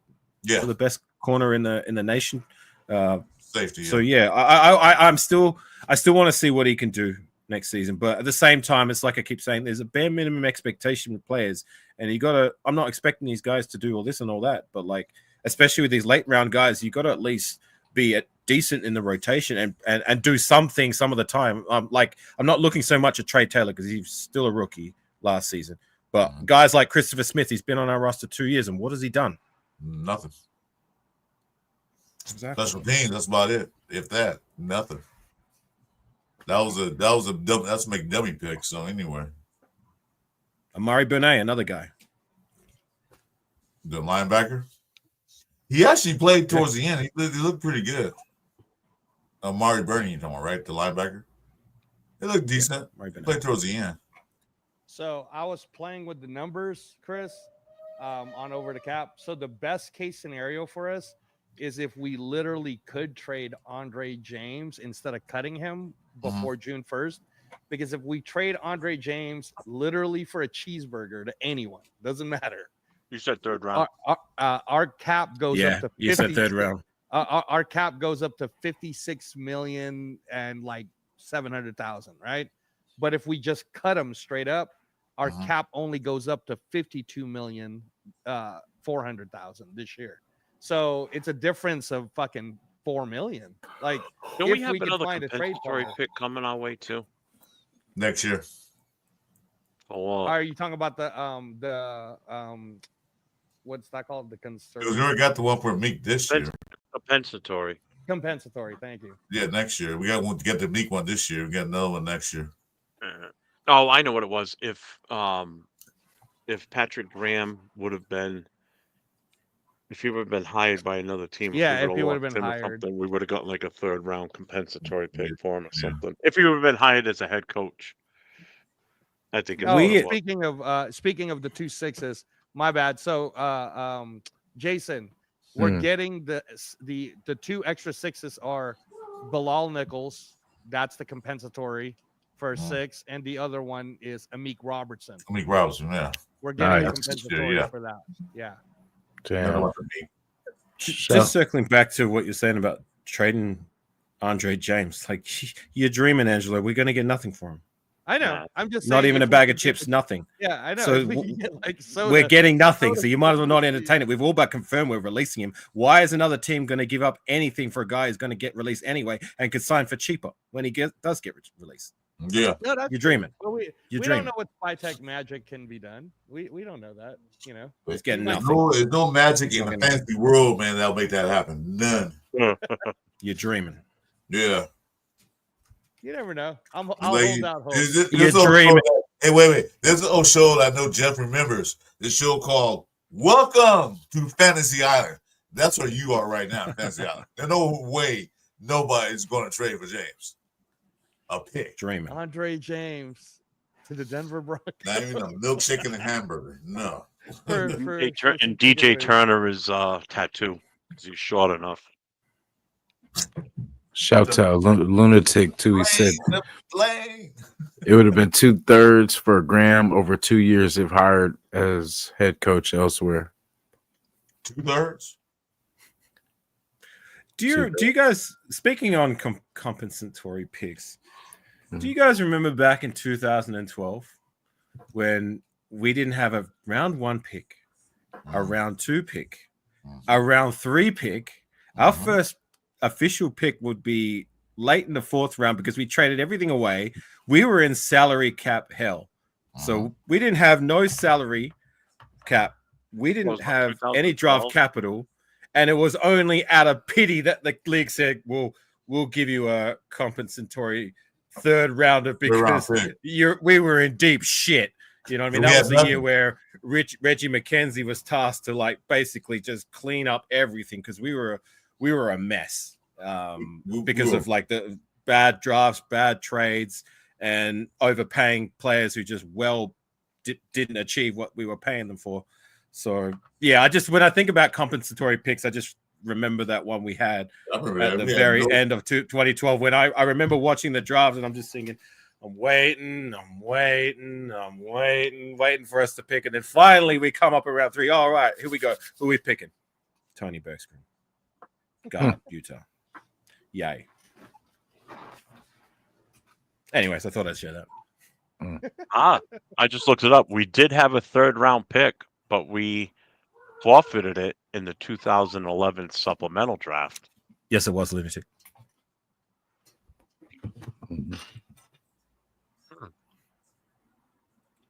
Yeah, that was the worst draft. I had to wait till like Saturday to watch the draft because we had nothing. Like nothing. None. We did make a pick at number 95, 3rd round, last pick of the 3rd round, and that's when we took Tony Bergstrom. Yeah, that's what I said. Tony Bergstrom, who was a rotational guy at best. But I'll tell you one guy we took who's an interesting cat. Do you remember Miles Burris, the linebacker? Yeah, definitely. Yeah. I mean, he was decent for a minute. You know, did some things. Then injury caught up with him. Yes, so I was just about to circle around to that. A year ago, I'm watching the TV and I'm watching the drama show based on The Rock. He has this TV show. It's like a drama series based on his life. And I'm sure we all watch wrestling here, right? So we all know, the wrestling back in the days. So, anyways, they got all these actors playing like the different wrestlers, and then this one guy comes in. It's Triple H, and he starts like going back and forth with The Rock. And then I'm looking at Triple H. I'm thinking, his face looks familiar. Why does he look so familiar? And then I had to Google it. Guess who plays Triple H? Oh, really? Miles Burris. Huh? That's awesome. Yes. He's doing big things with his acting. He really is. So shout out to Miles. He wasn't a football player, so Miles. Right, but he's also very he does do some content Raider related like here and there, which is good to see. Like I always like and appreciate when some of these guys that like post Raider career, they're still loud and proud of their Raider time and they still get involved with like Raider football happenings or the community or whatnot. And he's one of them. So shout out to Miles.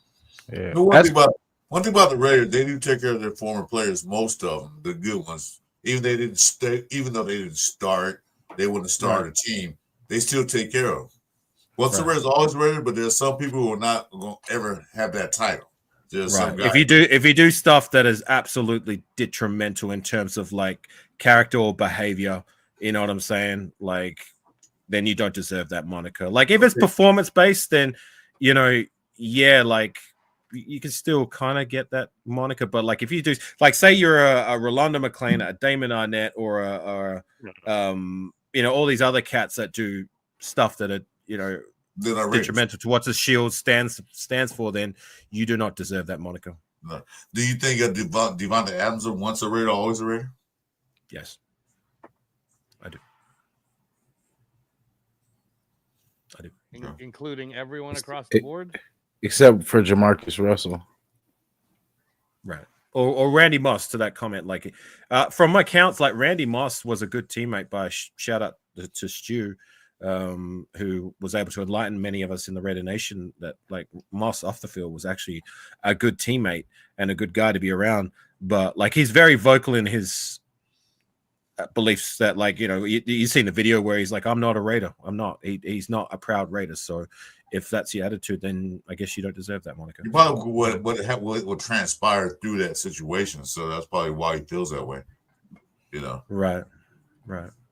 See, that's Randy Moss is before my time, and I haven't caught up to that part of Raider football. But I know that there is a loathe for a guy who, I mean, when you look at his career as a whole, he's considered one of the all-time greats. You know what I'm saying? Oh yeah, I'm not knocking what he did, but I just said what happened to transpire. What happened with Al Davis and what's that guy Lombardi telling Al Davis that Randy Moss is no good, and Al Davis traded him away. That was kind of like a stab in the back. In that situation, that's what happened.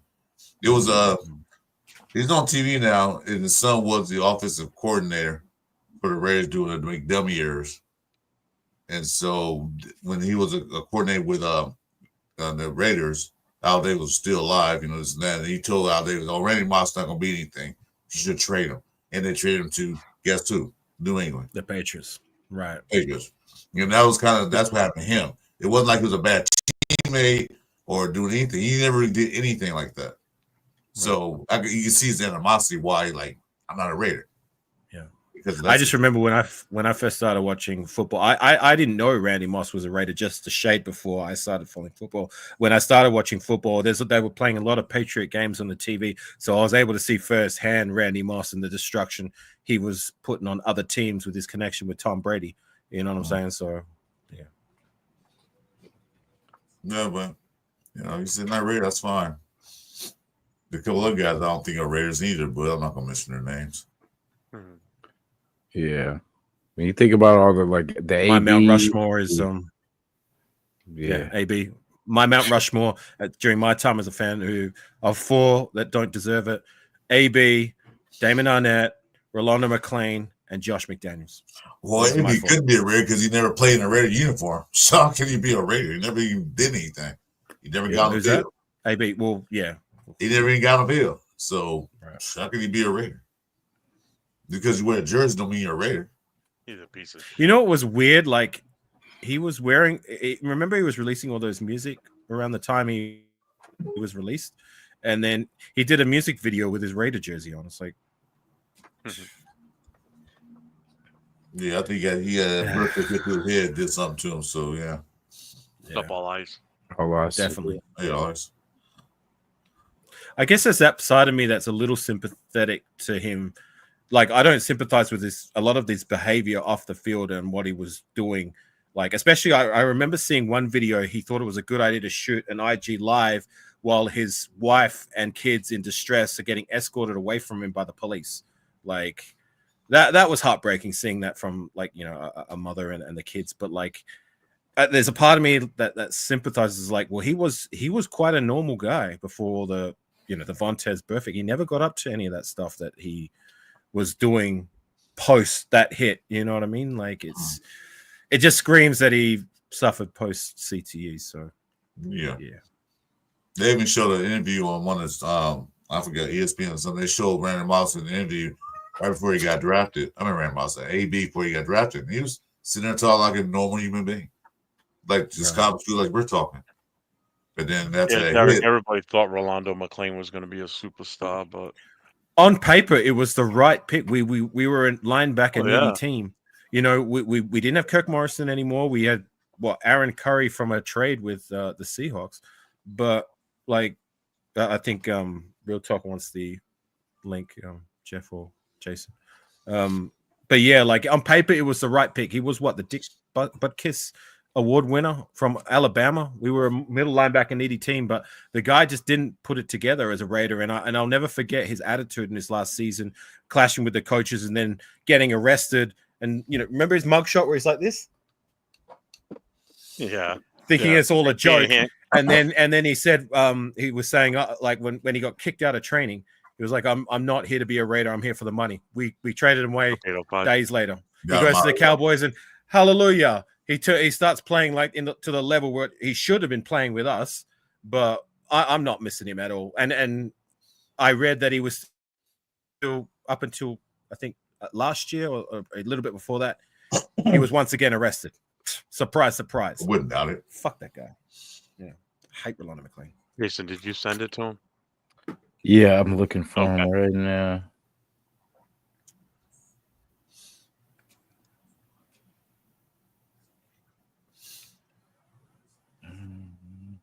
And yeah, Derek, I loved Rod Street and Daenerys more too. Two players that are definitely deserving of that money. I got him. I just sent it to him. Always a Raider. Okay, right on. Thank you. Yeah.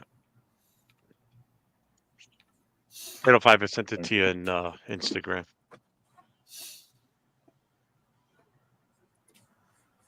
Yeah, that's right, Arnold. Yeah, this scheme, the fit, that all matters. Everything matters. That's what the Raiders got to do now. They got to make sure everybody fits their scheme. Instead of just getting players because they're a name, they get the players that fit their scheme. Right, but that it's on the player to conduct himself off the field. You know what I mean? Like, oh yeah, he was making poor decisions. He still continues to make poor decisions. So fuck that guy. I guess you don't like him. No, I don't. I know you don't. I mean, yeah, it was horrible. I like I said when they picked him, I thought, okay, now we got the linebacker core camp. We gonna do this. Didn't show up. I think he missed half a training camp or something like that. I think it was him. I remember Michael Huff. I thought it was gonna be big too. Michael Huff, he was a big safety. He was all right. Like, he gets a bad rap, but I thought he was he was decent up. Like, you got to remember, he was a second team All Pro in 2010. Yeah, but I said the hype was like he's gonna be the All-Star thing, but he wasn't okay, that. But he didn't. He wasn't as bad as a lot of these other safeties that we've had in during that course of then till now. Like, I would take Michael Huff and Tyvon Branch over any safety tandem that we've had in that time frame. Yeah, Michael Huff was a big kid though. Sure. Your Branch was pretty solid too. Yeah. Branch was the man. Yeah. Let me see. We'll wait for real talk. There we go. I was gonna say I got to do some homework before midnight, so I was gonna say we'll give it another like 15. If you were to leave the stream, like it would still be live, wouldn't it? Oh yeah, for sure. Yeah, I was gonna say if I have to cut out, I'll probably cut out at 11, just so I have enough time to kind of get it done. What's up, 805? What's up, brother? What's up, Paul? What's happening?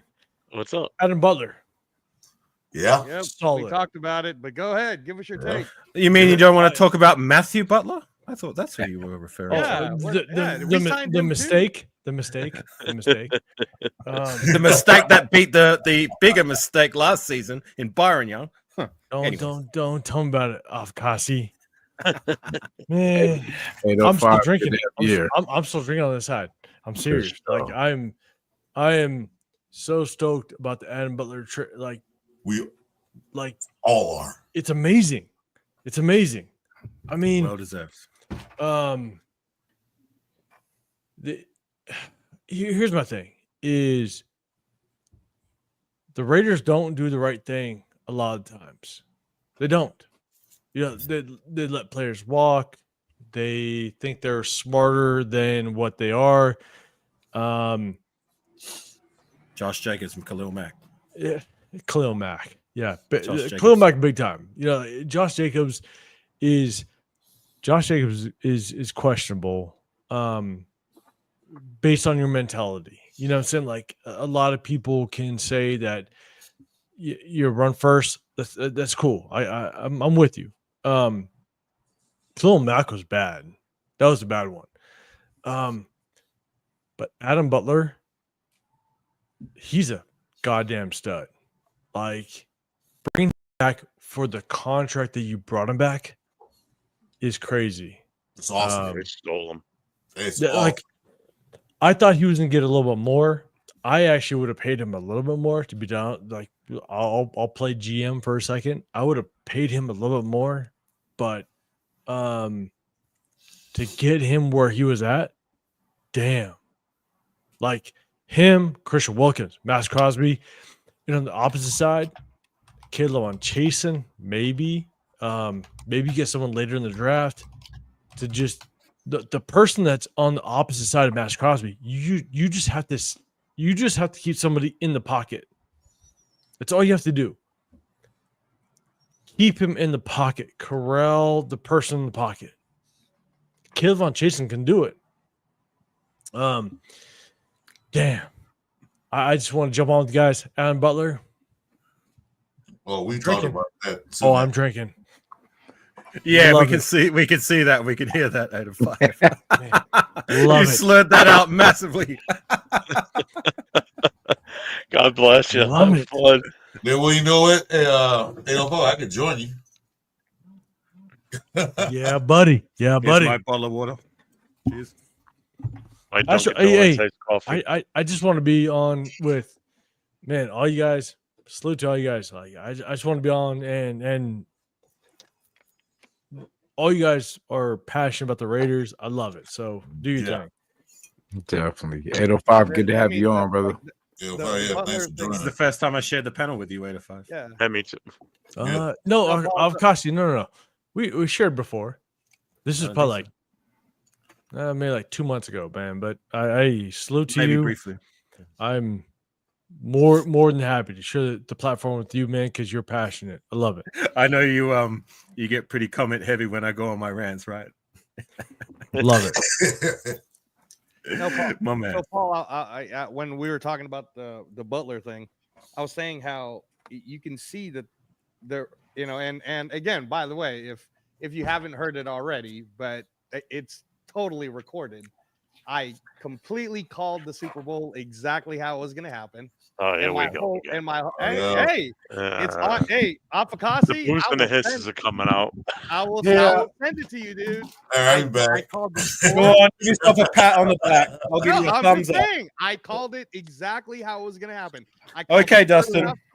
I called the final score. I called exactly how they're going to beat them. And the whole reason why I'm even bringing it up is when everybody thought I was crazy, I said, so if the refs call this game the way it's supposed to be called, unlike the games they've called for the Raiders against the Chiefs, I said the Raiders for the last 2 seasons have already been showing exactly how you attack the Chiefs. You've seen it. Like, and I said, and I kept saying, and our team was ass last year when we were there, and we almost still beat them. It just kind of got out of hand for us. So now with us having Wilkins, we have Butler, we have Crosby, right? If we get someone, and this is what I was saying before, Paul, Sweat's gonna be available, right? So would I rather get Malcolm Kuntz back if it's an overpay, or will Malcolm Kuntz at least be an take a team discount? No, because okay, so we still need to figure out what Geno Smith's true contract looks like. Is it front loaded? Is it back loaded? We have to figure out what you saw it, right? For this year, right now, it doesn't count against the cap. It doesn't count. It doesn't. They already said it. I saw that. Is that true though? It's true. Yes, it's 100% reported. Yeah, that his 31 million does not count against us this year. Yeah. So the extension is only because about the 40 to 45 million that he could have. It's a 2-year or a 3-year extension that he's looking for. So can I ask you guys? Is that based on Spotrac or like what is that based on? I'm just asking. I'm not saying you guys are wrong. I'm going to find a report. What'd you call it? Spotrac? I'm going to find a report for you, and I'll send it. I'm just asking. Spotrac. Or Spotrac. Sorry, guys. I'm a little hammered because I love the Adam Butler trade. No, evidently. Oh, passionate. I love it. That was the biggest dessert. That's the best piece for me. You want to talk about Adam Butler? It's the report was by Tashawn Reed. Yeah, and that's hard because that for him it's speculation, and that's the hard part. I want to know what the actual Geno Smith trade is. Like, I just want to know it. Tashawn Reed is pretty accurate. Like, he's one of the guys I would take their word that's for. Fine. 95% of the time does not post BS or post clickbaity whatever stuff like a lot of these other cats do. Like, Tashawn Reed is someone I would trust. I'm with you. And I think we can all treat them all for the most part the same, but like I just want to know like what is the true numbers. And so here's my thing is that with the true numbers, if how they construct Geno Smith's contract, it's going to be very interesting to the success in the short term because we all have to correlate Pete Carroll. Pete Carroll is not going to be here for 10 years. Like he's going to want to win now, and rightfully so. And the moves that we see, he's going to want to win now. Man, I'm telling you, like all the moves that I see thus far is that he wants to win now. You bring back Patrick Graham. That's a win now move. I mean, a lot of times where other head coaches that get jobs, they're gonna bring their own guys. He brought Patrick Graham. Cool. And our biggest chance at success moving forward is on the defensive side. And so I love the fact that we bring up Patrick Graham, and then Adam Butler. That's nasty work. I'm sorry. Yeah. It's good. It's a good thing. That's why I've been drinking the last 3 hours. We're all happy. With that said, like, is it really fair to expect win now, being that we were 4-13 last season? I mean, if we can win now, win sooner, that'd be the bullseye. But like, I'm not expecting that. I'm expecting challenge for wild card. That's it. I'm not expecting Super Bowl. I'm expecting challenge for wild card because if you look at Geno Smith last year, everyone wants to say, "Oh, bad year," understandable, 100%.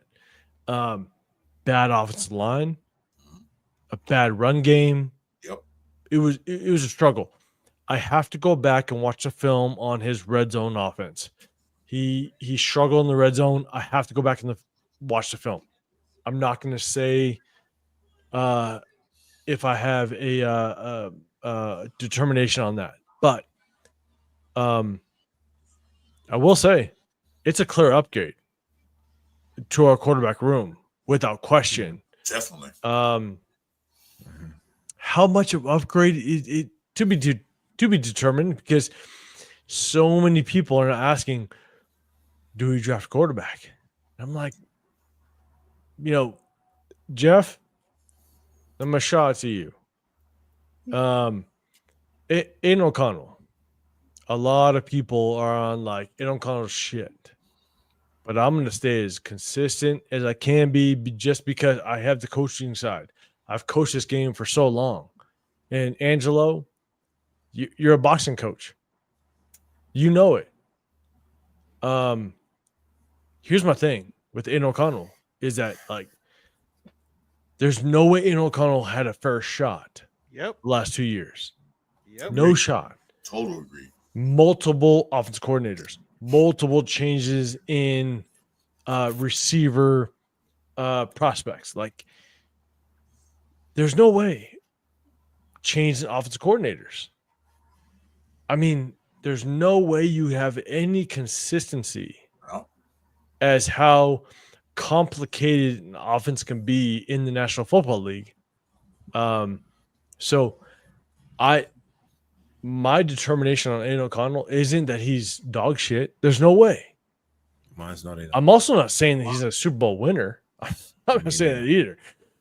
But my determination on Aiden O'Connell is that we don't know.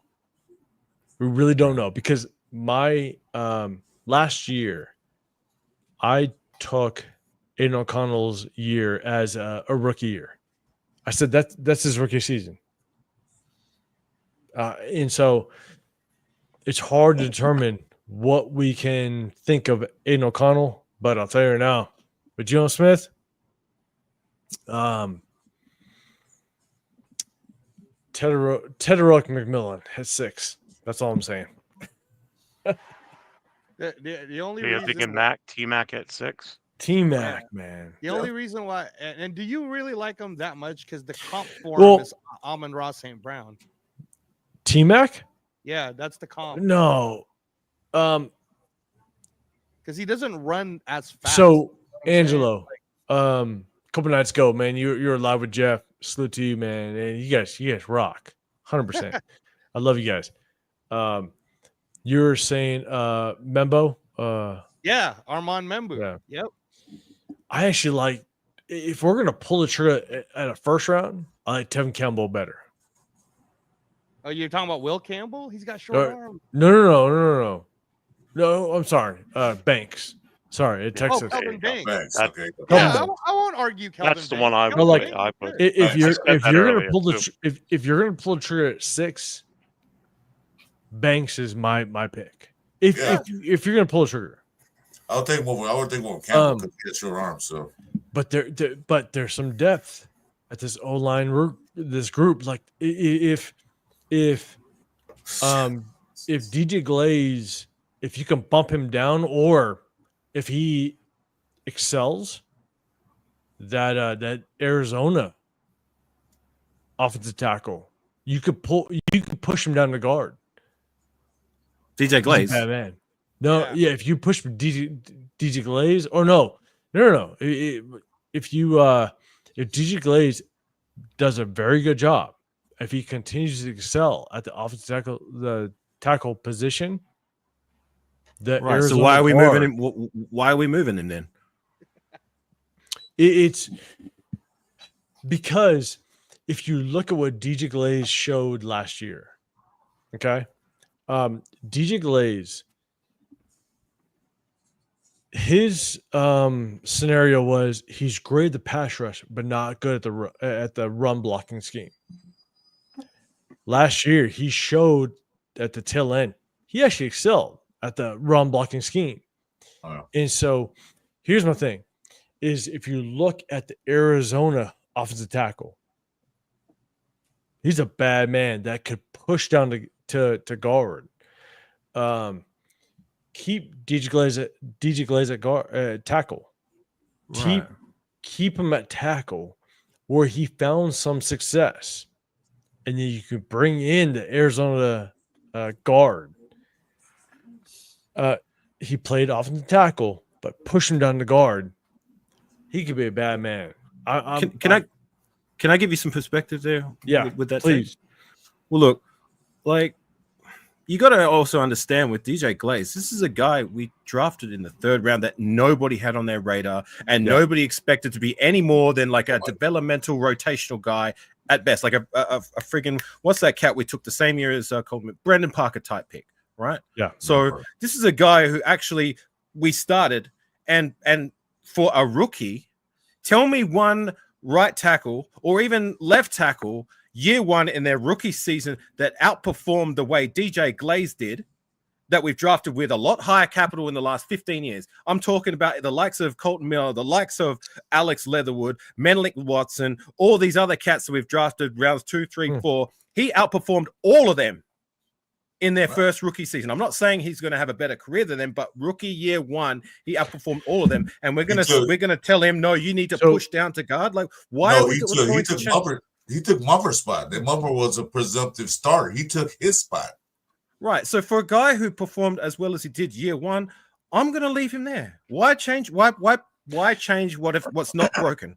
Keep him where he's doing fine. He's doing good, and he's only going to get better. Leave him there. And to add to that, Alfakasi, Paul, just so that Chris hates it when I say this, but it's just factual, man. So you know how we got DJ Glaze in the 3rd round, and the reason why we didn't pick him up in the 3rd round is there was a run of offensive tackles that was happening, and DJ Glaze was the last of the best ones, right? 100%. The best ones. So, I was Talisha Fuaga the whole time. Yeah. So Chris hates it when I say this, but Art Shell was also a 3rd round tackle pick. I'm just he always thinks I'm comparing the two, but I'm like, if DJ Glaze excels to be the starter for the next 10 years, that'd be a pretty, that I mean, he hasn't done it yet, but I'm with Alfakasi on. Well, just to my point, like whatever, it doesn't matter where he was drafted. He was a rookie. This is be his 2nd season. This is where you get to learn more stuff. This is where you get to home in on the skills with the run blocking and the pass rushing. He was a rookie. He didn't NFL work. Like I said, he took Mumford's job, who was presumed to be the starter. He took his job away. Right. So you must be a bad man to So- take a starter away. Give me a rookie tackle in the last decade and a half that had a better rookie season than DJ Glazer at tackle. Give me one. Well, Talisi Fuaga had a better year last year, but No, I'm talking about Raiders. But no. Yeah, Hold on. Afakasi. I'm not disagreeing with you at all. You know what I'm saying? But when people want to take a tackle at 6, that's when we have to have the conversation. You know what I'm saying? Like, I think based on my game film, what I watched, DJ Glaze could be a good right tackle for us. You have Colton Miller on the left, DJ Glaze on the right. I'm cool with it. I just want a guard. That's all I want. Yeah, me too. I want to go too. Definitely. I'm just saying, like, what's not broke? Why try to fix it? Like, why take a with player who is played well at a certain position and is just getting comfortable and accumulated to the position at the NFL level, and then we're going to say no, we're going to throw you to somewhere else. Like, So Avakasi, I agree with you 100%. I'm with you. Salute to you 100%. You know what I'm saying? I mean, you don't have to agree. I mean, I'm just giving you. No, I do though, because when you explain it, it's different. Because when you have people in the chat and everybody like rocking, like they ask questions and you have to address it. You know what I'm saying? And so, I'm with you. I'm just say, good. I just say cheers to Adam Butler. Cheers to. I'm happy. I was happy. Adam Butler. Happy his free agent signing right so far. We finally have a Butler on our team that's worth a damn, right? Exactly. You do know, Afakasi, that Matthew Butler also got signed to a 1-year contract. You know, yeah, he did. And he's done what? I know. He did. They signed to a 1-year contract. Yeah, he got signed to it ain't worth nothing. Like what, 600,000? So yeah, it was him. Cool, great. Can he do, like, I'm not asking him to do a lot of things, but can he at least do something? Besides beat Byron Young out for a roster spot in preseason last year? Like, one thing, I don't care. You know what, though? Hey, the one thing that we have to keep in mind is between Adam Butler, but Jonah Laulu is a bad man. Towards the tail end of the season, he's a guy that's still on the roster. Jordan Laulu, like, he could be the rotational piece. I'm telling you, like, I forgot about him. He could be a trade piece next year. I mean, based on how well he did last year. So don't overlook. Even though we brought on Adam Butler and Christian Wilkins, we obviously have Christian Wilkins. Don't overlook Jonah Laulu. He's a bad man. Is it Laulu or is it? How's it spelled? Is it Laulu? No, it's Laulu. Laulu. Are you Hawaiian or Islander? I'm part Hawaiian. Yeah, I have a bunch of family in Oahu. So you're Afakasi like me. Yeah. Do you even know what that means? I'll tell you, if I don't pronounce names right, they'll check my ass. So, yeah. Well, one try to pronounce it when you hadn't been drinking so much that might. Yeah, exactly. Avakasi means half Islander. Hey, he's celebrating the Adam Butler thing. Let him have his fun. Yeah, I'm celebrating. Yeah, I'm just messing with you. 8 to 5. I'm just messing with you. I just appreciate being able to share I'm celebrating Adam Butler. Damn it. Yeah, I don't blame him. I'm happy too. I'm happy too. Just having a little bit of fun with you, man. You're a good guy. I love it. Now, I was looking at our O-line guys. So the other guy, and I don't know if you watched them in the draft last year, that I don't know if you guys know, we also have him on that same Dalton Wagner contract. Is this kid named Ayedse Gottlieb? I think he was Maryland, but I remember watching him in the draft too, and we still have him. He's only 24 years old. He's kind of small, but you know, they're developing him. So who? Ayedse Gottlieb. Yeah. out of Gilbert Maryland. Godfrey. Try to say that one, 805. I tried to, but I'm staying away. Well, we were saying earlier, 805, we were saying Dalton Wagner's right back into another developmental contract. And I was saying, how many developmental contracts is this motherfucker going to get? But it's also different regimes. Right. Yeah. Like this is things like some people can see something in a player and you pay them for it. And that's Dalton Wagner. That's, some people can be okay with that. We don't know what this regime is prioritizing. That's my biggest thing is and that's why I'm excited. I'm excited for tomorrow. I'm excited just to see what the moves are going to make moving forward because it's a different regime. And we're less than an hour away from the tampering period. Yeah, we're less than an hour away. Dalton Wagner, man. I watched this film. I don't know why we're so high on Dalton Wagner. He was one of the highest paid. He's big. He's big. That's why they want him. He's big and he looks nasty. Yeah. No. As much as I'll say, I don't know why. I was actually pretty good on Cooker, which is one of our offensive tackles at TCU. I was big on him. Didn't pan out. So I'm not saying I'm the end all be all. I am not saying that I know what is going on. Okay. Let's do that. Cooker was a guy that at TCU, I thought he had potential. I thought he was going to strive to be something. Didn't pan out. Man, I'll tell you right now, tomorrow is going to say a lot, and I'm excited for it now. I'm waiting and willing, but Adam Butler, solid. Yes, sir. With Wagner, I mean, like he's a guy who's been on our roster 2 seasons now on the practice squad, and I say this about all the undrafted free agents that come in the door because a lot of people get hung up on them and say they're going to do this, that, and expect a bunch of everything. You know what I mean? But for me, it's like if we get anything out of these guys, if they even take the field and play some snaps in a pinch, that's a win. You know what I mean? If Wagner does anything, like that's a win for me. And if he doesn't develop to do anything, if he doesn't make the 53-man roster by the end of this preseason, there's a case of like, so what? Like, whatever.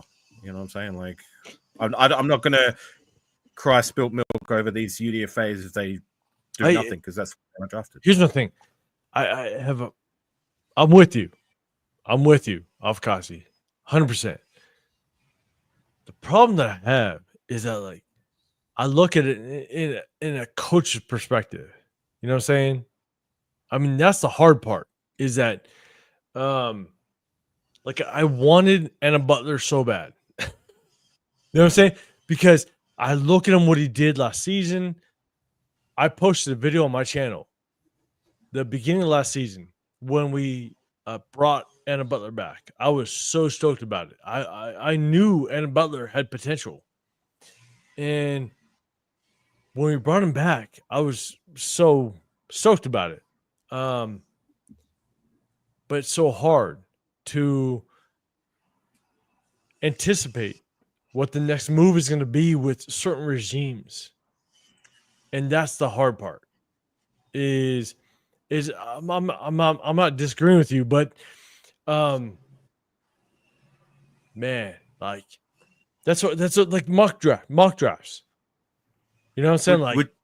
Would you agree on my statement? I said before, I can see that you're very high on Adam Butler, but do you agree on my statement that Adam Butler has been the best and most consistent interior guy since the days of Richard Seymour and Tommy Kelly? Like, name one that's been more consistent in that time frame. Can you name one? Richard Seymour and Tommy Kelly. Since those days. I mean,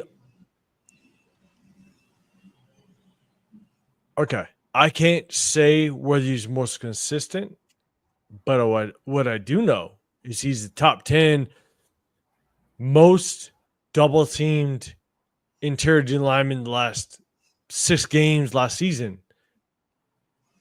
and battled and did his work. Can you name one Raider interior defensive tackle that's played to the level at or better than Adam Butler since the days of Richard Seymour and Tommy Kelly? That's what my statement was. Okay.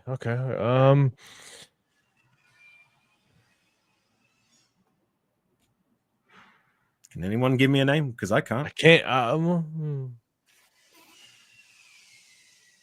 mean, those are pretty good names, bro. But to my point, why it makes. But we were bad though. Like we're bad. It doesn't matter. It's been a long time since Richard Seymour and Tommy Kelly have been in the door. That's a long time. I'm talking since then. But yeah, I'm not talking about Jerry Ball. Like, you know what I mean? Like Jerry Ball was way before them. But to my point, what I'm trying to say is that like since then, that time frame, that's spanning like 13 years, we've had interior guys come and go, and for the most part they've been very, very underwhelming. It's been a position of weakness, and for a guy that come in with to no fanfare and play to his level, that's a big win. That's what I'm trying to say. But it's looking at the whole picture. You know what I'm saying? Like, look at the whole picture in the sense that,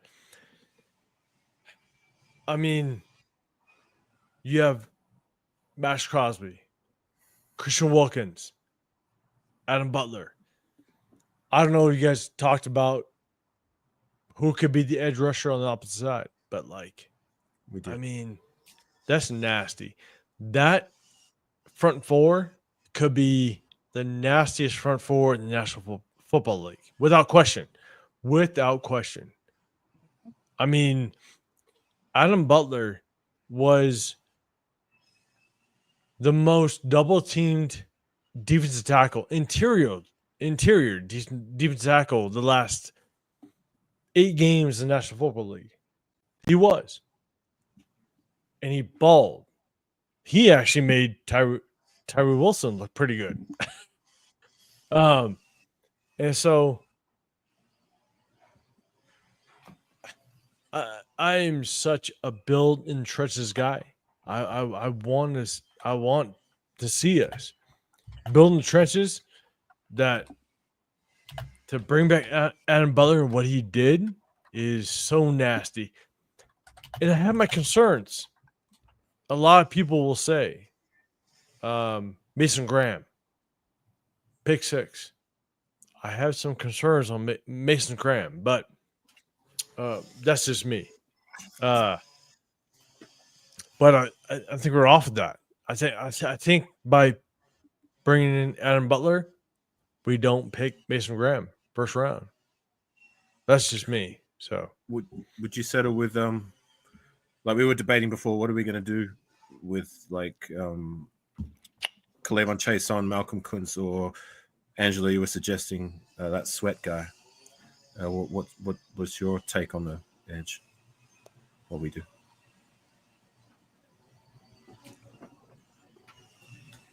For me, or because of what Adam Butler's contract looked like, it's actually not as bad as I thought. I thought we were going to pay him more. I think what's so bad is Adam Butler's contract still brings Kuntz in the picture. It's as bad as it sounds. It still brings him in the picture. I don't want to pay him that because at the end of the day, Adam Butler, Christian Wilkins, Max Crosby, like that's 3 high-paid interior defensive linemen. I would pay K'Lavon Chaisson. I that was my answer too. Yeah, like I would. I mean, again, it's without knowing what the whole contract looks like. But like, if you Adam Butler, Wilkins, and Max,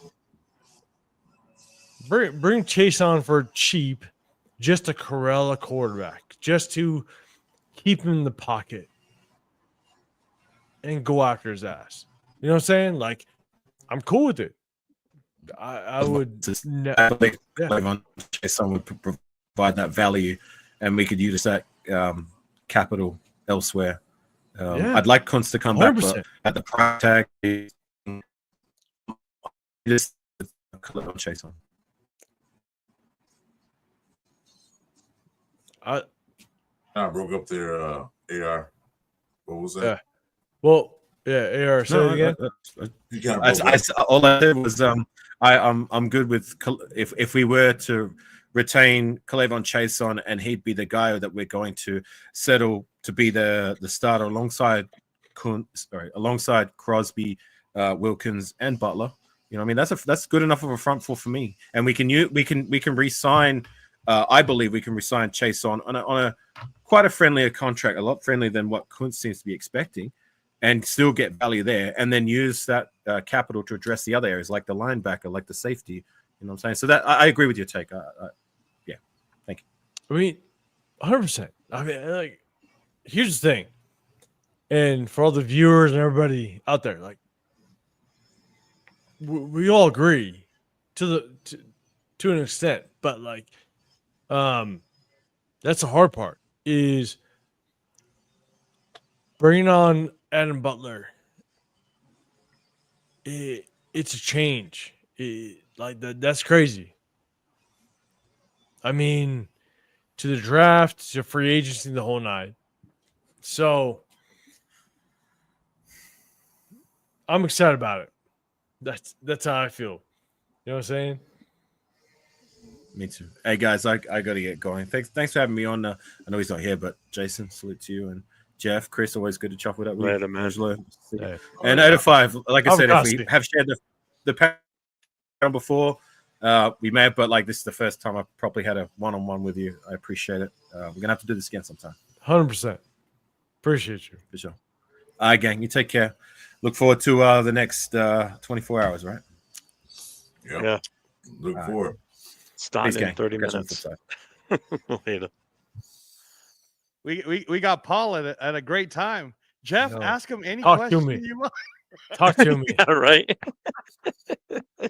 I mean, but it's Angelo. You got your offensive lineman, man. I want my offensive lineman. I need 2 guards. Okay.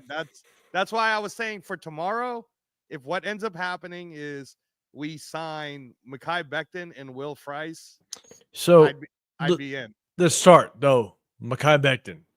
Let's start Right. with that. Okay. I have a fear. It's just a fear.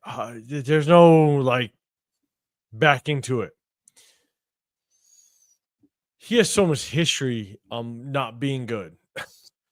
Yeah, that was also with the Jets, Paul. And I know the Jets don't develop anyone. I know. So do we need to spend a shit ton of money? We're not in the position to spend a shit ton of money for a hope that he's okay. Like the thing is, how can we say that it's a hope when we just watched him win the Super Bowl and actually be one of the reasons why they won the Super Bowl? I'm with you. I don't know. But I don't have the history like, to tell are me. we honestly going to get scared right now, Paul? Yes. Of a 25-year-old person who we Yes. can get for probably 21 to 23 million Yes. per year? Yes, given the fact that I can probably get some later in the draft. You won't get another 6'8", 380-pound guy in the draft. That's fine. Jeff, is there anyone in the draft that's 6'8", 380 pounds that's a Super Bowl champion in the draft? Like even a national champion? I'm not saying Mekhi Becton. I'm not saying Mekhi Becton is not going to be a stud. I'm not saying it. It just comes with risk because of what he showed early in his career. That's the problem I have. And that's the same thing. Like I know. Joe Burrow was ass, and then he went to LSU, and he proved in LSU that if you put a system around him, he's amazing. So Mekhi Becton, you're right, he was ass when he was with the Jets. Sam Darnold was ass when he was with the Jets. Now Sam Darnold's the number one quarterback in free agency that they're talking about. Like this is it's a team thing, not a player thing. Or it's just a player thing. To whether or not whether or not he's is going to be a monster if he re-signs back. For example, and me and Jeff were having this talk earlier. If Mekhi Becton is one of the 3 that they need to re-sign back, the Eagles, that'll tell you all you need to know, that they were willing to spend more money on Mekhi Becton than Josh Sweat and Milton. Okay. If you wait to see how the guard market works out. There's only 2 guards, Paul. There's only 2 guards. I know. There's only Will Fries, who's 26. I know. And then there's Mekhi Becton. And those are the only 2. Yeah, other than that, like everybody's gonna say, trust me, I know. Trey Smith is gonna Jenkins is ass. Trey Smith is already in a contract with I know. So it's either Mekhi Becton or Will Fries. That's why for me, I look more for the AZ offensive tackle, transfer him to guard. That's me. Like it's hard. It's hard to prioritize the offensive line. I want to build the offensive line 100%. Yeah, no, I'm all in on the offensive line. We're gonna get all pissed if we spent all this money on all this offense and we still can't protect the quarterback. And Colton Miller isn't doing the job, man. So that's what I'm saying is if we're gonna keep Colton Miller because he wants to restructure and do an extension, and then we keep Mumford for his final year because everybody knows your contract year is going to be your best year, then I still need 2 guards. I still need 2 Sweet feet. He's a bad man. 3 feet. So, we're either drafting high, Paul, on like you said, Kelvin Banks, Armand Membu, whatever, or let me see if in free agency they go get somebody. Because Alex Kappa is not the somebody. I mean, all respect to Alex Kappa. So look, he wasn't the big. No. But I was high last year, as you were transplant on Fuaga, baby. Fuaga. I was high on Fuaga. I wanted Fuaga 100%. I mean, like big. to be dead honest. But we have to see what the big push on free agency happens. I mean, we have to. Because you look, a lot of teams are going to re-sign their own free agents. I hope. Here's the biggest I don't know if you guys talked about it, but should we sign Spillane? I mean, honestly, like that's the biggest question. Should we sign Spillane? We got Adam Butler, cool, but is it Spillane or is it Trevon Merrick? That's crazy. That it's crazy. You don't think we could sign both? I mean, Merrick probably not, but Spillane. Hey, Angelo. Could sign him. Angelo, hang on a second. Jason, can you share what I posted down there? Yeah.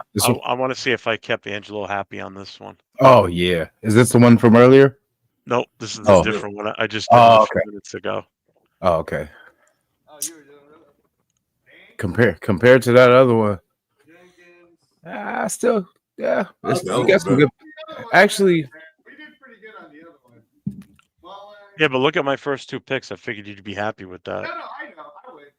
I just wanted to see what would be available if I went that route and how much it changed other people's drafts.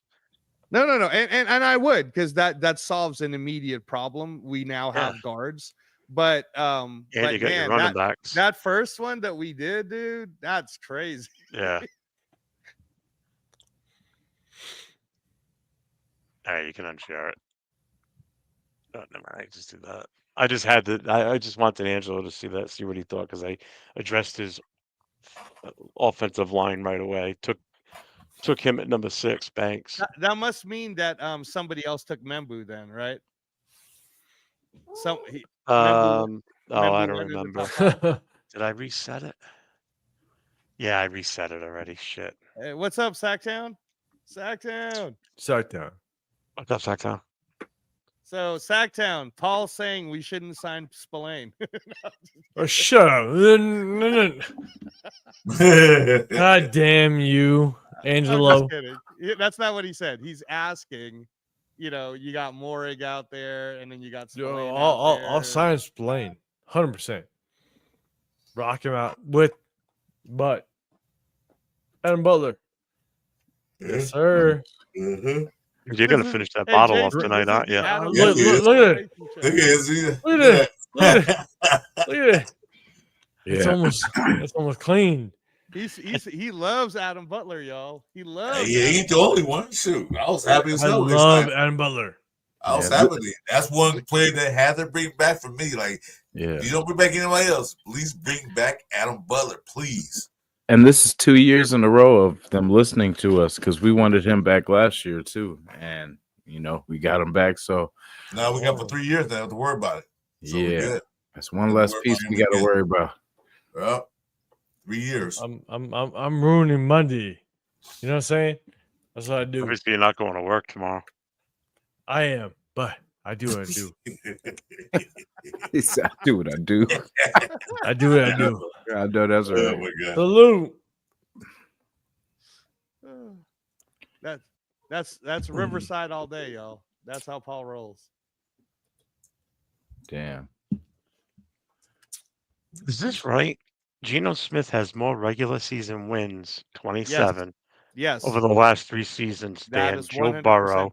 Yep. Justin Sherbert. Yep. Tua, Purdy, Dak Prescott, Matthew Stafford, Baker Mayfield, Derek Carr, and Sam Darnold.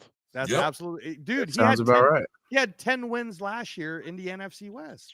With a trash offensive line and no running back. And they didn't make the playoffs either. That was I heard too. At 10, they lost their last game to the Rams. That's why they don't won that game. They don't make the playoffs. Yeah, they lost the division games, which 10 wins. That's crazy. 10 wins don't get you to playoffs. Like I said, I looked at the stat. He is 30-5 in indoor stadiums. And guess where he's playing now? In the indoor stadium. And on top of that is natural grass too. So, God. Yeah. Well, I bet you Chip Kelly is salivating right now. Like, yes. Yes. That'd be crazy. I mean, I got high hopes, but I'm not gonna be like I was when AP got the job last year. I'm not getting overexcited. I was super excited that he got the job, but that was a major disappointment. It's like, your prom date turned out to be a guy. I don't want to. I don't want that disappointment again. Really, Chris? Love it. God damn it. But I'm happy. I'm happy this year. I'm more content. Like, I think we can, or I know we can do something this year. So I mean, it feels like it. It definitely feels like it. I feel like moving in the right direction. I feel like we're going in the right direction. Finally, after 40 years? Jesus Christ. Kev, to be fair, I think it was just for the price. Andre James was just, because back then when we first had him, we were kind of. It was no offense at all. I was just joking. I was no offense to anybody. I'm with you. It was no offense. Yeah, I think it was with James. It was just a cheap contract. It was kind of like a Luminor. We had got a Luminor. Luminor stuck around a couple years for cheap, and as long as he was willing to do that, we definitely needed to, because there was other people at that time we were trying to pay. But I didn't like it. I'm not saying that I liked it, because that's why I knew we were headed in the wrong direction when we re-signed him. Because I'm like, you obviously haven't been watching the games, because he's one of the reasons that we are not doing good up front. So, when we brought him back, I knew kind of what we had going. But the thing is with James, in the zone defense, in the zone blocking scheme, he was decent because he could move faster. Mm-hmm. In a power run, he was getting pushed back like there was no tomorrow. So, and then the Raiders could decide what we're going to be. We're going to be a power running team or a zone team. What we doing? And they couldn't make their mind up. Plus, the offensive line coach was trash. I don't know if I forgot his name. I ain't trying to remember it either. It's James Craig. I wasn't trying to remember it, so thank you. He was trash. So, well, what do we? The Raiders, for me, for the last few years, had no identity. None. They didn't know what they were going to be. Power running team, passing team, a defensive team, whatever good defense, but we have no identity. I think now we're going to develop an identity. This is what we do, and we're going to keep doing it, and we're going to do it well. That's what I think we're going to start doing. So, got quiet. I guess like Christian. Maybe, hopefully. Yeah, I'll talk hopeful. That's what this season give me a little more hope and more confidence than the last few years, since we got smart people in the building. Yeah, I definitely want to see them do something with Wagner. If it's backup for Glaze or something. I want to see put that 6'8", 320 to work somewhere. Yeah, to work on his feet where his footwork here was lousy. Yeah, I was gonna say make him a guard. You know what I mean? Make him a big ass guard. Yeah, he's a good power blocker, but anything else, he was a good pass blocker at Arkansas, but I don't know about the run. That's just he had a problem with. Yeah. You got me drinking now. Transplant, what you got? Oh no, I'm looking and it says I was looking at what Mekhi Becton's projected market value is. So because he's 25 years old, they're comparing the value of his contract to be either Ezra Cleveland's, Quinn Miners, Landon Dickerson's, or Damian Williams around that price. So probably Quinn Miners.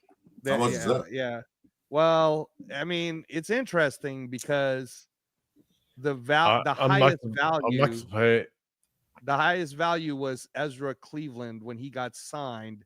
He was 25 years old. His value was 24 million, but his salary was only 8. So that's kind of low, right? And so if we're doing an average now, they're saying that a 4-year contract for someone like Becton, the minimum of it would have to start in the 16 million range with an overall value of 62. But I think that's low just because Tyree Smith or Trey Smith, he got the franchise tag. So, we'd be lucky if we got Mekhi Becton for less than 20 million, but I think that's going to be the number, like 20. But maybe they'll be able to work a deal. I don't see him spend that much money for a guard. No, man. I don't see him doing that. Because they're going to need a couple other things too besides just that one guard. Like if I said they can get a guard in the draft. Yeah. A couple of guards. I don't see them paying $20 just for a guard. Yeah, I'm looking at like the best or the ones that scored the highest or did the best. I mean, there's Dalton Reisner from the Vikings. He's available. Tevin Jenkins was ass. Everybody keeps talking about him. He was from Chicago. Eichenberg's brother is available. Miami. Liam Eichenberg. Yeah. His brother? So his brother is the offensive lineman who is actually a starter in Miami. Liam Eichenberg. That's the brother of our linebacker Eichenberg. Yeah. That's the big brother. Yeah. So it could be him. He's available, and he's going to be a cheap one. I mean, again, though, none of these are saying starter to me, though. Greg Van Roten's still there. Yeah. If we want him back. No, we're okay. Oh, let me see. Yeah, no. I'm trying to look for young and possibly could be good. Yeah, Will Fries is the one that I was thinking because he's a unrestricted free agent. But so Will Fries is from the Colts. See, his average annual salary already for right now would be $14 million. Yeah. So, but yeah, he's good, man. He's good. Like Jonathan Taylor was running well because this guy is good, and he's only 26 years old. So if we can get Will Fries for that amount, 15 million, that'd be pretty dope. Why we got Kappa? We don't need to sign nobody else. No, that's why we have Cap, so that we can sign all. No, we have Kappa. Oh, Kappa, where his name is? Oh no, Alex Kappa is not as dude. Will Fries is an all-pro. Alex Kappa is not. Yeah, he was rated the worst offensive lineman in the NFL last year. Like, wow. No, the reason why they signed him is because from college he was the 3rd-round pick by Spytech, and during the Brady Super Bowl years he was pretty okay. They signed him on potential, Chris. They didn't sign him. Oh, I know. He has familiarity. He knows. They know Spytech and Tom Brady. Yeah, I know. But how much they paid him was like $11 million. That's a little too high to me. I mean, so like Will Fries and Mekhi Becton are definitely the top 2 that everybody wants to get. Those are the 2 if you're going guard. Otherwise, yeah, you do just draft early. That's why I was saying, like, I wouldn't hate the Kelvin Banks early. I wouldn't hate the Armand Membu early. None of those, But again, Kelvin Banks he's a bad man. Yeah. And he could play guard day 1 and eventually become our left tackle. So I wouldn't hate that. I wouldn't hate that move at all. I mean, I think people definitely have the right side. The right side definitely has to be fixed. I don't know about the guy. What's his name? They re-signed him. What's his name? Now I'm forgetting. I'm going to draw a blank. They re-signed him recently. What's that guard's name, guys? Guys in chat, tell me. You talking about Trey Smith from Oh, the Raiders just re-signed him. Our guard. Oh, Meredith. Meredith, yeah. I don't know how good he's going to be. You probably put him on the left side. It's the right side. My concerns with because we got to get rid of Parham. Got to get him out of there. Well, I mean, there's this.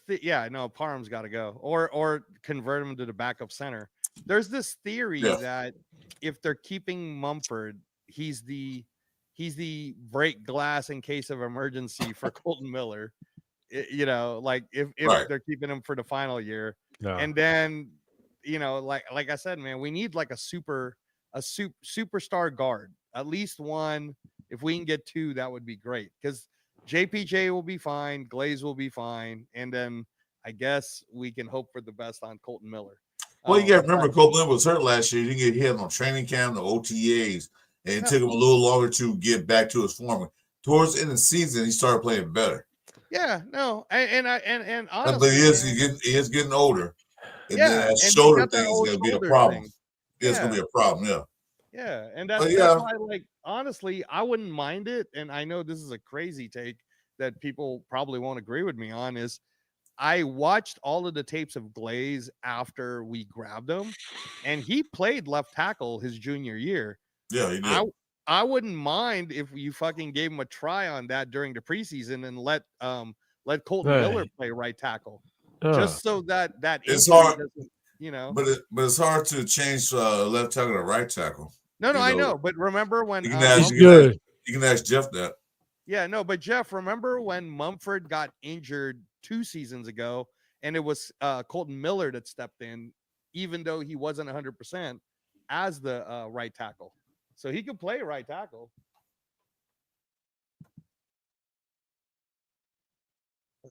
Yeah. And Mumford was a left. He was a left tackle coming out, so he would be more. I think that's what he would be more comfortable on that left side anyway. He did good on the left side when he went in there for Colton Miller when he had a little stinger. He did We'd really rather have well. on the left So, side anyway. Keep on the strong side. well, I'll put it in this. Like you said, emergency break glass, and if you need it, left tackle, keep him over there. Because right tackle, he didn't do too well. Yeah. To me. Yeah. No, that's why it's good for us to just like keep. We really need to invest in the O line. Hey, Sackdown, thanks, bro. I appreciate that. I appreciate you getting all the starting to watch all of those stuff I'm sending you too, bro. I appreciate that. And then move Parham to the janitor's closet. Yeah. Go ahead. No. I was thinking that I wouldn't hire him to be the greenskeeper. Jeff, do you remember though, Jeff, when they tried Parham at center and he wasn't half bad? Like, so maybe he could just be the backup because his contract cost us nothing. He's still lighting the ass though for me. He's still no, I know that's why he would be the backup just in case. He's too small. You know? He's too small to play guard. No, I'm talking about center. He'd be the backup center. I know that. That's what I'm saying. He would be better at that position, but I don't want JPJ out from underneath. I want JPJ to stay where he is. No, you said back. He take JP have a stinger or something like that. Just in case. You know how JPJ plays? He plays a reckless abandonment. He don't give up on plays, so he might get out there and get like a little stinger, like that's it out for a couple of plays. Right. Like that situation. Right. And then Sacktown, I was saying the Alex Kappa pickup is because Spytek was the one that drafted him in the 3rd round, and he was there for the Brady Super Bowl years, and he did pretty good. So Brady likes him too. I don't think he's gonna be the starter. I think they're giving him a try. But you never can't say that because maybe he was playing in a bad position or playing in the wrong team or playing with a bad guard. Because Cincinnati's old line, they were trash too. Not as bad as ours was, but they were trash. No, I think he was in a bad position. Maybe he come here in a new stadium, in a new atmosphere, and with the right coaching, maybe he'll be better than he was last year. Maybe, hopefully. That's all I'm saying. Because sometimes when teams change the scenery, they play better. They're more inspired. Right. Because that happens all the time. Each time our players leave our team, they go to another team and fucking become superstars. Right. No, and I agree with all of that, guys. Like we don't know how good all of these. Like we're hearing about Godwin coming to the Raiders. We won't know how good he'll be, right? Lockett coming to the Raiders. We don't know. But what I'll say is those are all more Band-Aid fixes, not future fixes. So that's why we either have to draft one or we have to get somebody in their mid-20s, not somebody who's 30 on up. Well, first of all, they might be Band-Aid fixed now. Pete Carroll, like I said, 3, maybe 4. First of all, we got to start winning games. We got to start looking like a contending team so we can draw those other free agency agents in here. So that's one thing. And I just saw a report that Brady reached out to Godwin, called, talked to him. So I don't know what that's all about. I don't know, maybe happy birthday or something, but they reached out to Godwin or Goodwin, whatever his name is. So that's a possibility. Would you mind that? Anybody? Godwin coming here? I'm in on it. I mean, he was great. He was on my fantasy team until he got injured. He was awesome. Godwin was amazing. Yeah, I like Godwin. I would definitely him or Lockett would be cool. One or the other. Yeah, Jason, that wide receiver team would look pretty good if it was Myers, Tucker, Godwin, Lockett, and then Matt Collins. Matt Collins. I would like Matt Collins. I would love Matt Collins. I would love him back. I would want him back. I mean, he's not the fastest dude, but he's a 50-50 man. That's what we don't have a 50-50 guy. That's what we need, a 50-50. They go up and fight for the ball besides the coach. Personality would be perfect. I don't know why we let him go anyway. Well, it was because I was make dummy. That's right. Yeah. Make stupid.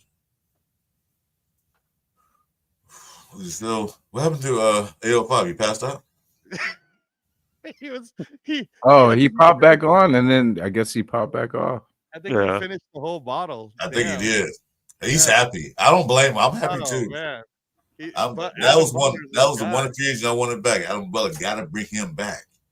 Yeah. They did 3 years, so nothing to worry about for 3 years. Yeah, you'll be a Raider. Yeah, we're on the right. We're on the right That's track. true, bro. That's true. He was having a good time, man. He's happy.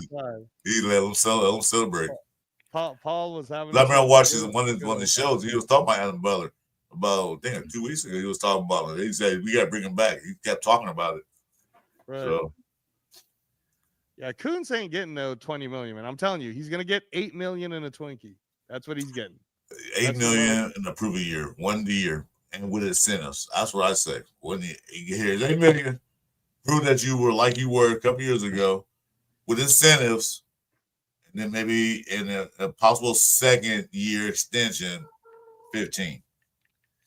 That's what I would do for him. Yeah.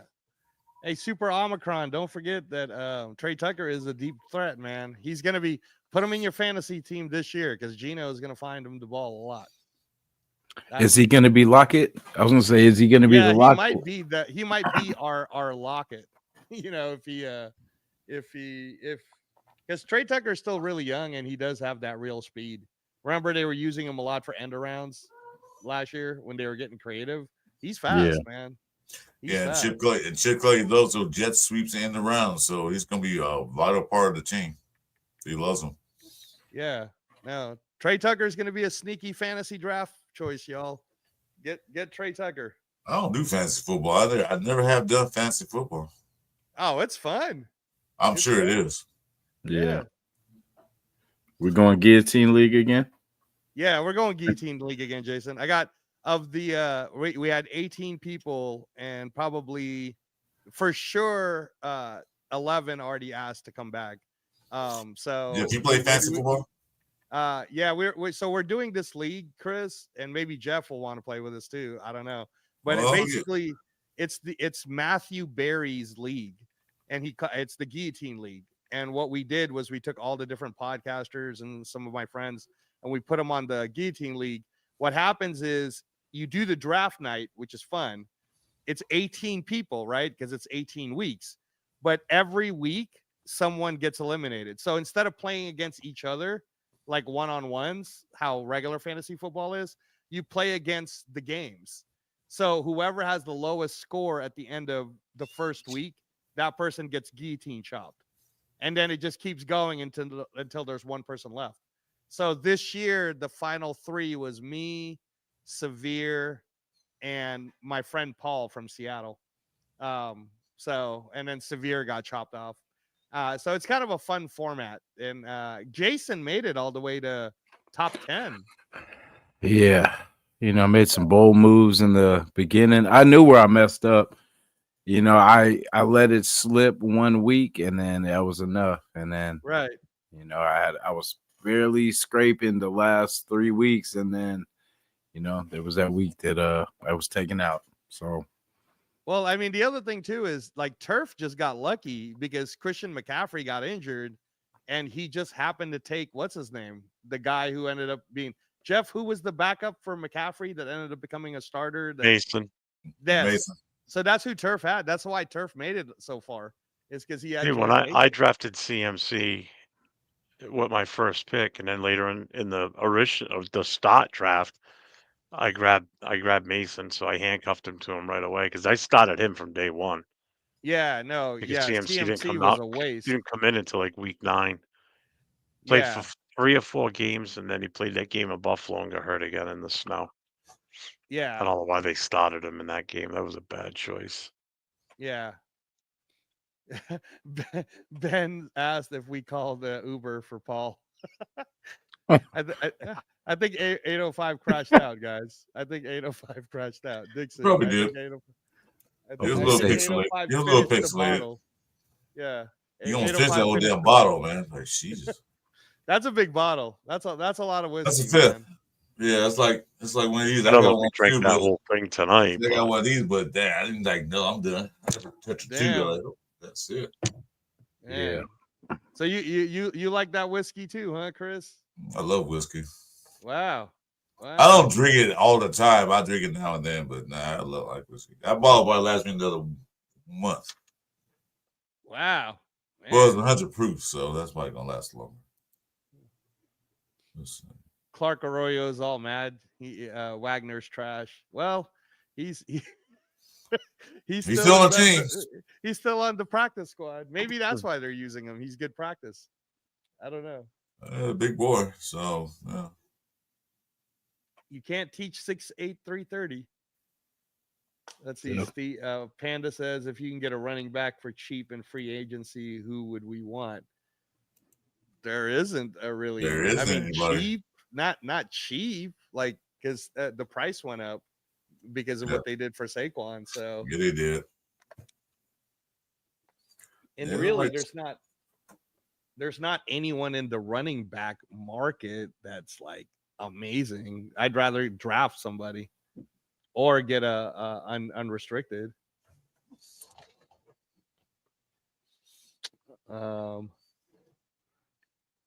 Let's see. Kuntz got screwed by injury. He still needs that prove it year. Now I'm offering $5 million. I don't think he don't think take $5 million. Somebody pick one for that much. Somebody else. Yeah, the problem is Kuntz by what the writers are all writing. He's projected to be in the top 10. He's the number 9 best available free agent according to like Yahoo and all this other shit. So if you believe that, then he's looking for that Josh Sweat money, which is going to be between 15 to 18 million. But that's what I'm saying is I don't think the Raiders should do that. Oh, look, Garoppolo's still a free agent. They didn't sign him yet. Oh, really? Wow. Okay. Should we bring him back? Wait, who? Garoppolo.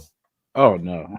No, I heard they need a new water boy, so maybe you can bring back for that. I mean, he's good for the ladies. I was gonna say he'll bring all the ladies to Las Vegas. And some guys too. So don't forget about that. He already still got that lifetime membership to the Bunny Club. So Clavon Chason Panda will probably get anywhere between 5 to 8 million,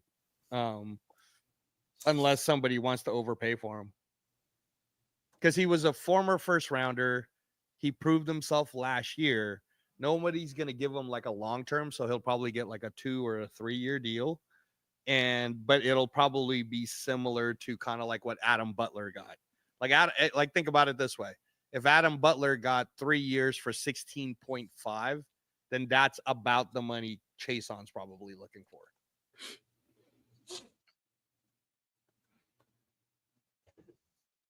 Who we got? Oh, Silver Smoke Raider. Yeah. No, man. What's up, Silver Smoke? Yeah, no, we had Paul 805 here until he finished his bottle and dropped off. Yeah. I don't think he just dropped out. And not his baby bottle either. Silver Smoke, you gotta thank Jason, man. He's sitting there doing his homework and he's got midterms this week, bro. Yeah, I'm all trying to do it so I didn't have to leave. But it was homework, and he's sporting that Warriors jersey because we doing good this year, Jason. We're going to the playoffs this year. That Jimmy Butler trade was a good trade. We might actually make a playoff spot instead of just damn playing. You guys not playing right now.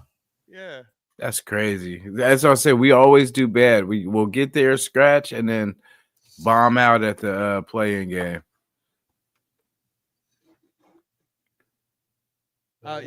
Panda. We were doing the cap. So currently, once we release Andre James, it'll be 52.5 million is the current draft after the people that we've already just signed.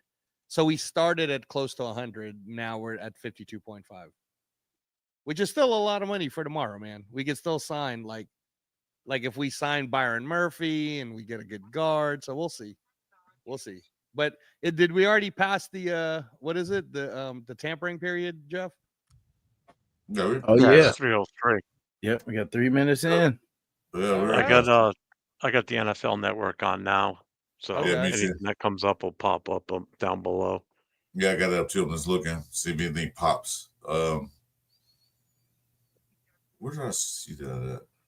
Oh, right here. I mean, it should start popping off now, right? Or is it still like you have to wait till 9 in the morning because it's a 1 p.m. Anything that's going to break, like, reported this team just talked to this guy and came to an agreement, but agreement in principle, one of those comments, Okay.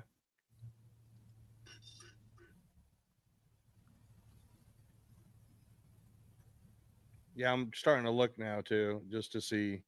And then Sacktown, you still on the chat, Sacktown? Put some up if you're still on the chat. Let's see. Cool Kev.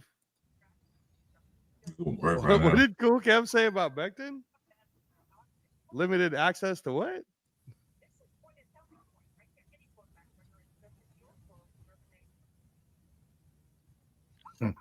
Right now, Panther cap's looking like 51 million right now, but they didn't make the adjustments for the once they cut James, they have to cut. No, I'm talking about they didn't make the adjustment with the Geno trade because they accounted for $30 million. You're right. So right now it's at 51 million cap space, increase. But they didn't adjust it yet. Yeah, because they said it won't adjust until 1 p.m. Eastern time. Yeah.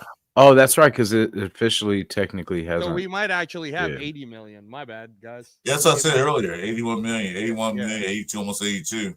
When they adjusted after that time frame. Right. So I was sitting over here talking. I'm trying to come up with logo ideas for my YouTube channel.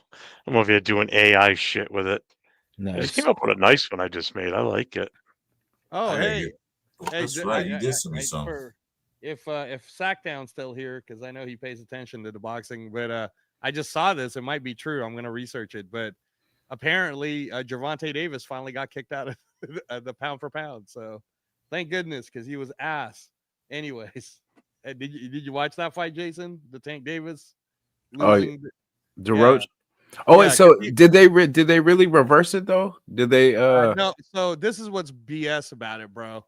Here's what they said, and I can understand it from an official standpoint because the same shit happened to Sam Darnold in the NFL, where in the Rams game, Sam Darnold was totally like face masked, and it was right in front of an official. But because the game had already been played, like they can't reverse the win or anything like that. Mm-hmm. So what they said was, we 100% admit that Gervonta Tank Davis was knocked down, and it should have been a 10-8 round for Lamont Roach, meaning that Lamont Roach should have won. But because they went ahead and continued round 10, 11, and 12, we can't tell what could have happened or what would have happened. So we're just going to keep it the same as a draw. So it's the same thing like what happened to Sam Darnold. Like, yes, we know it's a face mask. Yes, we know that the official messed up, but the game already got played. So what can we really do? Jeff, what program are you using for that AI? What program is it? What the hell is it? It's Galaxy AI. Jason, can you share that for a second? I just want to play this. Tell me what you guys think. Yeah, gotcha.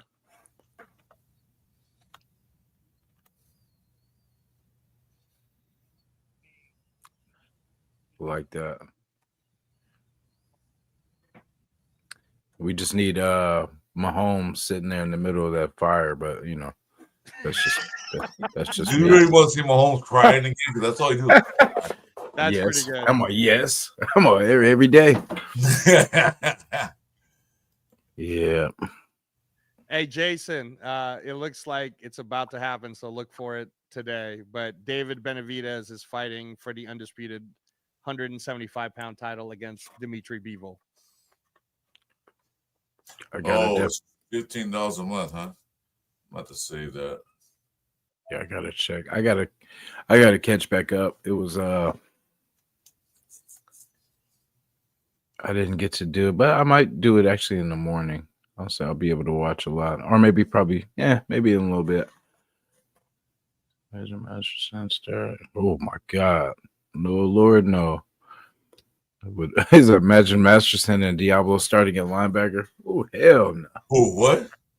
No, Nightmare. that's a lie, dude. Nightmares. That actually happened, and we lost. Yeah, Masterson got the shit shook out of him. He got destroyed. Jesus, man.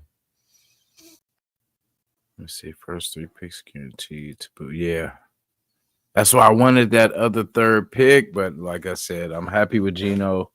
But I wish we could have gave him a fourth. And then I would have been cool with us doubling up. Because it's kind of the same thing, except we have to wait a little longer now to get that fourth pick when we had it in the third round. So, but I'm nitpicking. You know what I mean? So.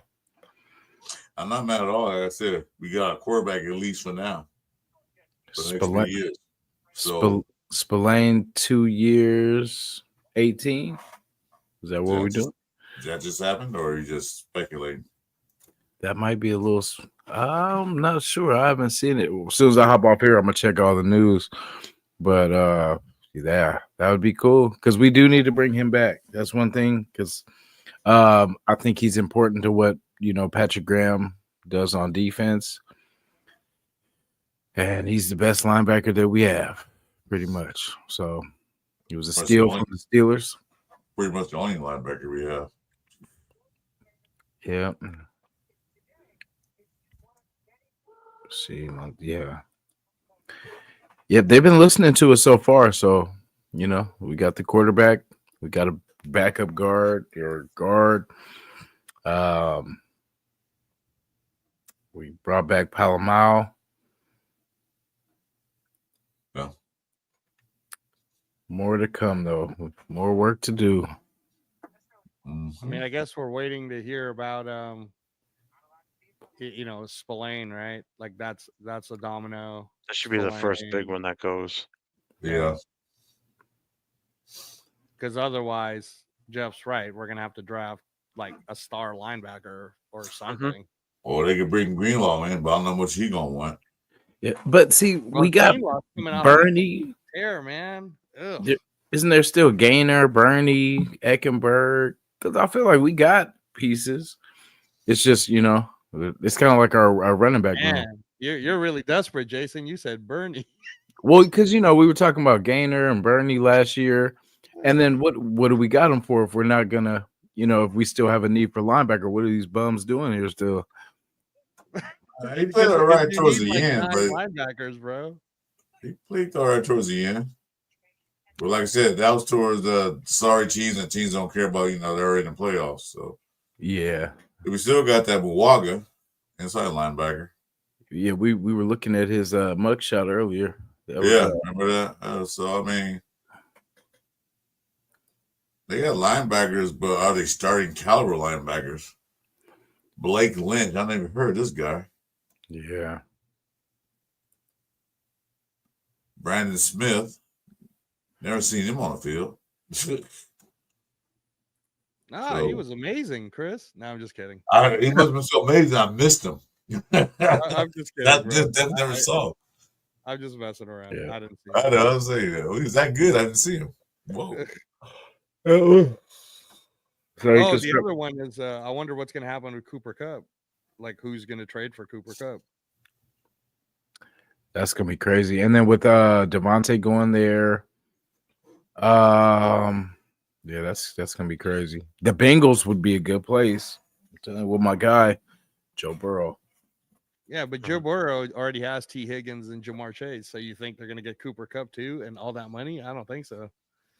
The reason why they're trying to get rid of Kupp is because of the money. It's like 31 million or some shit. Yeah, but they're paying Devontae 46. So make that. Yeah, I was gonna say they're paying him. Yeah, but I think it's only 26 guaranteed though. 805's in the chats again. What? 805, he's in the chats. Oh, bro, did you finish the bottle? 805. He's held down. Yeah, I think that fell out of his chair. That's what I picture too. Like if his feet up in the air and shit, like,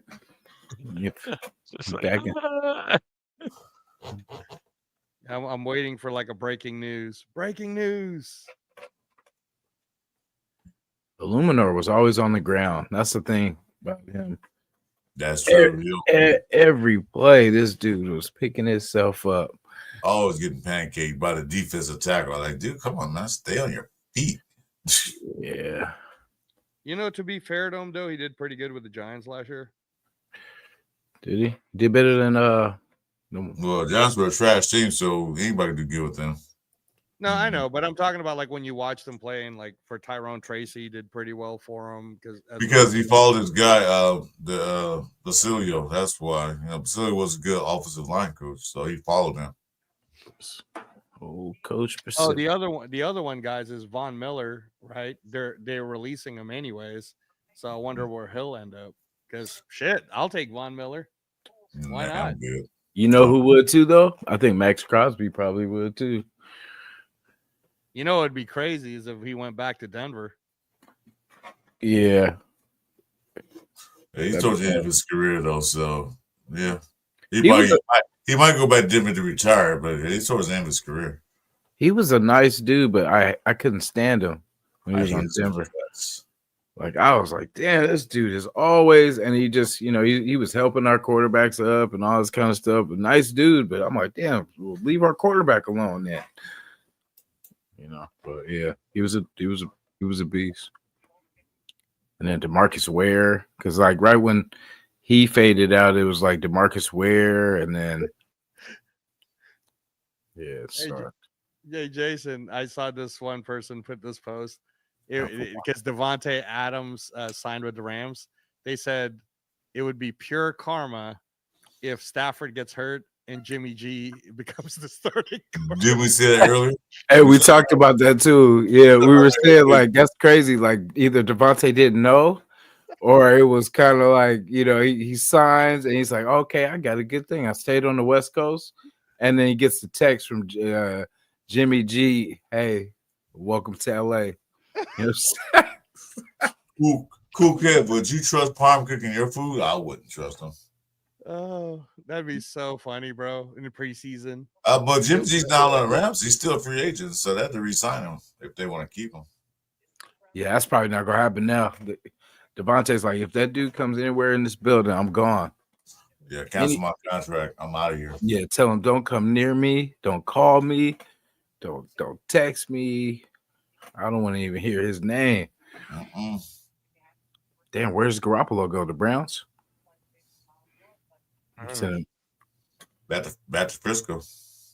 Damn, that'd be crazy.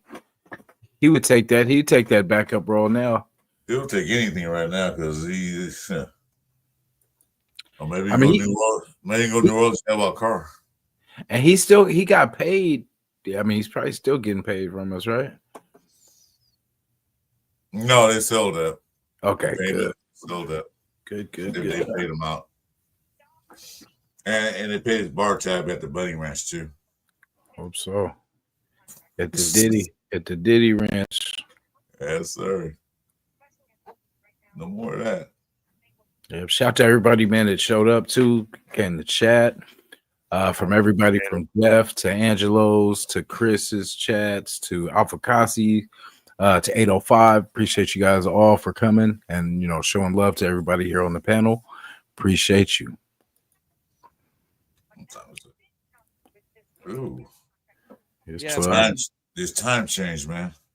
Yeah. Bad. We said that we should just move, if we're keeping Parham, we should just move him to center to back up JPJ because that's about all he'll be good for. He's too small as a guard, man. And then get Ratledge and what's our guy, Zabel? Bam. Yeah, Zabel. Yeah, Zabel and Membu. Or Zabel and Kelvin Banks. Banks. I'd rather have Banks. If we get either one of those guys, that's cool. Yeah. We could do it. Then we got to get the two Ohio State boys to be. Yeah, that's a package deal. Judkins, Henderson, automatic. I mean, over all the Ohio, like from Ejigba to Will Howard, I like the running backs, man. I've been saying this all year. I like Judkins and I like Henderson. And I feel like at the very least, we should get at least one of them.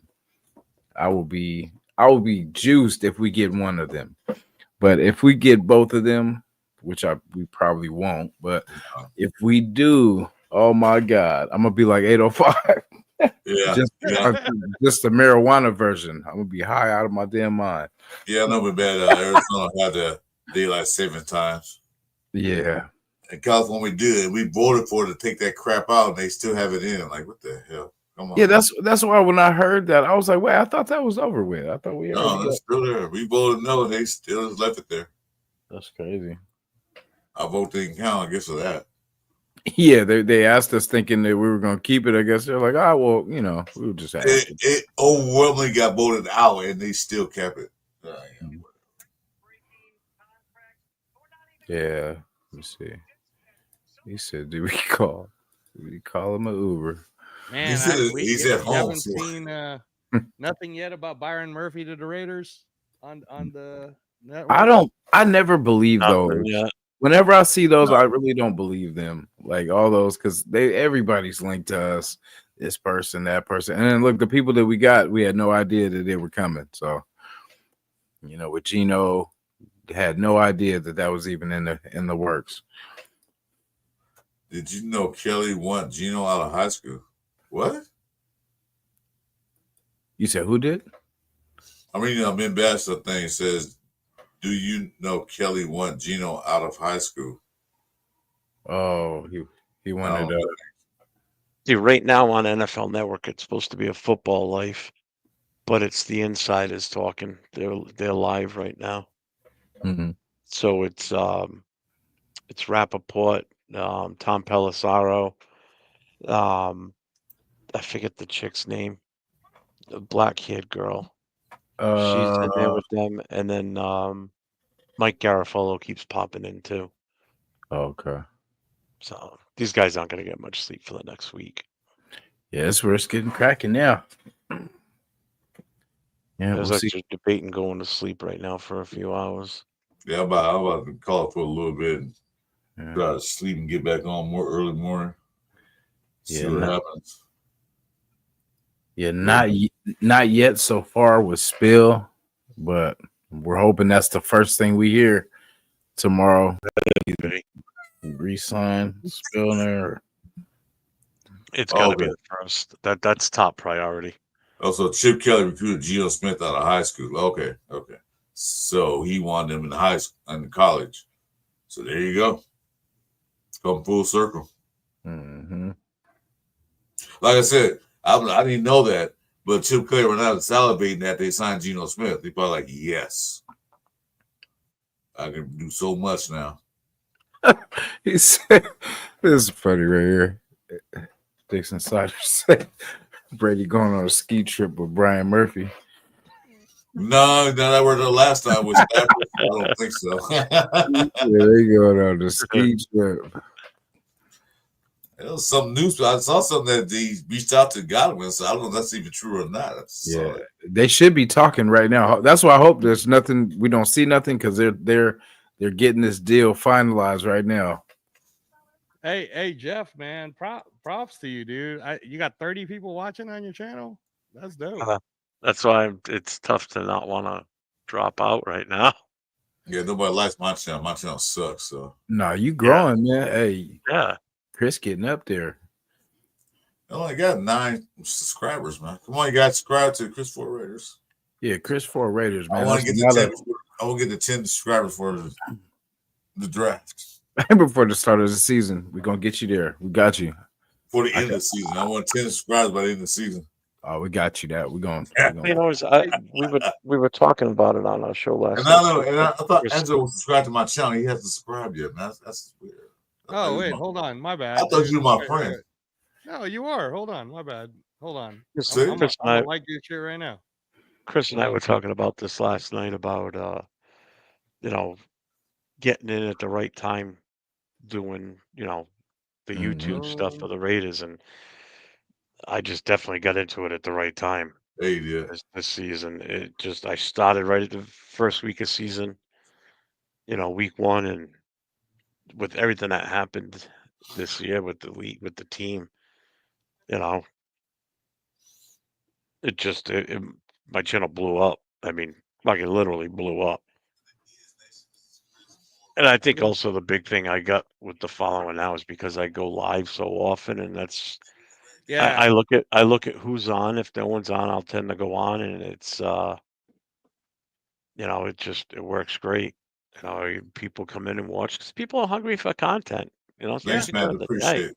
No, that's what I was telling you, Jeff. And by the way, Chris, I already subscribed and I liked all the your first 10 videos. I know because Jason was one of the first ones to subscribe to me because I was on live with Jeff, and Jason was the first one to subscribe. I remember that. Yeah, no, Jason's good peeps, man. Damn, was that your first? That's crazy. I said you won the first. I had like 5 or 6, and then you subscribed and then jumped up to 7.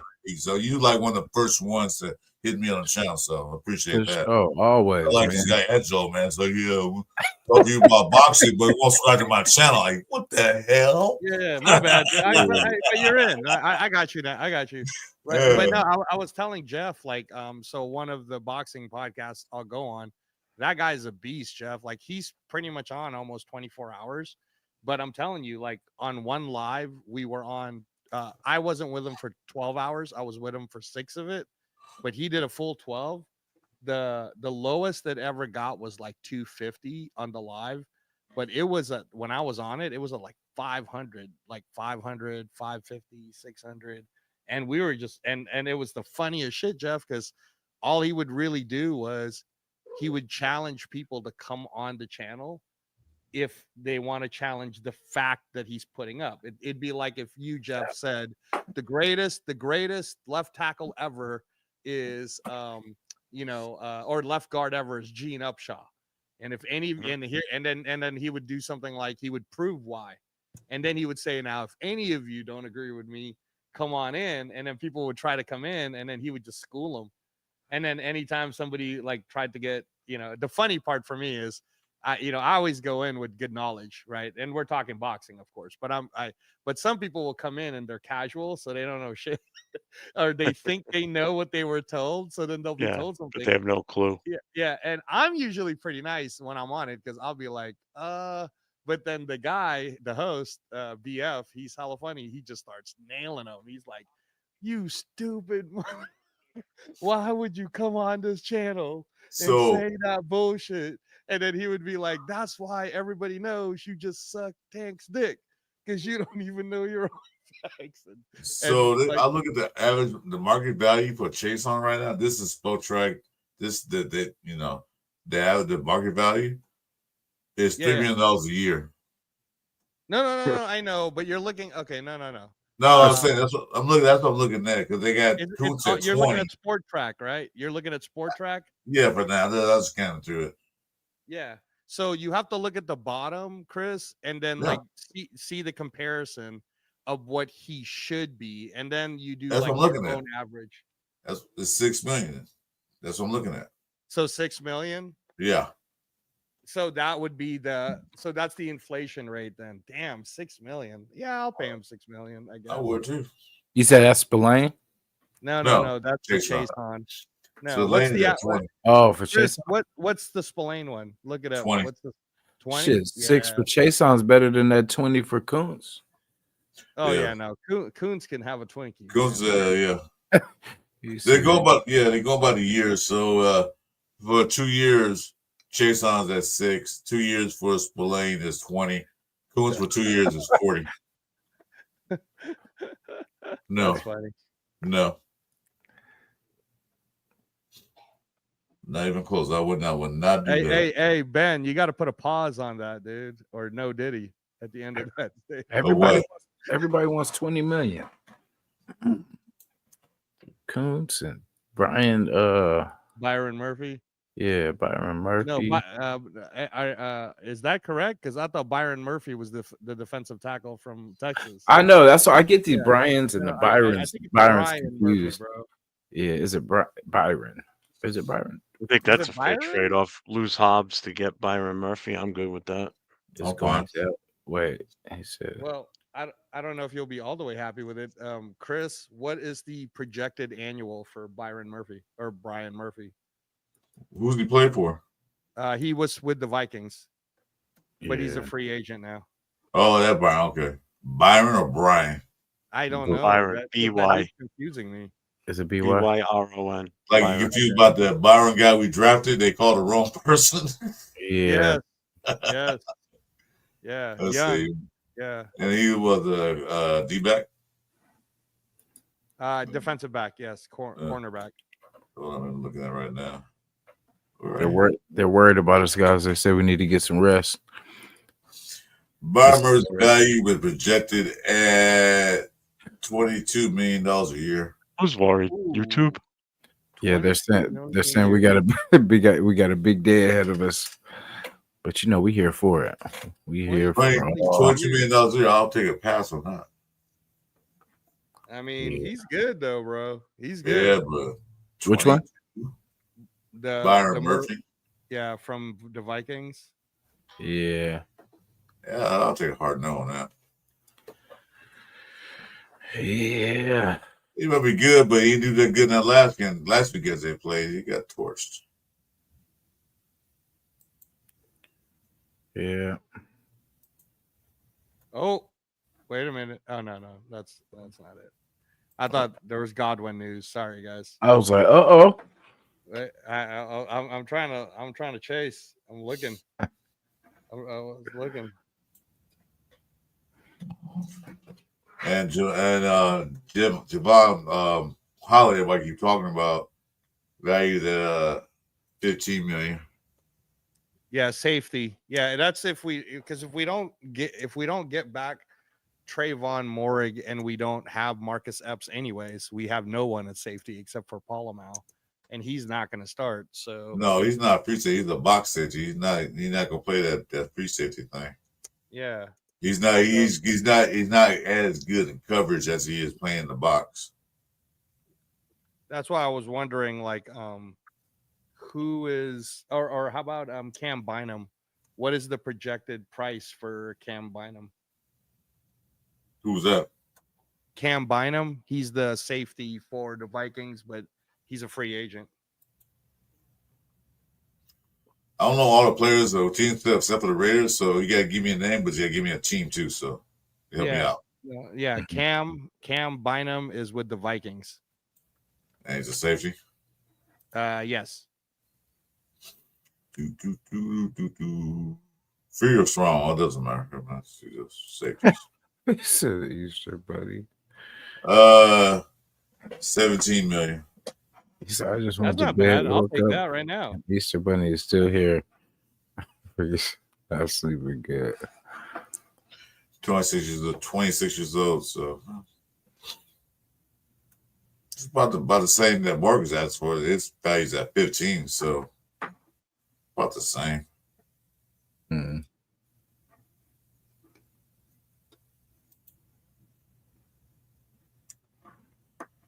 Let's see how much this guy's worth. Yeah, let's check you out. All right. So the negotiation period during the period beginning at 12 noon New York time on March 10th and ending at 3:59 p.m. New York time on March 12th, clubs are permitted to contact and enter into contract negotiations with the certified agents of players who will become unrestricted free agents upon the expiration of their 2024 player contracts at 4 p.m. New York time on March 12th. So technically, they can't do, nothing's going to come out until after 12 o'clock tomorrow.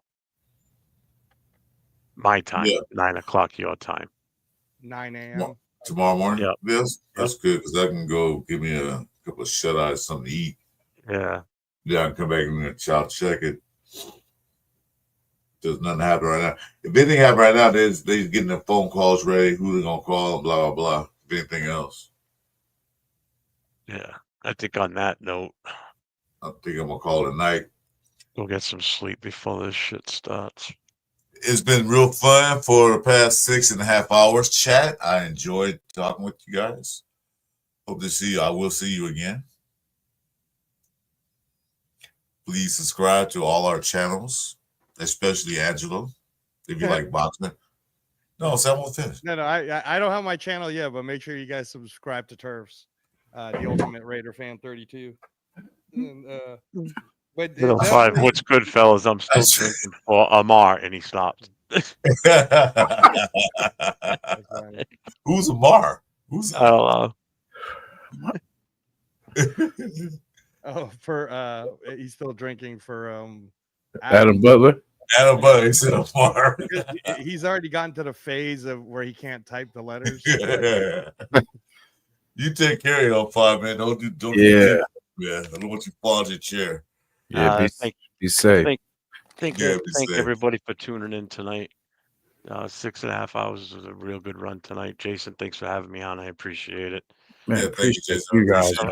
Always. Make sure everybody hits those the notifications, because it's gonna be an interesting week. So, and I usually fire off last minute. Boom, I'm jumping on.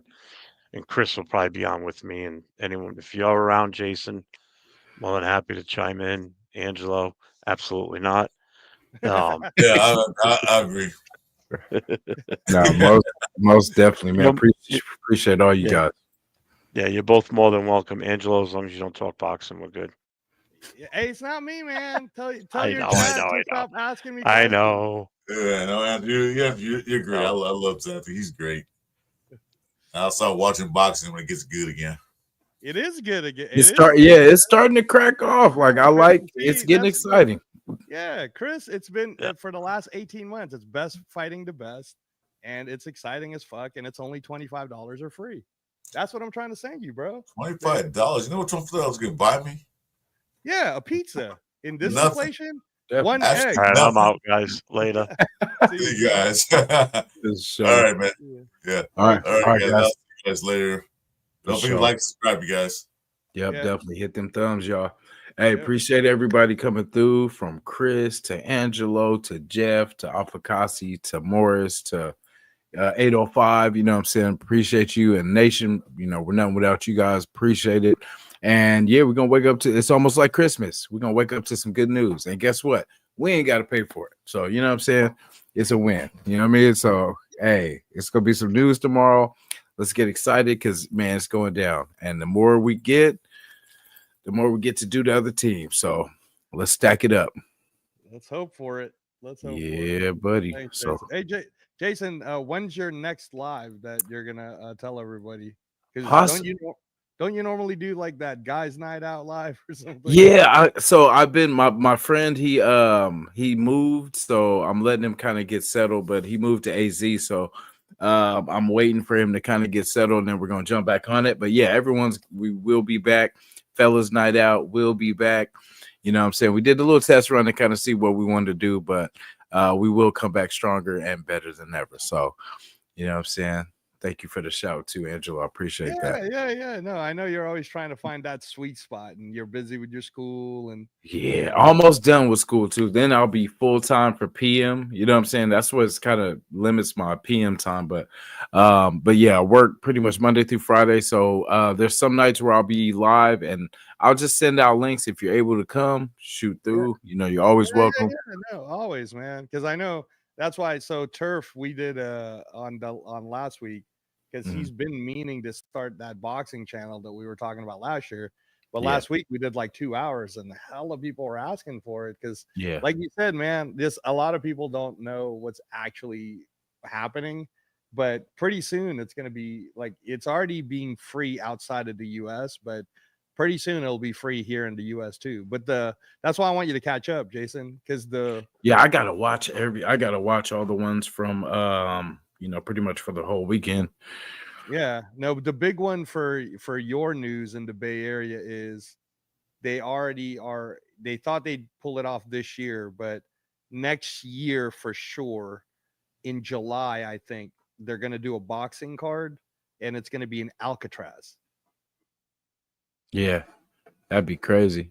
Yeah, so this year the free one is they're doing the boxing card in May in Times Square, in May 2nd in Times Square, and then they're doing, I think, in June or July in Brooklyn Bridge. Oh, damn! Totally for free, dude. Like they're doing all this crazy type stuff, but no, man, you and I will have to hop on, because I definitely want to catch you up on all that stuff too, because I know you like the fight game. So. Definitely will, man. And then yeah, I'll reach out to this week if I got anything going on like in the next couple of days, which I should. Because like I said, it depends on what goes down tomorrow. Shit, we'll be back on here tomorrow night. Yeah, no, if it's big moves, man, if Mekhi Becton gets signed, dude, I'm in. that's the man. That's the guy I want. Because you're who is that? It was Henry Lawrence. Remember Henry? Or I don't know. You might be too young, but we had Henry Lawrence with Gene Upshaw and Art Shell way back. Oh, back in the day, yeah, back in the day. And then we had Bob Brown, right? You know, they were the mean guys with the casts, and then they would be like punching people back in the day. Look like hockey players. Yeah, so that's what I feel like. I feel like Mekhi Becton would be that for us. So yeah, no, but for sure. But thanks everybody. Thanks. And I know you got to go, Jason. So thank you. No, it's all good. And then let me know, man. Let me know if you do something. Definitely will. Definitely do. Love you guys, Nation, man. Appreciate it. Angelo, thank you. And I will see you guys more than likely tomorrow. So we'll see what's up. I'll at least put out a short or something, just of what's going on. But Raider Nation, we love you. Thank you. Raider Nation for life. Let's go.